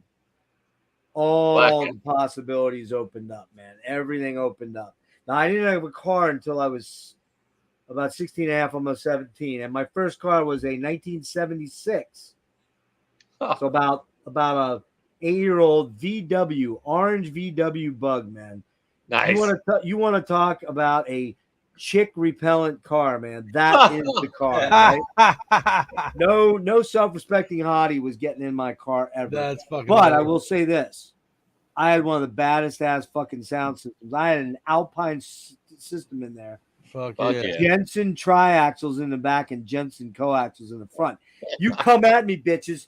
150 watt kicker amp in the bottom. Fuck yeah. You think this fucking album was loud in my car a lot? Do you think so?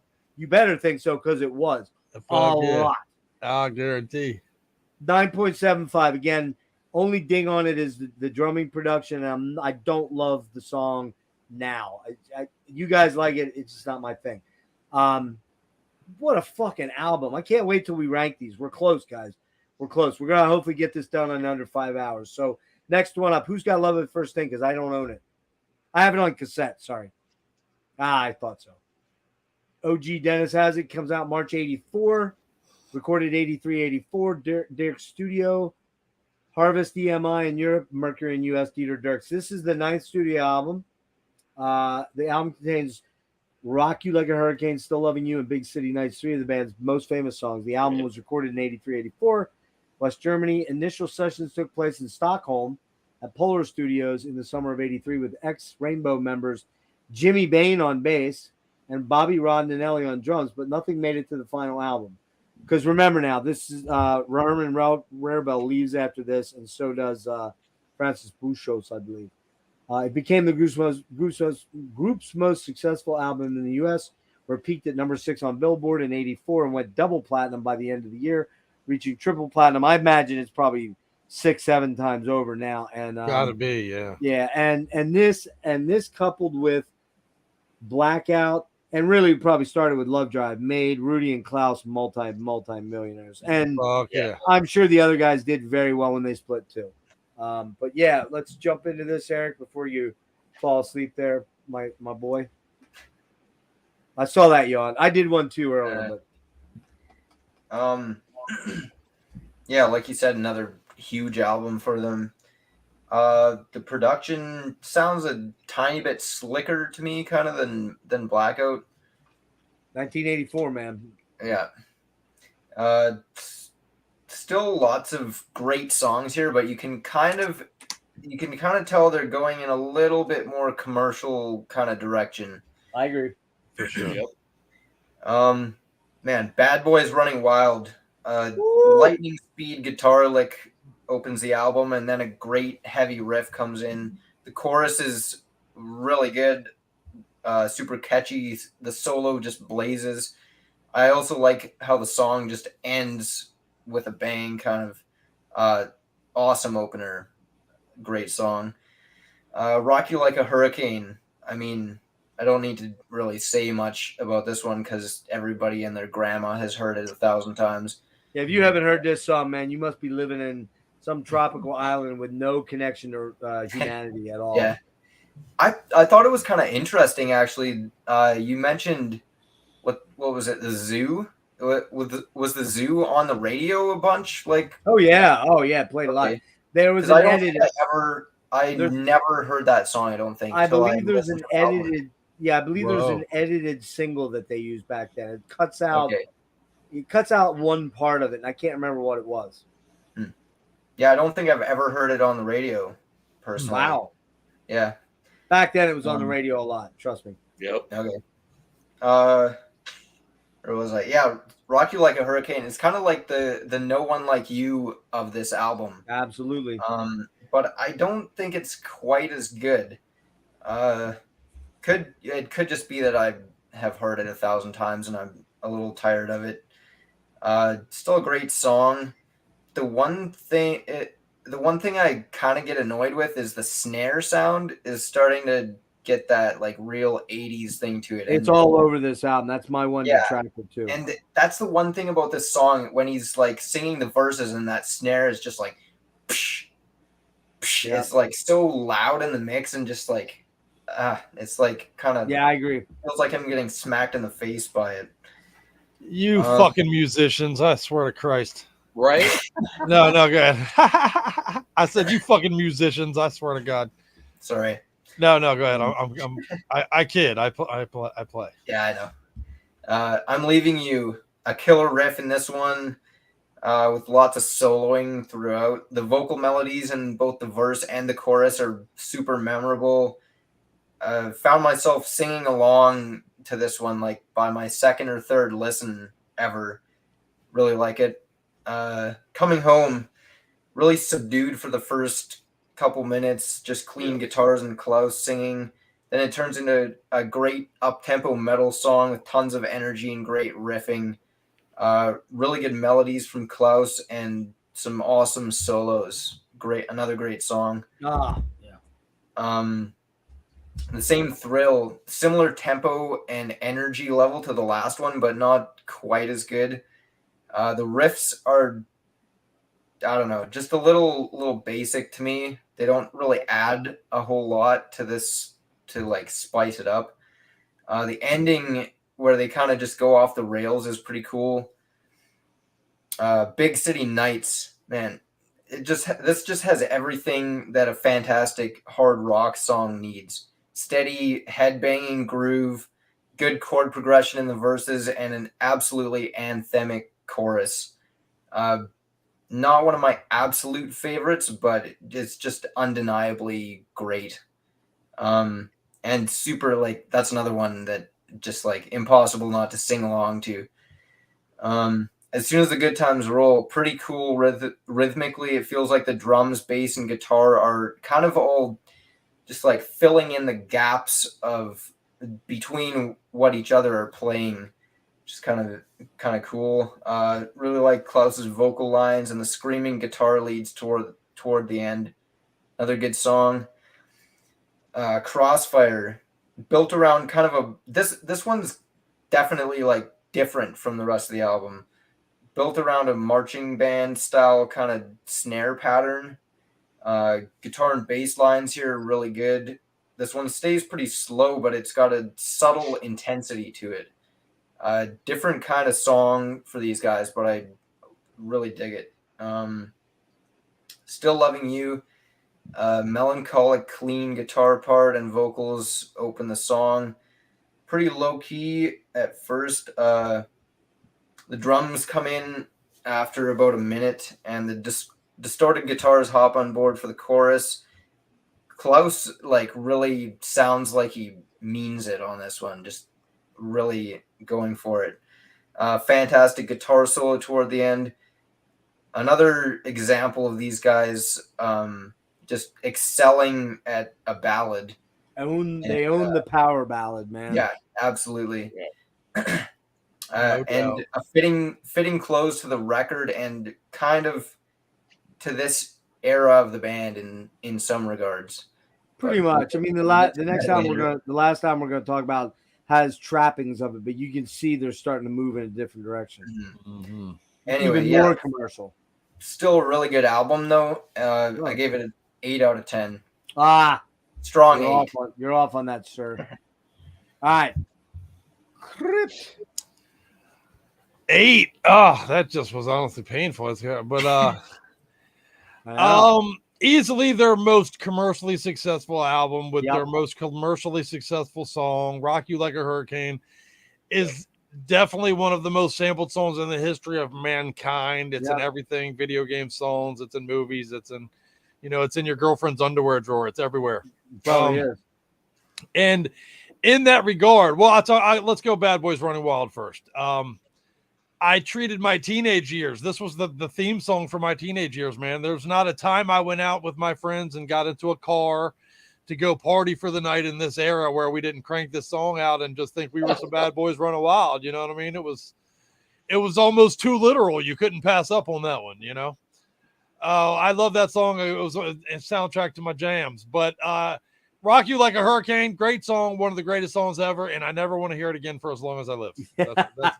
That's where I am with it. It's not the zoo, in other words. Yeah, no, right. It's exact opposite of the zoo. It's a great song. There was a time, in fact, when it came out, when this song came out, I was in your face with this song was one of the greatest songs. It came out, I want to say around the time Round and Round did by Rat, even like those two songs were like, I couldn't play them enough, but I'm definitely sick of it now. I never want to hear it again. Good. I'm good with Rock You. I'm leaving you. I think Round and Round came out in '83. Okay, right on. Right. I think I put there. I probably had a mixtape that I made for myself that had both of them back to back. There, you know what I mean? Of course, yeah. But I'm leaving you. I put this song on many a mixtape for girls I was breaking up with. You know what I mean? This was my. Oh, I'm done with this girl. How do I tell her? I know the Scorpions can tell her. I was that guy, dude. So in other words, you had an early version of Cameo, sort of. Yeah, right. I really did, dude. Here's a tape. Listen to it, and then I'd run away and hide. Yeah, right. And then avoid her for 6 months, which was easy to do pre-Facebook and chat and all that shit. Yeah, right. Coming Home, I didn't skip it. Yeah, Coming Home starts as a ballad, turns into a rockin' song. Hell yeah. It's another one of those Scorpion staples that celebrates the rock life, the rock and roll music, the thing that we all love. I was so hooked on this song. This is, somebody said in the chat even, this is one of the greatest songs ever. I completely agree. I'll never get sick of it either. Keep playing it.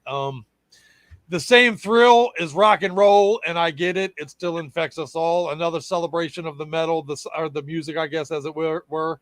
Another great fucking song I'll never get tired of. I love The Same Thrill. I think it's a great song. Big City Nights is fucking an anthem. That's there was exactly right. never a time.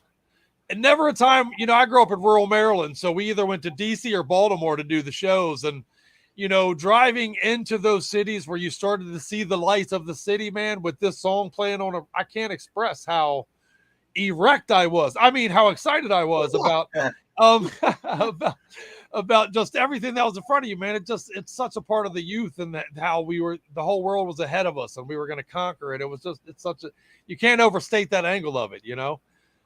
Just a great song. His voice was top notch in this record, just stellar, man. As soon as the good times roll, all your life, as it were. Soundtrack to my life song. I would think of the days that I myself would be touring and fucking as soon as the good times roll for me, you know. Yeah. It spoke to me. This album was such, like I say, it was stitched into my skin, as you know. Crossfire opens with the taps sounding drums, which turns into an underrated anti-war song. You know, you never hear this one when you talk about.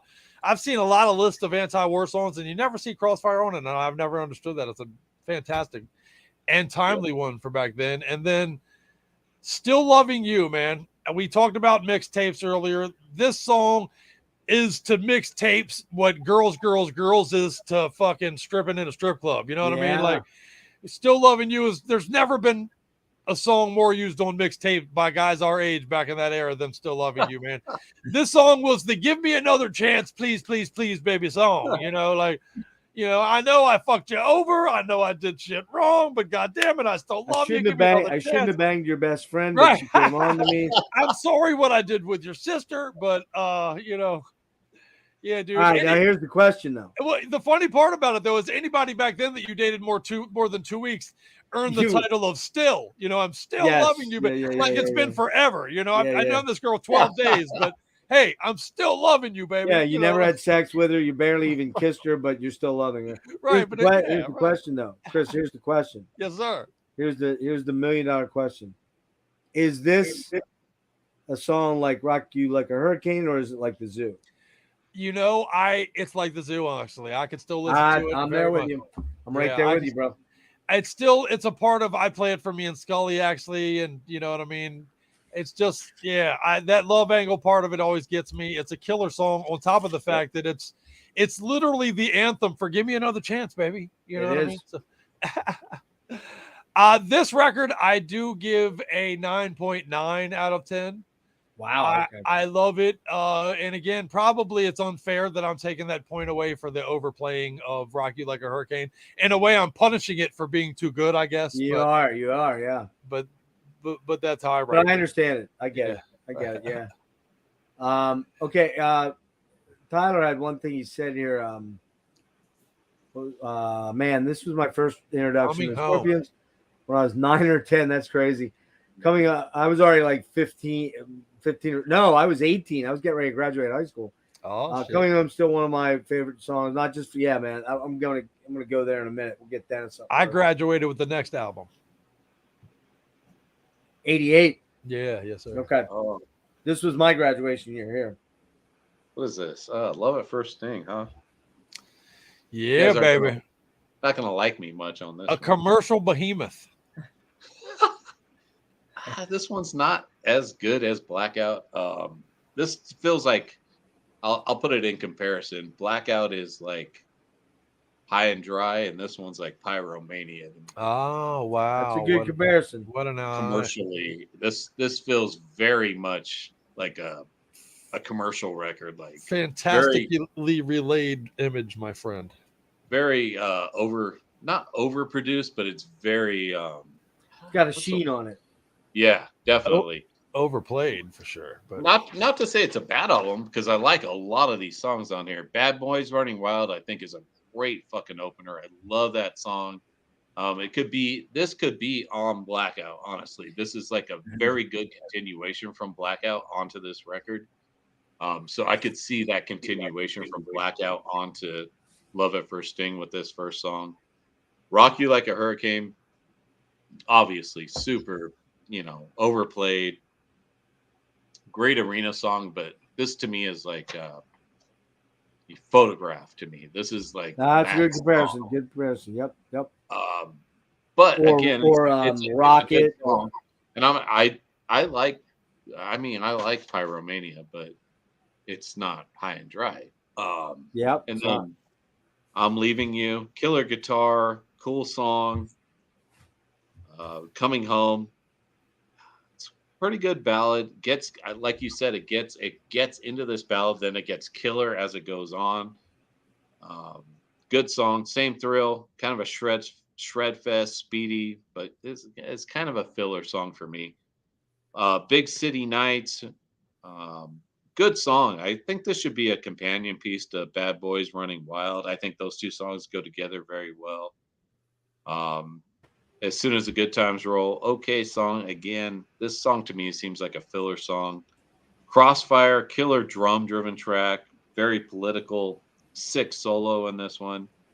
And then you have Still Loving You, probably my all-time favorite ballad I mean, if somebody says, what's your favorite ballad of all time? It's going to be Still Loving You. And like both of you guys were saying, I don't get tired of this song. This is like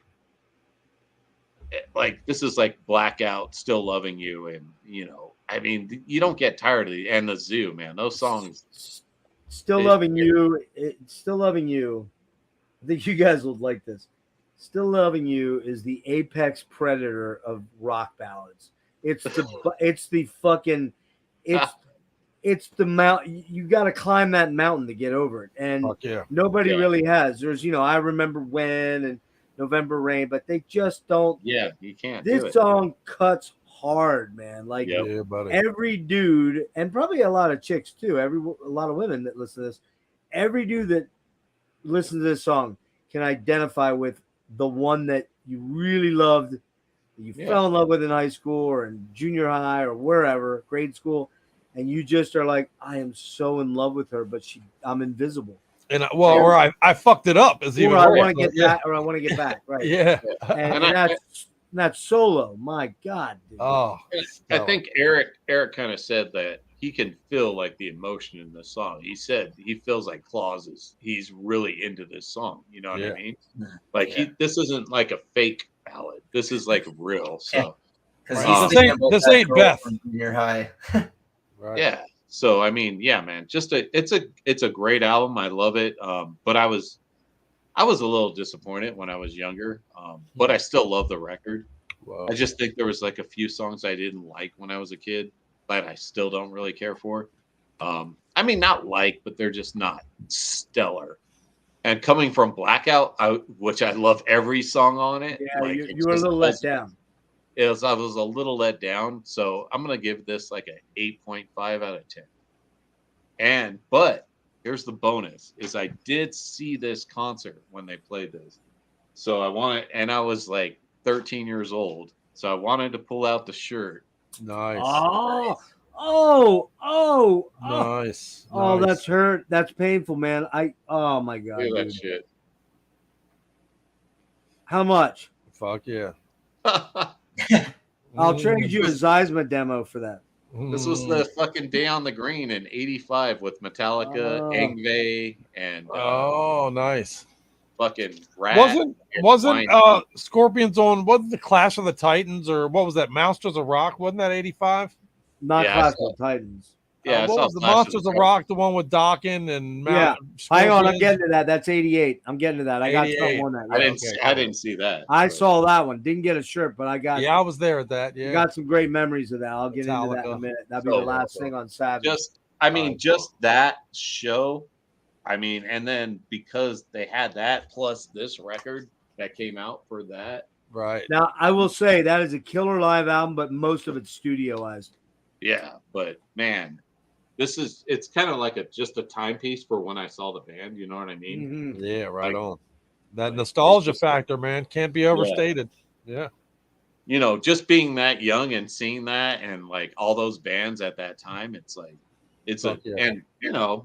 that album was brand new when they played, so they only played like probably like what is on that? Rock You Like a Hurricane? I think it's only like Rock You Like a Hurricane.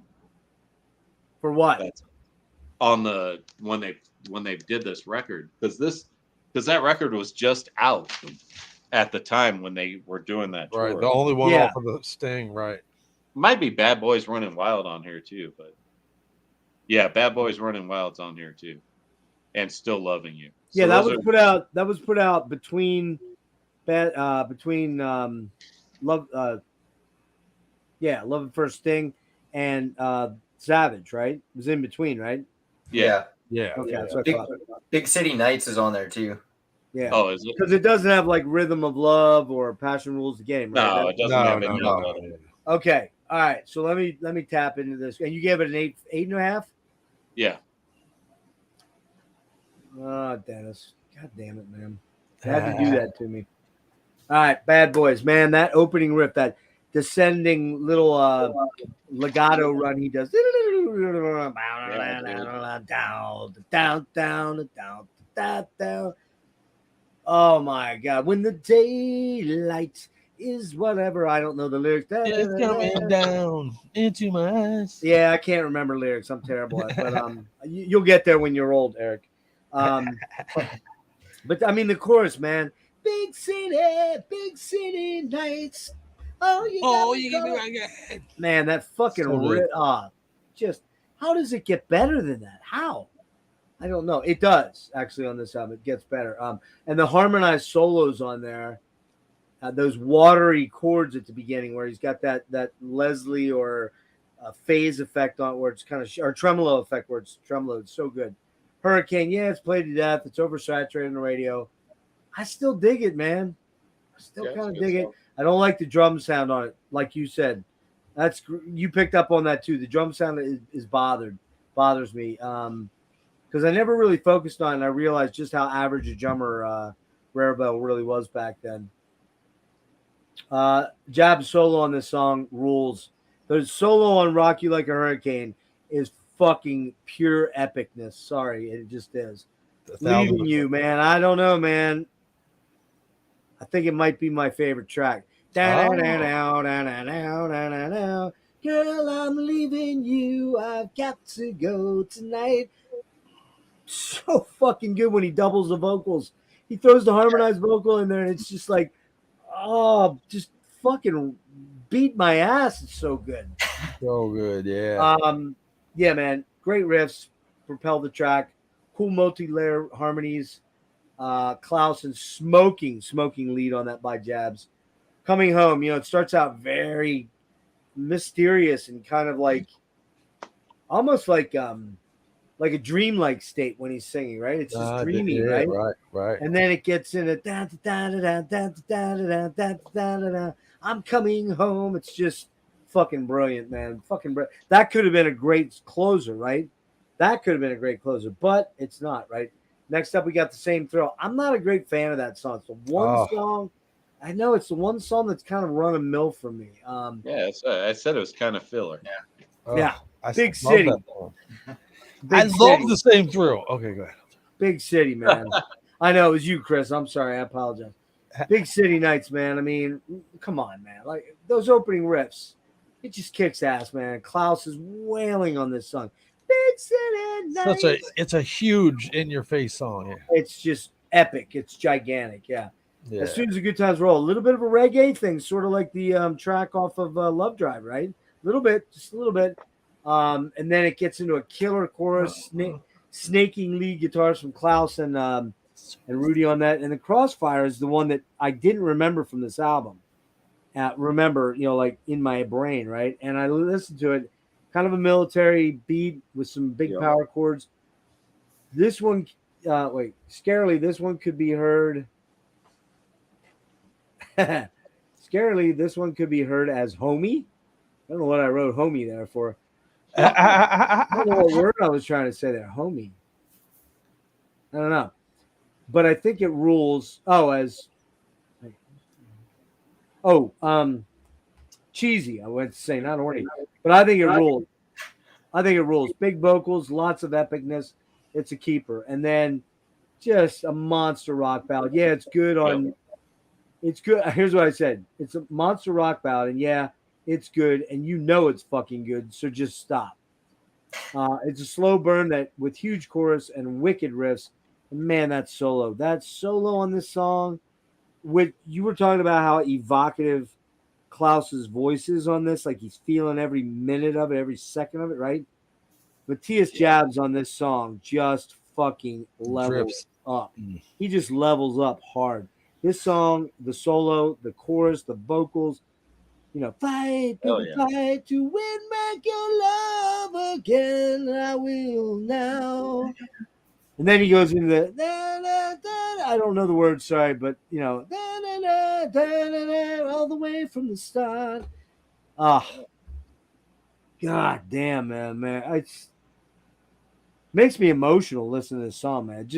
It really hits me right here because it's beautiful. And like Chris said, I am sure at some point I fucking listened to that song over and over again because of a chick that I thought I was gonna win her heart, and I know who it was, Leslie Howard. And we listen, Leslie Howard, super hot cheerleader. We become friends. I'm like, yeah, man, it's happening. It's happening. It's happening. And then she says, hey, I really, really want to ask you a favor.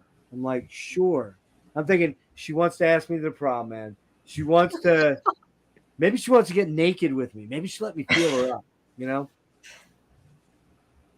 And she says, I'm really, really, I got a crush on Randy Wagner. And I know you're and Randy was like the hottest dude in class, and every girl wanted him. Didn't give a shit about her. I was good friends with him. Damn it. And right away, that was the way to Randy was through me. And I just was fucking. So I listened to this song, and my boy Dennis is going to love this, man. I listened to this song and one other song. I'm going to quiz you, Dennis. Get ready. God. We did our very first deep dive on this guy. What song from Aldo Nova's catalog did I also listen to? Oh, shit. Come on. Damn, couldn't have been Fantasy, so. No. It's off. It's off the second album. I don't know, dude. Victim of a Broken Heart, man. Oh, shit. Yeah, Victim of a Broken Heart, man. All of us felt that song at one point or another when we were that age. Do you remember that song, man? I do now, but I wouldn't have recalled that before. I mean, I'm trying to remember the words. Whatever. The final refrain was, I'm a victim of a broken heart. And it's just this sappy, synthy keyboard 80s thing. And it's so horribly wishy-washy and just weenie-ish, and I love every fucking second of it, man. Because I am a poser. I'm a pink panty wearing douche canoe. That's why. There you go. It's fucking outstanding is why. That's why. Outstanding is exactly it's outstanding, my brother. Anyway, Still Loving You, right there on that level. And this came out my senior year in high school, and I got a hell of a lot of play out of this in my cassette player that year and that summer. Pretty nostalgic album for me. Needless to say, while some likely think this is they're burnt out on this a long time ago, and admittedly it's their most commercial album. In prep for this, I put it on, and it kind of blew my mind how great this album is, start to finish. Only one track I couldn't really get into. I could recall every fucking song as soon as it started, with the exception of what's it called? Crossfire. Same Thrill. Man, dudes, just fucking A, man. It's phenomenal. 9.5 out of 10, and that's just because the drum production, like Erik said, is kind of weird. It's very 80s, like super 80ish. Man, and sadly, it's the end of Phenomenal. For the it is. Yeah. You're right. Yeah. Man. Okay, we're going on to the last album, guys. We should be able to wrap it up in 15 minutes here. We're going to move into Savage Amusement, which I do not have, but I had it on tape. I don't have a name. Oh, I had this on album, but I got rid of it when I sold all my albums. Dennis, you got this one? Yeah. Good man. Right. Fucking Dennis, you rock, Dennis. Hell yes. Fuck yeah. I like that cover. It's pretty cool. I do too, actually. Yeah.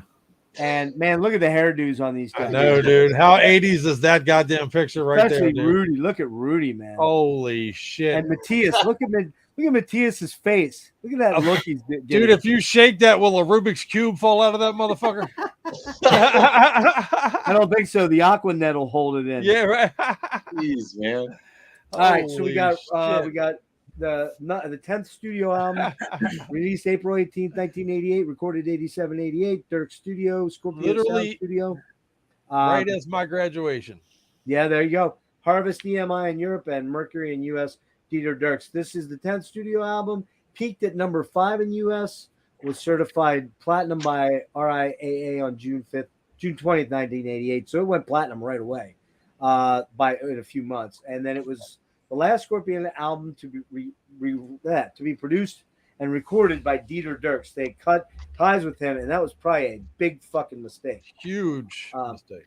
And any other notes, real quick? Hang on. All right, we're gonna do it. We'll switch it up this time. I'm gonna let Dennis go first since he's up. Oh shit. No? Yeah, we can go first. Do it. Not gonna be good, but I know. Come on, Dennis. I know. Savage Amusement, 88. All right, you got to think, man. I was already heavily into thrash, death metal, even. How old were you in 88 again? I'm sorry. About interrupting. 88. 15? 16, 15, yeah, Nice, somewhere around right. there. Killer. I was already listening to fucking Morbid Angel and Slayer. Fuck yeah, right. all that shit. Me So, too, yeah. Yeah, so like, man, like I'm going more the prog way. I'm going Watchtower, Dream Yeah. Theater, Fate's Warning. That's where I'm at. yeah, but I had already listened to Fate's Warning. I had all that shit too, but No, I got that, but I'm saying that in 1988, Yeah. remember I didn't get Oh, into death metal until about 10 years later. But what I'm saying is my pocket now is 88 is Dream Theater. Did they come out? When did Images and Words come out? Was that 92? That's 92. Images and okay. Words. All right, so Fate's Warning, it just put out 88. They put out that was right before Parallels, so it was probably perfect Symmetry. Yeah, Symmetry. Thanks. Stuff like that. That's the shit I'm getting into. Watchtower, proggy tech metal. yeah. And so 88, I already had both Autopsy demos at this Wow. point. Straight from Chris Reifert. God damn it. Damn straight. And so yeah, man. And so the only reason my cousin who went to a different school, he was into the same kind of music kind of as me. And I think we rolled by his house and I was like, "Hey Mike, what's up?" And he's like, "Oh, not much." This is a true story, man. I can't make this shit up. "What's up, Mike? What are you up to?" He's like, "Fixing cars, banging chicks." I'm like, okay. "What are you listening to?" "Got that new Scorps." And I'm like, "There's a new Scorpions record out?" And then he was like, "Yeah, dude." And I'm like, "All right." I love that. Got the new Scorps. Yep, got that new Scorps. And I was Yeah. like, Scorps suck, dude. I was like, all right. So that's where I was at this point in my life. I got it. So, That's funny. but my buddy, who was actually riding with me when we did this roll by my cousin's house, was still into this kind of stuff. He was into Stryper and that kind of stuff. So I would hear this kind of stuff because he would play it all the time. He would play like Cinderella and that kind of stuff. Even though I didn't listen to it, but so he had this record. So that's how I heard this the first time. I had to redo this to get to the stream because I don't know this record really well. So, Right. I remember listening to it in his car and I was like, yeah, this kind of sucks, dude. I don't like this. Hang on 1 second. I'm just going to interject one thing. Yep. I hadn't listened to this in 20 some years, right? This is the peer pressure part. You ready? Yep. It's better than I thought it was. That's all I'll say. Who's the peer pressure for? I'm just throwing that out there into the cosmos. That's all. That's all I'm going to say. You got to All give right. it at least a 9 now. No. Not that. Not that better. Not that better. All right. This all of a sudden, I think this record's really good. Okay, so Don't Stop at the Top, generic AOR, MTV, metal, passable. It's a passable song. I like it. Rhythm of Love, man, sappy, simple power ballad, but catchy, right? I mean, you hear this song, you're not gonna turn it off. Like Rhythm of Love, fuck this. It's like it's a cool song, right? Yep. I like it. Passion Rules the Game, Def Leppard, Hysteria, kind of shit. Blah, I hate that stuff. Media Overkill. Why would Scorpions come out with a song called Media Overkill? Weird title. Real bad, weird robotic, auto-tune vocals or some weird shit. I hate that song. Walking on the Edge. He says something about his hurt feelings in the vocals. I don't know. It's okay. It's kind of catchy. What's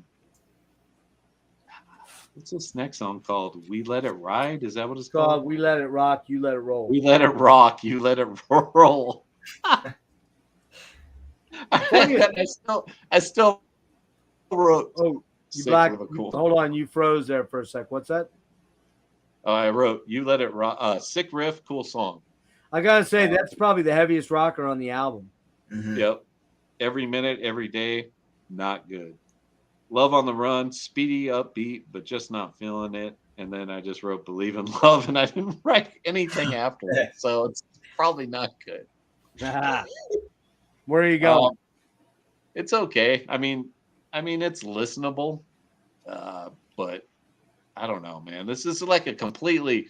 I like when I talked about like the 70s Scorpions transitioning into 80s. Another band. And now this one into 88, Yep. It just sounds like a completely different band. I was like, what is this band? Obviously sounds way more like glam type. I don't know. It just doesn't sound like Scorpions. It sounds like a band produced by the studio. You know what I mean? That's a great way to put it, a studioized version. Yeah, of this is like a studio record. It's almost like they're neutered, man. The guitars aren't as good overall. It's just like a neutered album. Yeah, that exactly, dude. It's super neutered. It's super like, what song is going to make Headbangers Ball this week? Yeah. Yeah. So, for me, you could almost say, when did Hysteria come out? What year was that? I forget. 87? Yeah, I think 86 or 87. 87. Yeah, it was 87. I remember going to see it. So I mean, yeah, it's kind of like a lesser version of Hysteria, quite frankly. Yeah, but the good thing about this is it doesn't have like a super. It's not super. There's no like bunch of keyboards on there. True. So, It's not over keyboarded. That's true. That's one. It's not as bad as Turbo. Yeah, no, it's not. Hey, you keep racking on Turbo, but that has fucking Out in the Cold in it. One of their better tracks ever. So chill, my friend. Private property. Keep your hands off. Yeah, that's terrible. God. We don't need no parental guidance. Yeah, that sucks. I will say though, that when you're seeing Priest live and they do Turbo Lover, it's kind of fun. I'm not gonna lie. Turbo Lover's an okay song. There's 2 songs on that album that are worth listening to. So there, I give you that. All right, Chris, you can you ready? What'd you give it? I'm gonna give it a 5 out of 10. All right, I'm quite a bit higher than you, which surprises me, but I am. Okay, Chris, what you got? All right, the Savage Amusement, the year of my graduation. I'll go with Dennis on some of this because at this stage in my life, I was very much in the death stuff and the heavy thrash. And you're talking death metal, and Possessed already came out in 85. And I was fully entrenched in all that stuff. Scream Bloody Gore in 87. Yep. Oh, yeah. And that was my vein. And honestly, this was a stage of my life, I can tell you as an adult, that I was not out loud admitting to people any longer that I like Dokken. What do you mean? I don't, what? I like Dokken. I was, fuck them. I never listened to Dokken, dude. What are you talking about? You were hiding that shit in the closet. Fuck yeah, brother. I was like stashing my Cinderella records, But so that doesn't help that Savage Amusement is very much. I spoke earlier that Lonesome Crow was a band trying to figure themselves out. And I feel like this is a band trying to refigure themselves out and really leaning towards becoming, do we want to be Poison? Do we want to be Are we trying to go that route? Are we trying to go the full glam route? And they really embraced a lot of that into mixed results, I'll say. But it's clearly a move towards. I know fans out there that do not consider Scorpions a hair metal band. They consider them a classic rock band, maybe an early hard rock band, but they take offense to the term hair metal. But I think that this album firmly puts them into that category, at least for a stretch. Don't Stop at the Top. It's a positive Scorpion song, vibe song, like they do. You know, they always got that song that's like, hey, you don't stop fighting, you know. I feel like the lyrics are a little less poetic than albums in the past, and therefore it doesn't transcend as well. Not a terrible song, but I definitely feel like it was made. I feel like they sat in the studio like, oh my God, they're going to play the fuck out of this on the radio, you know. And I think they might have, but I don't know. That song sucks in my opinion. But Rhythm of Love, outside of Hurricane and Winds of Change, I believe this is their most successful song. It's their I know people who hate it. I know people that consider this as the death of the Scorpions, this song. I don't necessarily hate it. I think it's a pretty good song. Like I think Dennis was saying. Yeah, it's a good song. You know, it's better than you want it to be, is what it is. It's definitely cheese. Don't get me wrong. It's a layer of cheese over cheese, but they do it well. So I was going to say this whole album is full of cheese. Oh yeah, for sure. They have embraced the cheese. You know, that would be an apt title for this, is Embracing the Cheese. But there's Let Us Find Together. The beat we're looking for is literally a line I say to Scully like 47 times a week. She's sick of hearing it, I'm sure. And that's directly taken from that song, so I have to acknowledge that. Passion Rules the Game. Again, not necessarily a terrible song, but I feel like it was aimed at radio, and it's a miss. It's the Scorpions, but less than the Scorpions somehow, if that makes any sense, you know? Look at that hair right there. That's right. Hang on, Chris. I'm gonna interrupt. Yes, sir. Just for a sec. So I want to share this, but I'm gonna stop that one for a minute. I want to show this first. This is 1988 at JFK Stadium down in Philadelphia. And this is the Monsters of Rock tour, which was Kingdom Come. Do you remember Kingdom Come? Yes, sir. Yeah. Everybody said they were the new Led Zeppelin back then, remember? Dude, I love that first album. Fuck anybody that thinks it's not good. It's great. Second album's not bad either. Do you like it?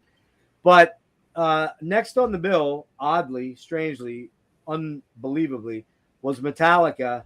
And they stuck out like a sore thumb on this tour because they were viciously heavy compared to everybody else. Yeah, so and true. They debuted Harvester of Sorrow from the forthcoming And Justice All on this tour. And I remember that pretty well. I was still kind of coherent when Metallica and Dokken played. Dokken was third on the bill. Dokken was doing Back for the Attack. Does that sound right? Yep. Back for the Attack. I just remember fucking George just destroying things with Mr. Scary. And then we had the Scorpions. And Van Halen. No, Van Halen was the headliner. Oh, okay. Scorpions was next. And I got to say, during Scorpions, man, they broke out. It was 115 degrees down on the floor there that day. It was in June. And it was hotter than balls. It's just, I've never been that hot. And I made the mistake of smoking a bunch of bowls or a bunch of doobies and drinking a bunch of Molson Golden. And then we snuck a wineskin in with pure straight Jack in it. I remember seeing the Scorpions. I remember at the end of the set, they did the pyramid thing where they get on each other's back, which now is kind of lame. I went out and fucking fell asleep between two cars during Van Hagar. Don't remember any of it. I was so fucked up that I don't remember anything, man. I don't remember a thing. But this stadium is gone. This is where Link Financial is, where the Eagles play football now. I dig it. Right on. All right, now, one last thing here I'm going to throw in before we get back to you, Chris. Just give me a second. No worries. Well, actually, where were you at on tracks? Let's see. Passion rules the game. All right, you go ahead and finish up, and then before me and Eric go, I will show something I want to show. All right. Well, Passion Rules the Game. Not a terrible song. Again, kind of. I feel like I start to repeat myself when talking about this album. A lot of these songs feel like they were made for the radio, but they're a big miss for me, and maybe even a big miss for the radio. followed by Media Overkill. It's very bubblegum in my opinion. I think it's a pretty shitty song. There's a little bit of catchiness to the chorus itself, but outside of that, it's not a very good song. Walking on the Edge is a song that never connected for me. I always felt like it's a mixture of a bunch of Scorpion songs kind of rolled into one. You know, it's like they dug up a bunch of parts of songs and were like, let's stick them all together. And, you know, the lyrics are a bit goofy to that song also. The backing vocals to that chorus, in my opinion, are pretty terrible. They really I went there too. Down a whole nother level. The Way to Love and Pain. I don't get it. That song never did it for me. They need to shut the fuck up. Okay. We Let It Rock, You Let It Roll. Definitely the rocker of the album. Yeah. In my opinion, it becomes a bit repetitive by the end. But it does feel to me, this song feels to me like they had something laying around from the Love at First Sting era, and they polished it off and threw it on there. And you know what I mean? And in a way, it's kind of the best song on the album. But Every Minute, Every Day, I swear when this song starts, you know immediately this is an 80s song. You just don't know what band it is until Klaus starts singing. And then you're like, oh, okay, it's the Scorpions. And not very special, nothing very special about it. Love on the Run is recycled riffs along with recycled lyrics. Yep. That somehow makes the whole song. It's Love on the Run. It's Scorpions. It's not very good. And that's it. The last song is Believe in Love. Very overplayed. I have to mention that my buddy Waylon told me I have to say that when we get to this song, I have to mention that this song is the official anthematic announcement of the death of the Scorpions as you know them. So that's a good point. It's more polished than a teenager's pecker with a newfound stack of porn, and and I just hate it. I hate it. There you go. So all right, and you give it a what? I give it a 6 out of 10. Just right. And I'm probably even being generous because it's the Scorpions. But. Yeah, I hear you. Hang on a sec, Eric. I'm going to show something first, okay? This is 1988. What I'm about to show, and we're going to hope that I don't get booted. I probably will get it. I want to say real quick before I air this that I found this on YouTube, and the guy that did this posted as Reels to Riffs, REELS to RIFFS Riffs. And that person had taken it from a Freakboy, PHREAKBOY.net. This guy did some fixing and cleaning up of it, and I'm gonna play a little bit of it here. Are more outgoing. Yes, you guys hear that? The party animals out there, and we love that. There's nowhere else. Yeah. Here they are, right there. That's RFK, JFK. That is also in. You can see Budweiser's big in this. Great. Obviously, it's a perfect way to get my but you can see the size of these crowds. Being at one of these. Stage. It's just Sun amazing. over there. How many sunglasses on stage, eh? You know, take your sunglasses and wow, let's go for it. Yeah. When you're at this, can't really hear what you're saying. Oh, sorry. We can't hear you over the Scorpions video. There's no ego boosting, so I mean, obviously everybody tries to play very, very good because.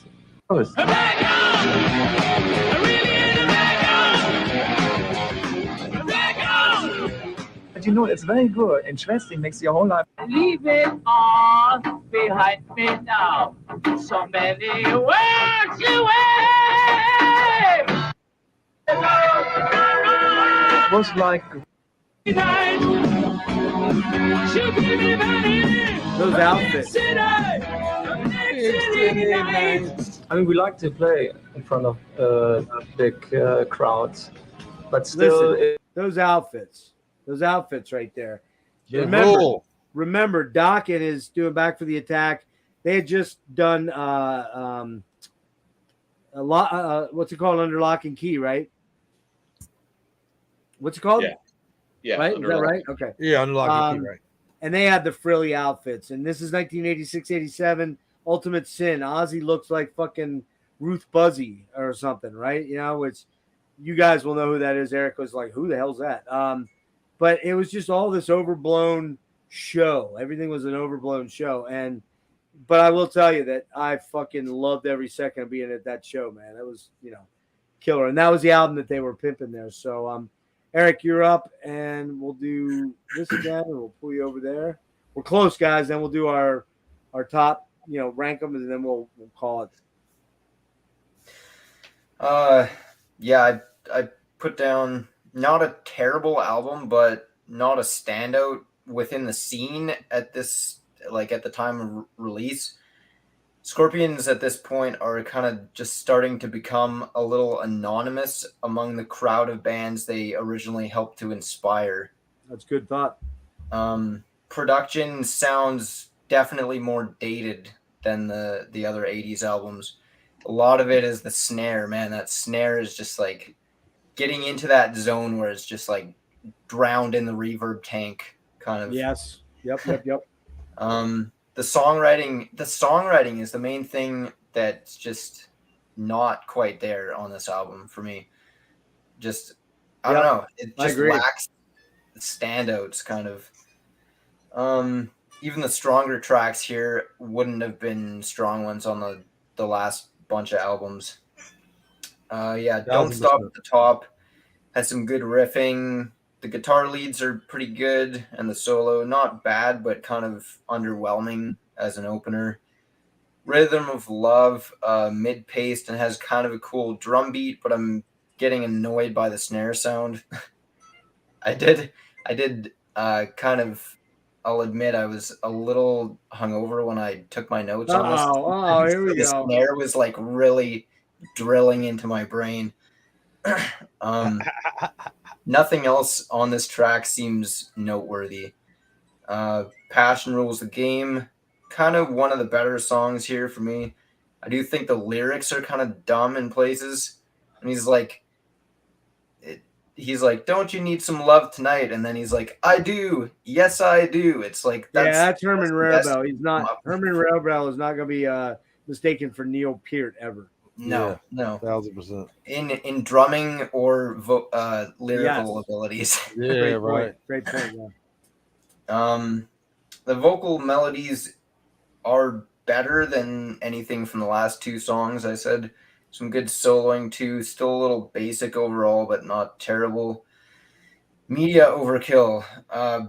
This one just kind of goes by without anything grabbing me. It's just like probably the most boring song they've written to this point. Just like, I don't know, there's nothing there. Walking on the Edge, they slow it down and seem to put a little bit more thought into the composition, but maybe that's just because it sounds better than the last song, which sucked. Yeah. Clean guitar lines in the verse are decent. The chorus is pretty catchy. We Let It Rock, You Let It Roll. This is the best song on the album for me. Definitely heavier than most of the other ones. Some pretty good riffing, and the whole band sounds more energetic than on the rest of the songs here, pretty much. Every Minute, Every Day, another pretty decent one. I like the verses quite a bit, but not a huge fan of the chorus. And I forget what song it was that I mentioned earlier, where it's got just like the drum beat and Klaus's vocals over top, no guitar or bass, and whatever the song that was that I mentioned, it actually worked there. Here, it just doesn't. It's just a super basic drum beat, and the drums sound shitty, and I don't know, not doing it for me. Believe in Love, yeah.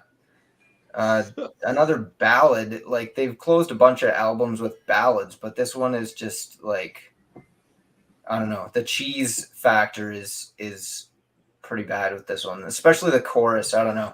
And I mean, I like me a good like aged cheddar, but this is more like craft singles at this point, wrapped up in shiny clear plastic. From under cheese. I gave this one a 6 out of 10, but cool. We got terrible, Jake in the house. Jake stopping by. Cool. It's Gouda. This is a badass discussion, folks, but I got to go to Crowder. All right, man. See you, buddy. It's Gouda cheese. Zach, what's up? Zach, what's this? I can't go. What's that all about? I don't know what that's all about. Ralph, you know what that's all about? Yeah, that He did an interview once a while back where he claimed that rich people could pay $100,000 to see somebody murdered in parts of the world. But later, I believe when he was questioned on it, he tried to retract his statement and take it back and act like he was kidding. But there are a lot of people. It spawned quite a bit of conspiracy theories that believe that he let the cat out of the bag and that he was later called on it and was told to shut up about it. But could be. I believe that. I mean, money talks, bullshit walks, right? Yeah. Who would be surprised? I believe even part of that interview led to what would be Uli Roth's Hostile movies. So how we get into this regarding Rhythm of Love? He was the bass player of the Scorpions. Oh, he's the bass player of the Scorpions at this point. Yeah, I didn't actually note that. How about that shit? That's crazy. Okay. Got it. My bad. That I didn't write down the change of from him to okay. Yeah. It's not the same guy that's there now, right? The Paul Wall guy or whatever. Right. No, Correct. Okay, and then they had James Kotak for years and years. And now they have Mickey D. So Former Motorhead Mickey D. Yes, sir. Yeah. Don't stop at the top. Back to the hits and the formula. It is what it is. Say what you will. It's a good formula, man. It just pumps out these tracks, and gotta say it's a bit darker. It's a bouncy track. Great guitars, vocals. I like Don't Stop at the Top. Rhythm of Love, man. It's a big radio hit. Solid, simple. Klaus's vocals are great. Big hook. Rudy was writing these. Rudy and Klaus were writing these fucking songs in their sleep. Literally, they were writing them. It's just, oh yeah, we need a hit. Okay, boom, let's do it. I like Rhythm of Love. I hate to admit it. I kind of like the song. My favorite song is the Rare Bell. Other than one other one is the Rare Bell track. Passion Rules the Game. It's just kind of, I don't know why I like his tracks. The lyrics are dumb usually, but he has a great catchy way of doing a big chorus, and it's pretty mysterious. I think it's about gambling and partying pretty much. Yeah. Where are we at? Media Overkill. Not a horrible track. Cheesy. That talk box. Ugh. A little overkill on that. Walking on the Edge. Well, I said this is basically Still Loving You Part 2. Solid, big, hard rock metal ballad.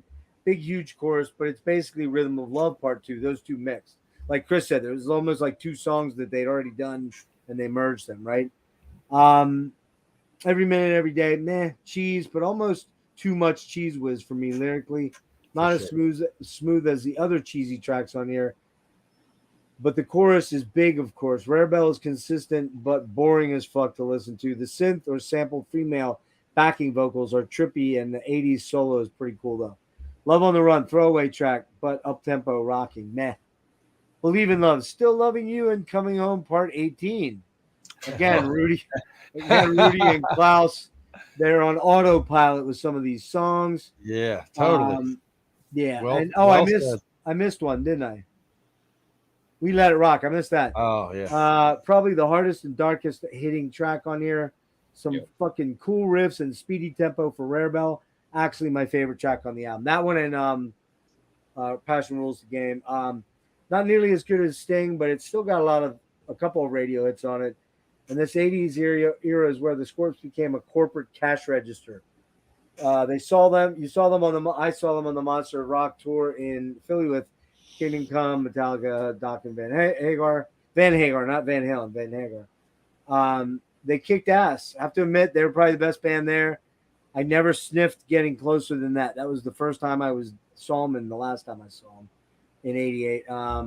I would go now, but I would not pay big money to see this. What they're charging, right? No, there's no way. If I could get a ticket for $35, $40 max, I'd go. No way I'm paying $80 or $90. So that means I'm never seeing the Scorpions again. And to be very honest with you guys, the way things are going with corporate arena shows and big venue shows, I'm out, man. I'm done. There's no fucking way I'm paying Small $90. Venues are where it's at, man. What's that? Small venues are where it's at right now. Yeah. Look, support these young bands, particularly in the death metal and metal realm. Yeah. That's you get what to I'm talk doing. to the bands and everything. There's one band I'd pay big money to see. Who is it? Rush. Of course, but I can't ever see them again. Yeah, no. So, and even if they would do this, residency thing with Portnoy or Danny Carey or one of those drummers or a bunch of drummers, that's not Rush, man. It's not Rush. So, I'm never seeing them again. Thank God I saw them on their last tour. The Scorpions are doing a residency, I understand, coming up they soon. do them in a Vegas. lot. Yeah, out in Vegas. That's the big thing. Def Leppard, Right. Motley. Fuck that band. I hate that band. Yeah, me too. I'm going to give this a 7 out of 10. That's probably high for everybody, but I think there's still some really good songs on it. It's just super sheeny, super corporate, super derivative of their own stuff. So after that, things get kind of lame. There's 9 more albums I think they put out. Can you guys have them all listened to and done by Wednesday so we can do part 2? Fuck yeah, let's go, baby. I got them done right now. They suck. Yeah. All right, here's what we're doing. We're gonna wrap up by any final thoughts on the Scorpions. As far as I'll meet you guys in Vegas, man. Let's go see him for one of these residency shows in Vegas. Oh yeah, let's go. Let's do if it. You're buying, Chris, I'm coming there. Let's go, baby. We're gonna rank them too. Yeah. What's that? Yeah, we're gonna rank them, right? We're gonna rank them. I just was thinking if you had any final thoughts. Yeah. I've seen the Scorpions about a dozen times myself. Holy shit. Wow. Yeah. When's the last time? Probably funnily enough on this tour, the last album we're talking about here on the Savage Amusement tour. Okay. I went, matter of fact, I know for sure I saw that it was them. They came with Cinderella. How funny is that? You might not. This might be an unpopular opinion, but I think Cinderella's pretty fucking good. I like Cinderella. They're a bluesy rock band, man. Night Song's great. I like bluesy rock, man. Yeah, what's the second one? Coming Home? Is that it? The white cover. Oh yeah, right. Winter Songs. Is it? Isn't it called Winter Songs? I thought. I can't remember, but Tom Kiefer, man, really unique voice, very bluesy, very kind of Aerosmith on steroids, a little bit. So all right, let's rank them, guys. We're gonna go number 10, and I am gonna start with Eeny, Meeny, Miny, Mo. Let's go with Chris. For me, number 10 is definitely Savage Amusement. Actually, I got a feeling we're all gonna be on the same thing. Eric, Taken by Force. Wow, it's Savage Amusement.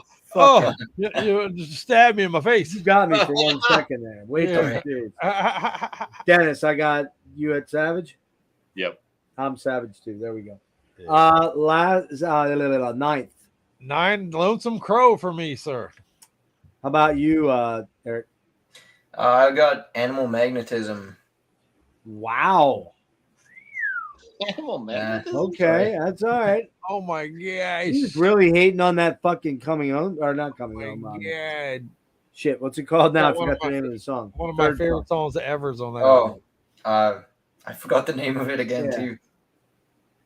All right. Hold me tight. Huh? Yeah. Forget Hold the me damn tight. name. Hold me tight. Yeah. Hold me tight. That's it. Yeah. Dennis, number 9. Yeah. Virgin Killer. Wow. Okay. Interesting. Wow. Okay. I am going to go Lonesome Crow. Yeah, me too. Really like that album, but it's number 9 for me. Yeah. Metalomania, sir, number 8. Number 8 for me is In Trance. What? Yeah.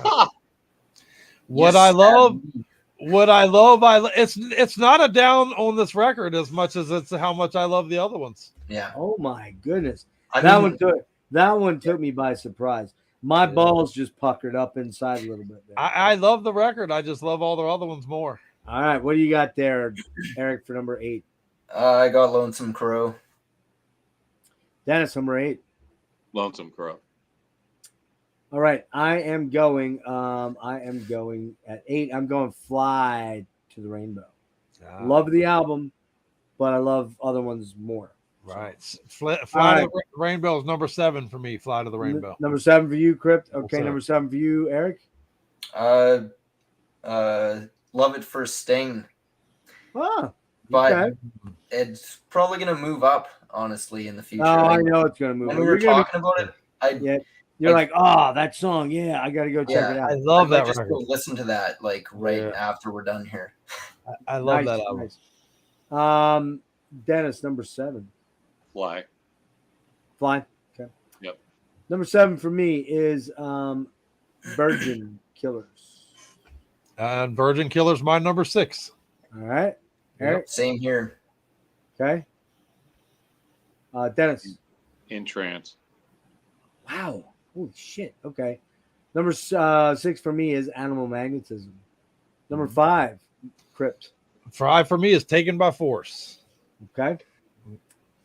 5 for you. I got Love Drive. Love Drive. Okay. Number 5. 5 for me is Taken by Force. Okay. Man, we got a lot of difference on here. A lot. Yeah. Number 4, Crypt. Number 4 for me is Animal Magnetism. Oh boy. Erik. Blackout. Dennis. Love at First Sting. Dennis is like, what? Blackout? Number 4? What? Yeah. These Love at kids First today. What do you got for you again? I'm sorry. Love at First Sting. Love at First Sting. Okay. Number 4 for me is Love Drive. That want me to stay. Okay. Oh no, I mixed 2 songs up. Wheels of Fire. Sorry. Number 3. We have Number 3 for me is Love at First Sting. Ah, okay. Cool. Erik. I got Fly to the Rainbow. Wow, nice. Oh, way up there. Cool. Nice. You're into this hippie shit, dude. I got You like the hippie angle, yeah. Peace, love, and quaaludes, bro. It's a prog nerd in me. What you got? What you got there, Dennis, for number 3? Number 3 is Animal Magnetism. Nice. Number 3 for me is Blackout. Really had to black out. Number 2, Metalomania. Number 2 for me is Love Drive. Nice. Yeah. Erik. Mine's in Trance. Ah, there you go. Yeah, number 2 for me is Love Drive. Love Drive. Okay, nice. For me, number 2 is In Trance. Wow. Okay. Yeah, we're good shape there, kids. And number 1. Number 1 for me is Blackout, man. Yeah. I fucking Yep. soundtrack to my soul shit. No shocker there, Erik. I got Taken by Force. Nice. OG Press. Blackout. Interesting. This is how it's going to end up. Erik and I had the same top 2s. I got Taken by Force as my number 1, and Metalomania and OG Press took Blackout. And what was your second? And Love Drive. We both had Blackout and Love Drive. And Love Drive as your our top 2. How about that? Yeah, that's right. That's fucking badass. We couldn't have planned that. That's awesome. That's right. Listen, here's the deal. My final thoughts, and then we'll run around here. The Scorpions from 1972 to 1988 fucking rule. They just rule. Not everything was a super big hit. First 2 are a little interesting and experimental, but they're still very listenable and very cool. And then, man, they hit a groove from 1975 until 1988 where they were just pumping out fucking classic albums. And when you have a singer like Klaus Meine that just has a voice that's timeless, at the time, man, the guy just, and he's still at 74, he still sounds pretty fucking good. Yeah. And you got Rudy, who's just a fucking machine at writing great songs, catchy choruses. They're the kings, man. They just are the kings. I really don't think any other, as much as I love Dokken put out 2, 3, 4, 5 really good albums and then fell off a cliff. They just really did. A lot of those, Shadow Life and Long Way Home and all the 1,000%. And then you got Rat that put out 3 really good albums, a 4th one that's kind of and a 5th one that's great. In the same amount of time, think about that. They put out half the albums, right? Yeah. Motley Crue put out how many good albums, Dennis? 2? 2. Yeah. 3. Barely 2, right? No, I like Theater. Oh, man. You like Shout? I like one song on Oh, Theater. yeah, I like Shout. Shout's And you my like favorite. you like the first one too, right? Too Fast Yeah, for Love. Love. Yeah. Yeah. Too Fast for Love. Love. Shout at Love. the Devil and After Theater. that album, they suck except for one exception. Their heaviest album, their darkest album, was John Corabi. That was when they were. I think that album is pretty fucking good. Nobody ever talks about it. Motley Crue. What? Yeah, Motley Crue. The Motley Crue album. Self-titled, right? Yeah. Yeah, and I'm thinking like, what other bands from that era are we missing that we're not bouncing out there? Skid Row was a little later. Skid Row put out 2 good albums to my ears. What about Keel? Keel put out some. Here he goes. Yeah. Here he goes. He just had to get. Yeah, Keel put out a couple albums. But anyway, guys, man, it was for Chris. So good having you on. I appreciate the invite very much, brothers. For And sure. Dennis, love you, brother. And Yeah, man. Erik, we got some more work to do next week, and we're kicking ass. Let me see what time it is. 2:44. I don't know. I had a post stream set up, but is anybody interested in that, or are you guys all going to tap out? I'm probably gonna tap out. You tap out? I'm tapping on you, my friend. I got to go talk to the wife for a little bit, or she'll kill me. That's cool. Dennis, you up or you out? Yeah, out? I'll come back, but I got to go get something to eat. Yeah, I got to get something to eat. Maybe you and I will see who's out there for another hour or two. And hey, if she passes out, I'll check in with you. Yeah. The link wait, did I send you the link? I'll send you the link in your messenger. Perfect. All right. Anyways, guys, listen, everyone that stuck it out and hung out, we appreciate it. We got Zach, we got Ryan, we got Metal Ben pop back in. Very, very cool. Appreciate it. Everybody that hung.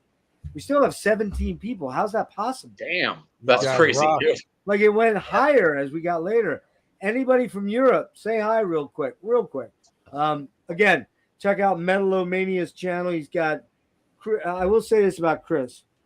If you have any sort of brain disorder like epilepsy, you might not want to watch Chris's channel because his editing skills are scary good, but man, it is tough to stay with. It's great. It's great. He's the champ. He's got a lot of really rare interviews out there that are like up and coming metal bands that you don't really hear about regularly. Erik Psychic Vacuum, he's going to get started. He's going to drop a introduction video soon. Dennis, I sent you the link in your phone. Okay. Yeah, I got it. So let me know. And Dennis Dennis does quality shit all the time. So I got a dildo video coming on. Dildo. Nice. Yes. Dildo Awesome. video. Yeah. Are they used or Beautiful. brand new? Yeah, some are used, some are new. It's Nice. gonna be like a test to see Product which one- testing videos. I like it. I can tell you this, sir. My butthole is clenched and I can't wait. Nice. Nice. But listen- Astroglide review to follow that, by the way. But listen, you guys fucking rule. This was a killer stream, I think. I think we dug deep and hard into a fucking band that really, really deserves it. Kellen, That's why weird. don't That's you join me and and if you're up, Kellen, join me and Dennis for a little bit. We'll go on in about 10 minutes. I'll send you the link. I'll send you the link, Kellen, in your Instagram if you want to join us. Love you guys. You guys rule. Thanks, Scorpions. Still loving Orbs. you. So Go- that new Orbs. Yeah. Go put it on a mixtape. You guys Hell fucking yeah. rule. Everybody, All right, dude. over and out. See Much ya. love. Later. Peace. Later. All right, thanks, guys. Erik, if you want to tap in for a little bit, you got the link. I think I sent it to you. If you're out and done, Okay. that's cool. I'm gonna go Yeah. eat. I'm gonna grab something to eat. And I think I could just like pass out. you got to work tomorrow. You gotta Yeah, work I'm, tomorrow. I think I'm probably gonna work tomorrow. Yeah, All right, man. I didn't today. So. Just real quick on the Bowie thing. You got. We're a lot still of time. live, I think. No. Oh, you're right. Shit. Oops. All right.